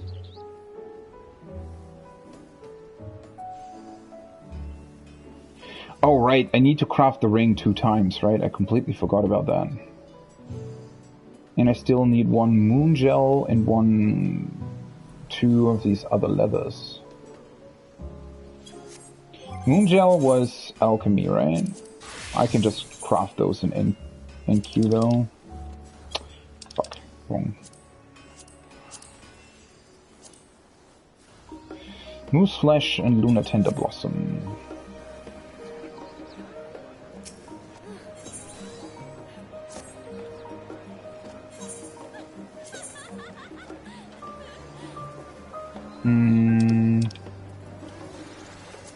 Tender Blossom, Moose Flash, and I probably also need the other...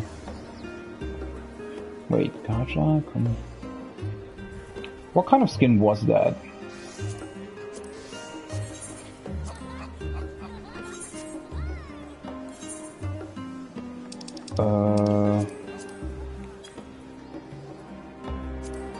Compura leather.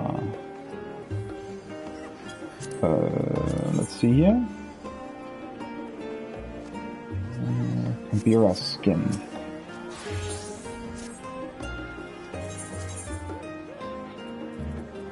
Yeah, I'm missing a whole lot of hunts now. That was weird. Yeah, whatever. It'll be fine. As I said, I wanted to take a lunch break anyway, and if I'm crafting this stuff,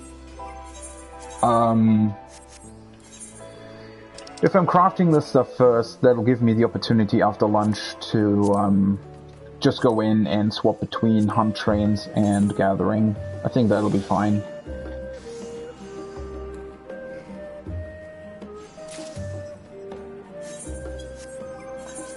Okay, one of these, and then back to Leatherworker. And let's just start with these as well. Do you want to spend that one? I mean, it's probably not really necessary.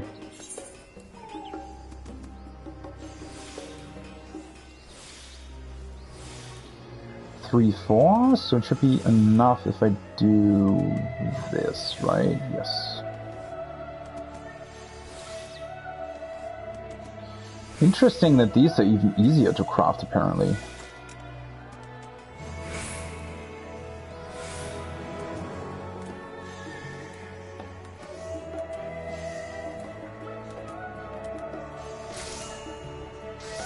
Earrings. Necklace.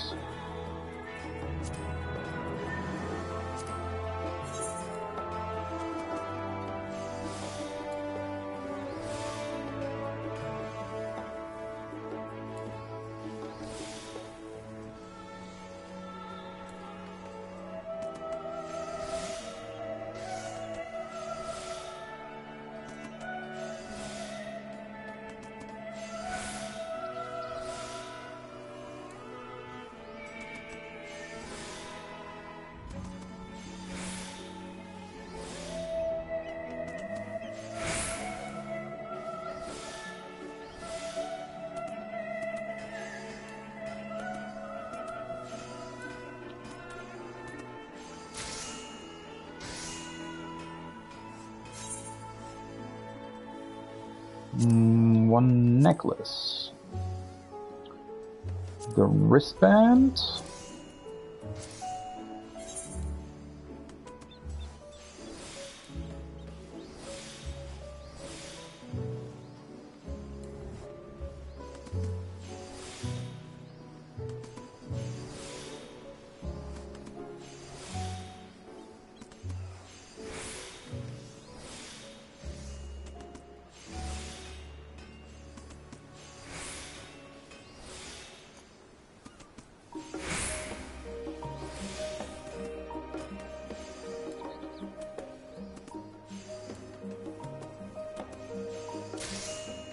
Oh, that was close. I didn't...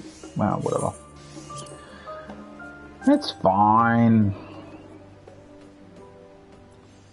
Let's do these first, actually. Oh, yeah. Never mind. Let's do these first. 2 rings, right?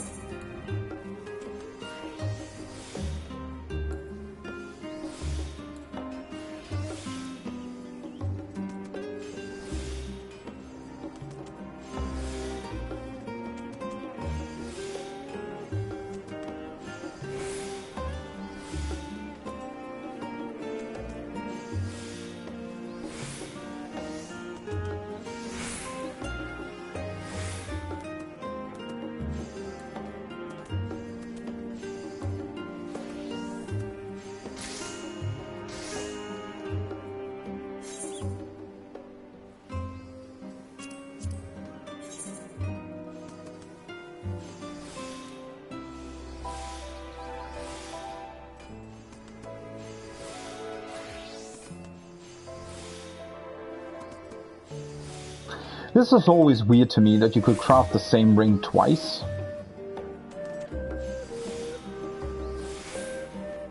I mean, I know that it makes sense, right? It's just, I don't know, it's just weird.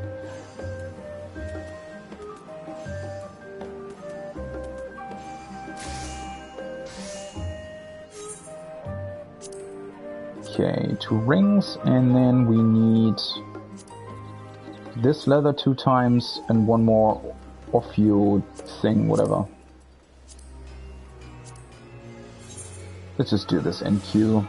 It's so easy to craft the HQ stuff anyway.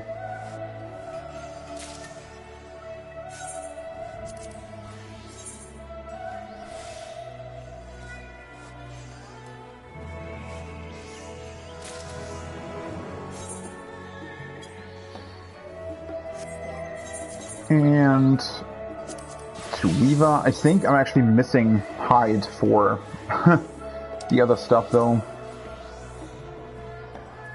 One of these. Let's just do that in NQ as well.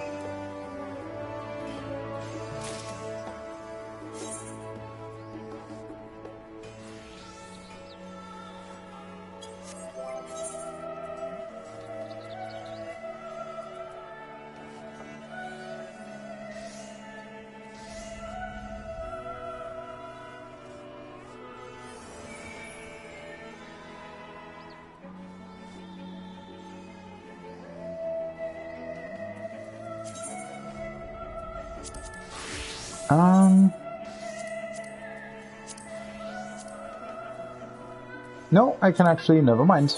I can actually craft 1 more. Let's do this in HQ, because all of them were HQ.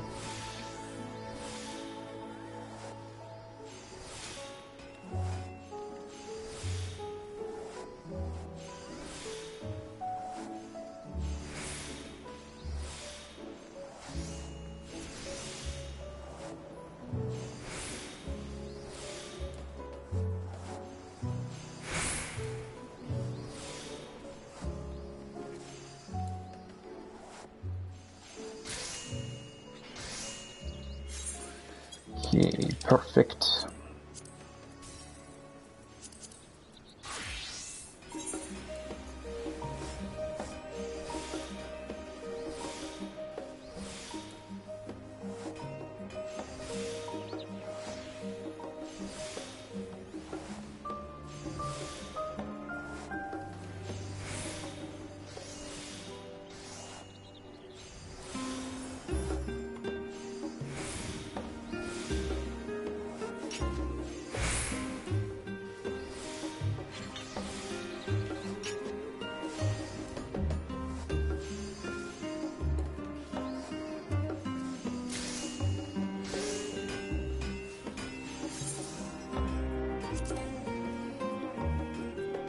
Wait, what?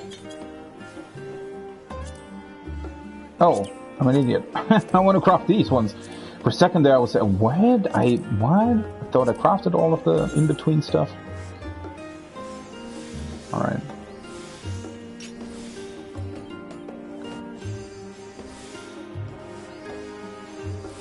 Well, I mean, technically it still cost me about 100,000 gil, because I bought the... whatever they were called, some material in between.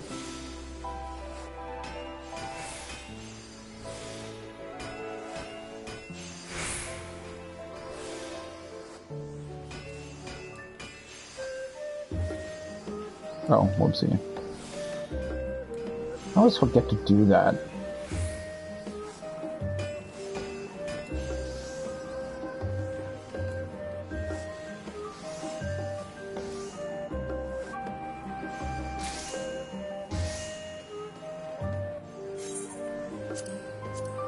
Okay. So now, technically, I want to do these, right? Which I'm not missing a lot, because I already got the, oh, that's interesting. I already got some stuff from the expert roulette. I should buy more of this leather, though. Ophiutorus hide. Let's just get a bunch more.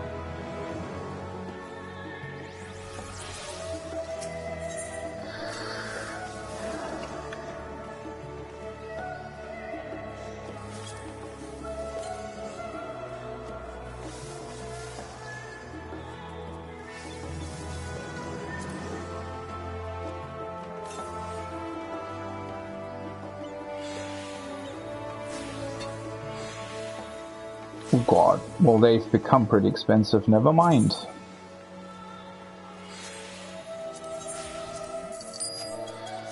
Maybe I won't buy them then. I should actually farm some fates in between, huh? That might be worth quite a lot.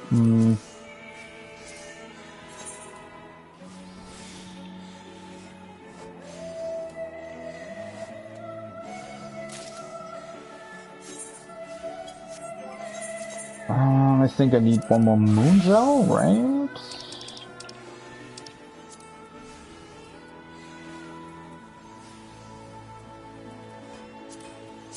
Moon gel.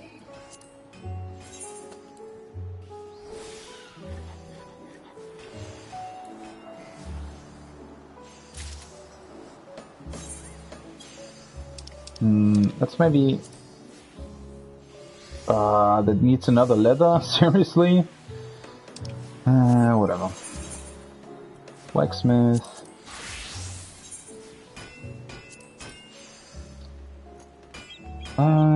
Yeah, let's just try crafting it from NQ. It should be fine either way. Just need to look out for my food. Oh, they're like a level down anyway, I think.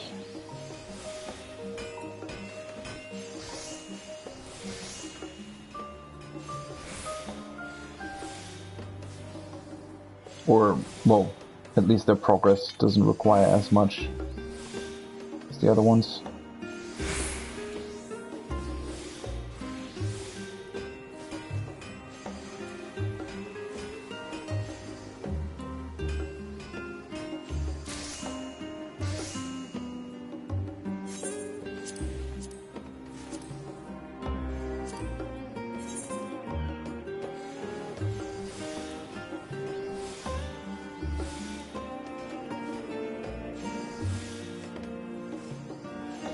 I mean, this was fairly quick, to be completely honest.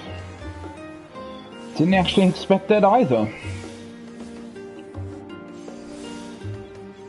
Then again, for the longest time, I kind of thought that they would actually release new crafting gear as well. For the patch, that is. I guess they don't.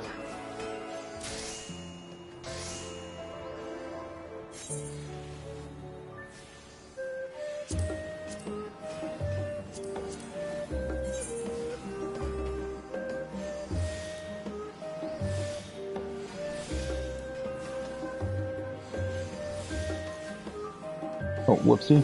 That was the wrong way around, but whatever.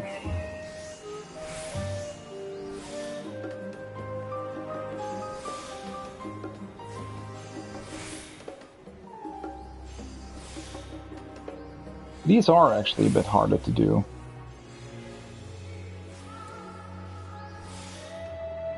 Now can I just do the new thing? Yeah, I can.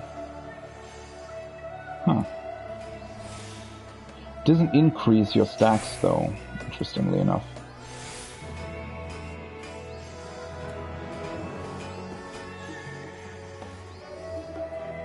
Oh wait, whoopsie. Actually, I think I underestimated this a little bit. Got kinda lucky there. Whoops. Oh. Wait, why did I... Huh. Well, never mind.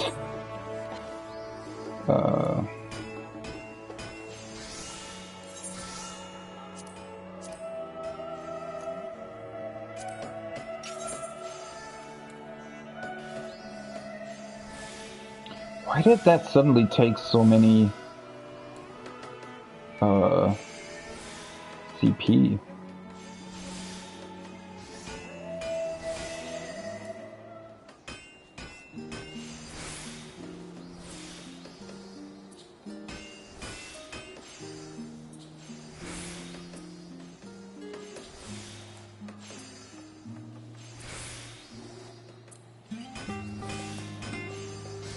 I mean, yeah, a couple of these do take a bit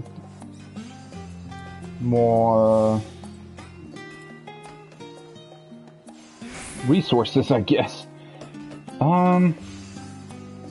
Wait, how many is it? 18, right? Well, that was without veneration, though. I'm an idiot.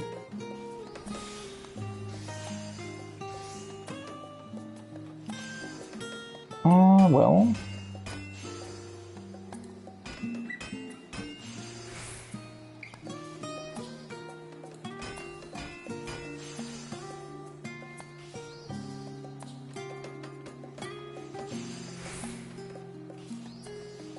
At least the normal progress thing doesn't require any CP, which is good in this case. If you still have the durability, but just not the CP. Well, that was a bit more complicated than I thought, but whatever. Yeah, let's grab one more of your Taurus thing.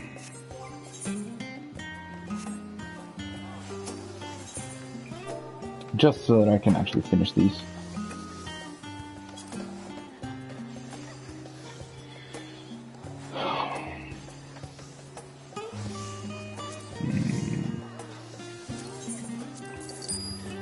I mean, they are setting, like, less expensive stuff on the market from time to time.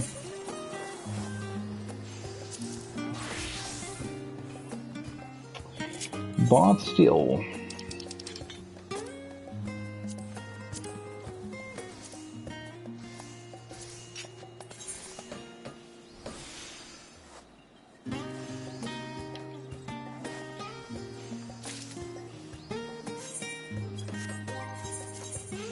Then again, I mean, as I said before, with the with actually having HQ materials as well, I don't think it'll be that hard to craft some stuff, right?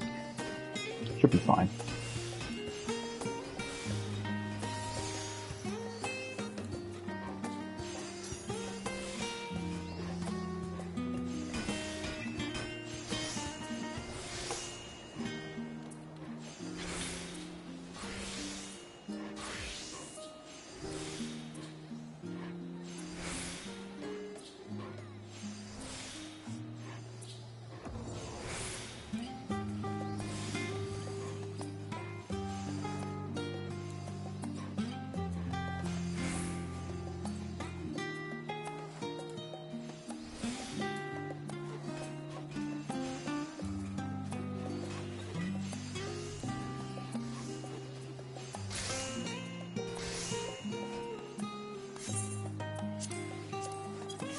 Well, nice. I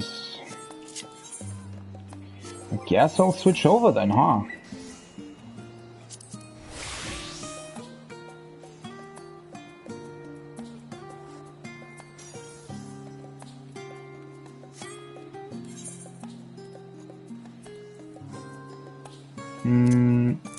Let me check. So this is the stuff that I need to put back onto my retainer.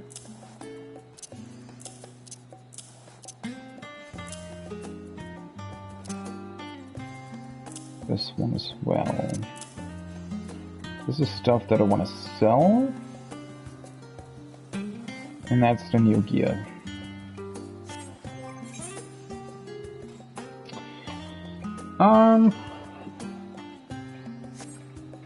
Whoop.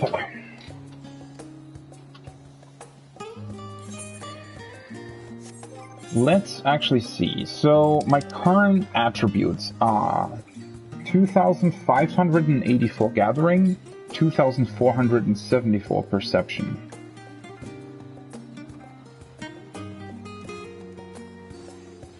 Okay. 584, 474.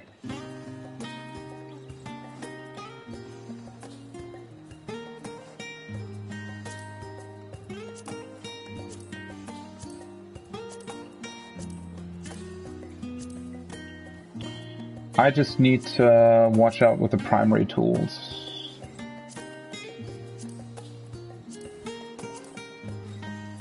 Because I actually need to clean out my inventory for that. Alright, these are the ring. For some reason, the picture doesn't remind me of a ring at all. It looks more like a body piece.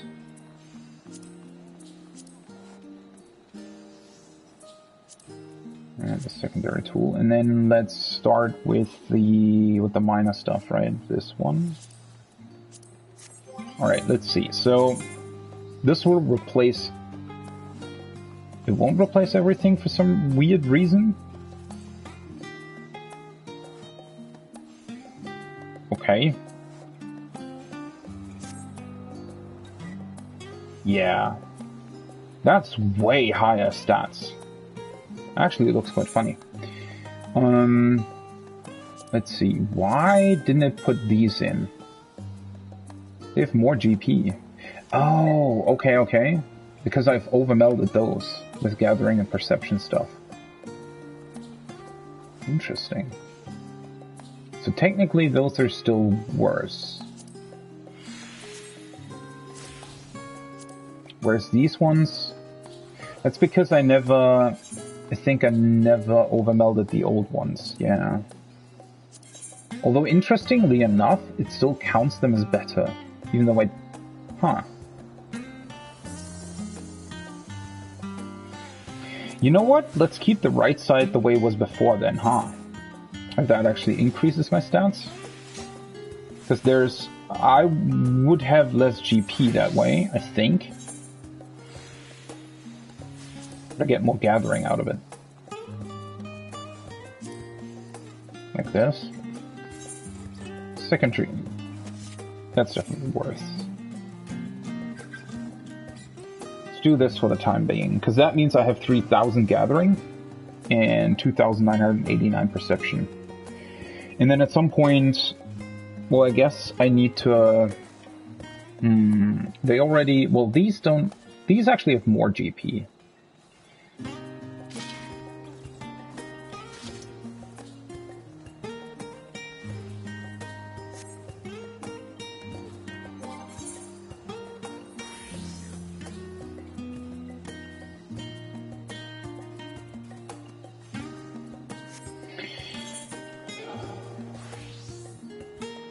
Now they're doing an A-rank train in Lakeland. Interesting. Well, that still gives you sacks of nuts, right? Just not the new materia stuff. I need to figure out what I what I can put out of my armory chest in this case.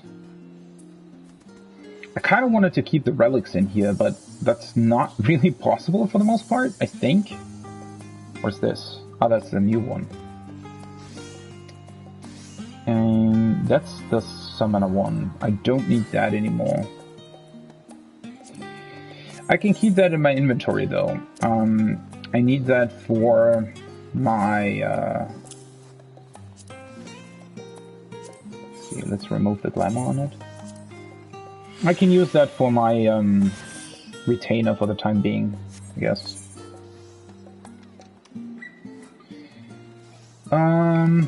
What else is there? That's the scholar stuff. I already have the 580. I can literally just discard this, right? I don't need it right now. What is this? Emerald Codex.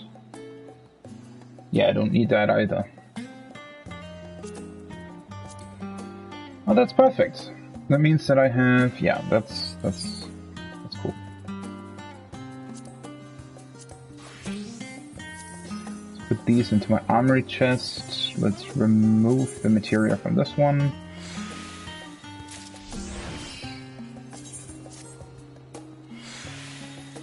Oh, it's almost spirit bound. Oh, unlucky.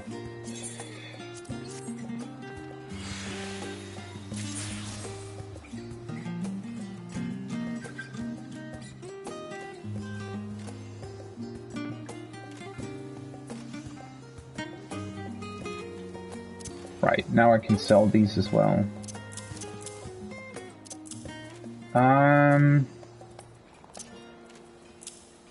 Okay. That's fine, right? I put the other two, yeah. Okay. This will get more complicated with the other ones, but whatever.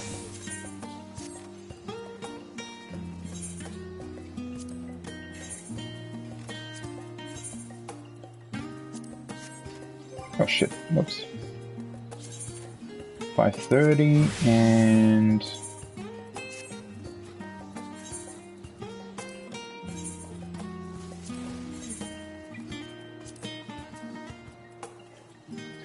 I hate that they... Why won't they release a new secondary fisher tool? I don't get it. That is so weird. Just make it the same as the other ones. I mean, like, literally, my fisher is wearing the exact same gear and is 31 item levels below the other two, simply because you still have this annoying thing in your inventory. Completely nuts. Why would they do that?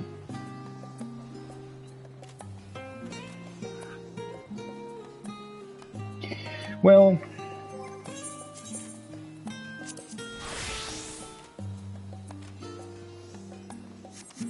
At least that is something for the time being, right? Let's actually let's remove this, right? Because I can grab the material off of it. Because these are literally worse than what I have right now, right?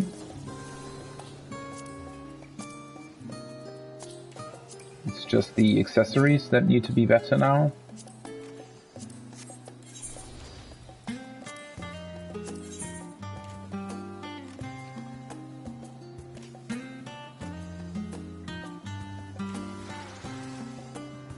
Didn't they actually at some point add a way? Oh no, I think that was like an add-on you can get for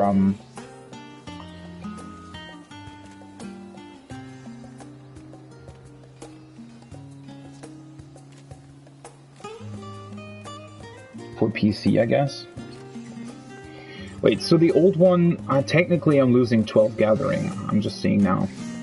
The old one had 100 something perception less.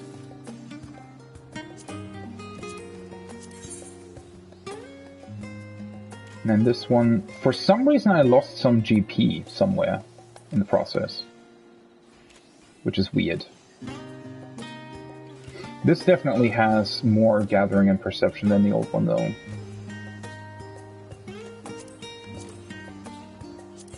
Where the heck did I lose the GP? Gathering, I also lost some perception on that as well. I mean, that'll be fine, right? At the end of the day. There was 1 GP on these? Okay. Sure. I guess these ones had GP on it? Oh yeah, these had 8 GP. Huh. Interesting, huh?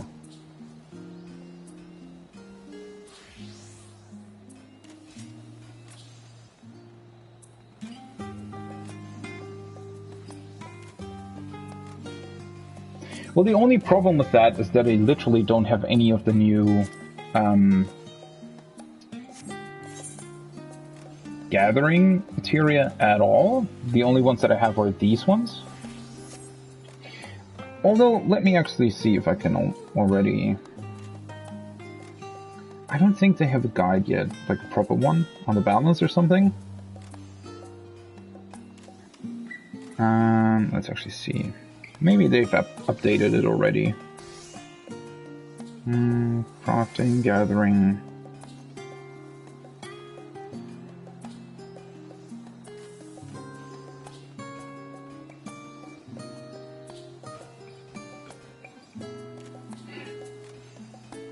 Let's see.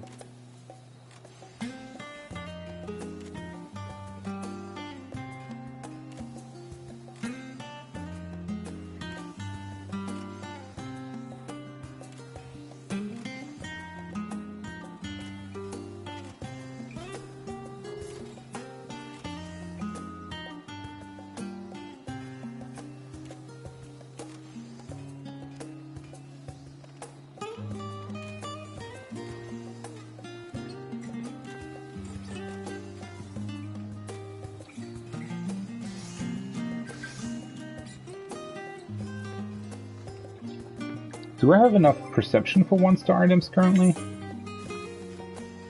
I think I'm actually missing 1 perception point. Okay.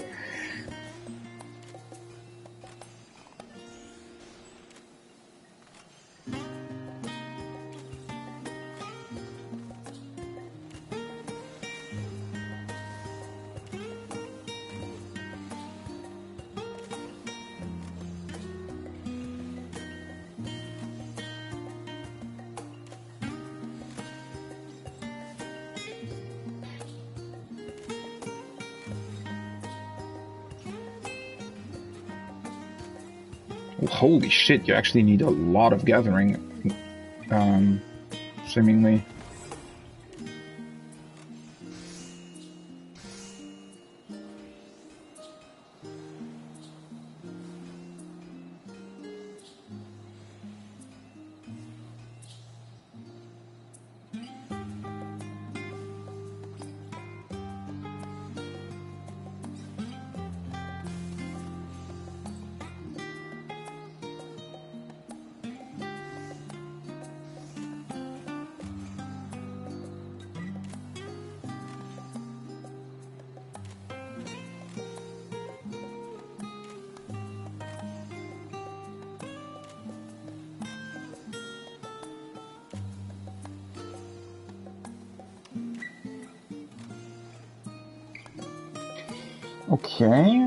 Okay. Wait. That's the current stuff that I have, right? Yeah. And I have... What are the materia that I currently have? Like gathering plus 25 or something, right?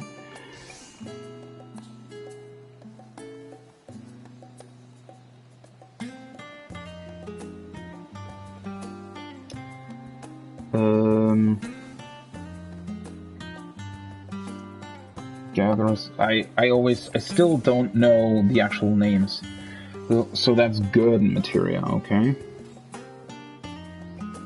Good materia. So they're recommending that for the chess piece, for example. So let's actually put these into the chess piece. Melt. Where's the thing? Gathering plus 25. Good materia 10.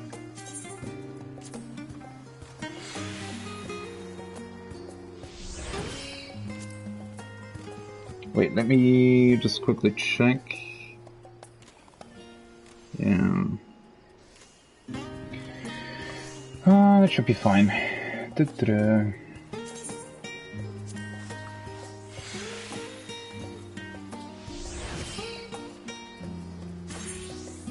Wait, if I need 2,990 perception, do I actually get more perception with these? No, I don't, right? Because they all just have GP? Yeah. Alright, that's fine then for the time being.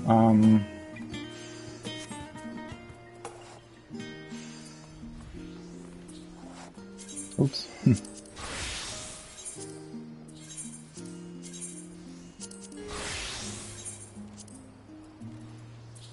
Okay.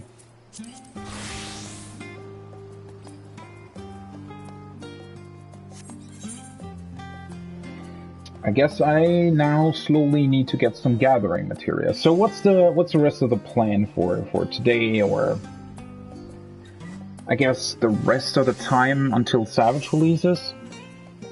So I'm definitely planning on gathering a lot.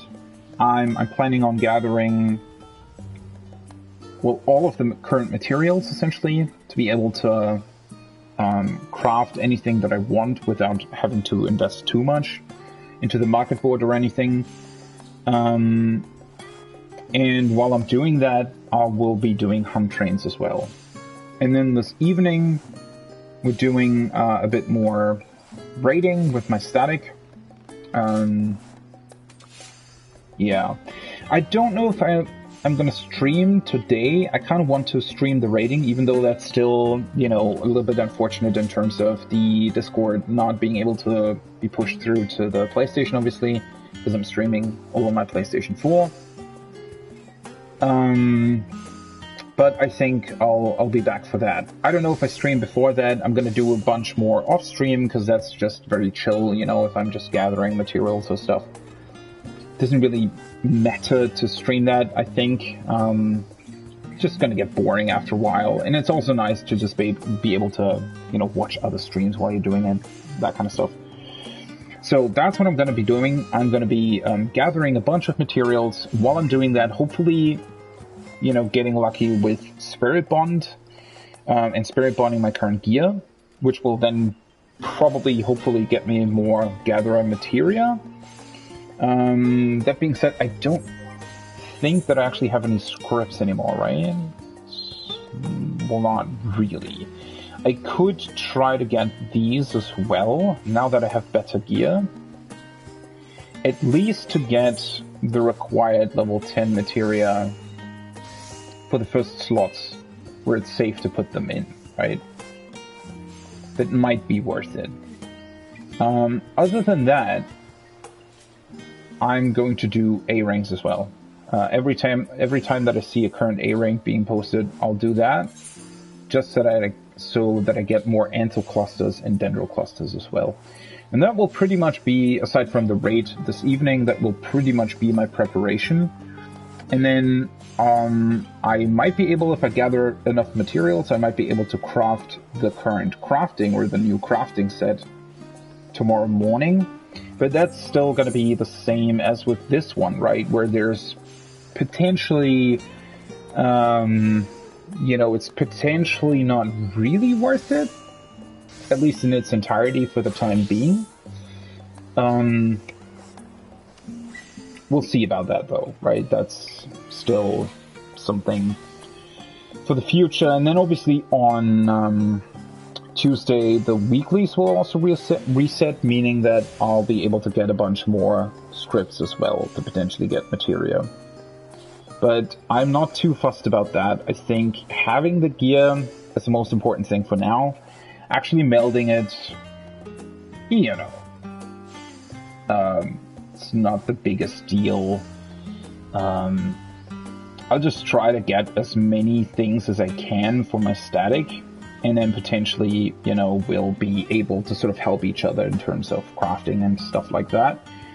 And for everything else, I'll try to get up until that point, and then hopefully that will be enough for a Savage Raid. And, well, it would be cool if, I guess it's still fairly realistic to actually get full pentamelded until Wednesday or Thursday, right? And it won't matter that much if I'm missing like 2 or 3 pieces. I don't think that, depending on how far we get, obviously, but then again, in 3 days, that's still only 9 hours. So hitting Enrage on the 3rd fight within 9 hours, that's kind of a very high goal there. So I don't think we'll be able to do that anyway. So that means that the pentamelded set won't be that super important this time around, I think. Alright, that being said though, this is it for now. Was still fun, I think. I had a lot of fun. I'm gonna take a lunch break right now, and then again, as I said, I'll be back this evening with a little bit of Extreme Trials, with not that much commentary unfortunately, but hopefully I'll be prepped more. I don't know if I actually do the dailies today. I kind of want to get my Black Mage up to current endgame level though, so I might do that still. Maybe. It sort of depends on when the hunt train is, probably. Where I do that after raid, we'll see. But that's it. Thanks for watching. Have a great rest of your day. Maybe I'll see you around in a couple of hours for the Extreme Trials. Other than that, I hope you had a great new year so far. I'll see you back next time. Until then, bye-bye.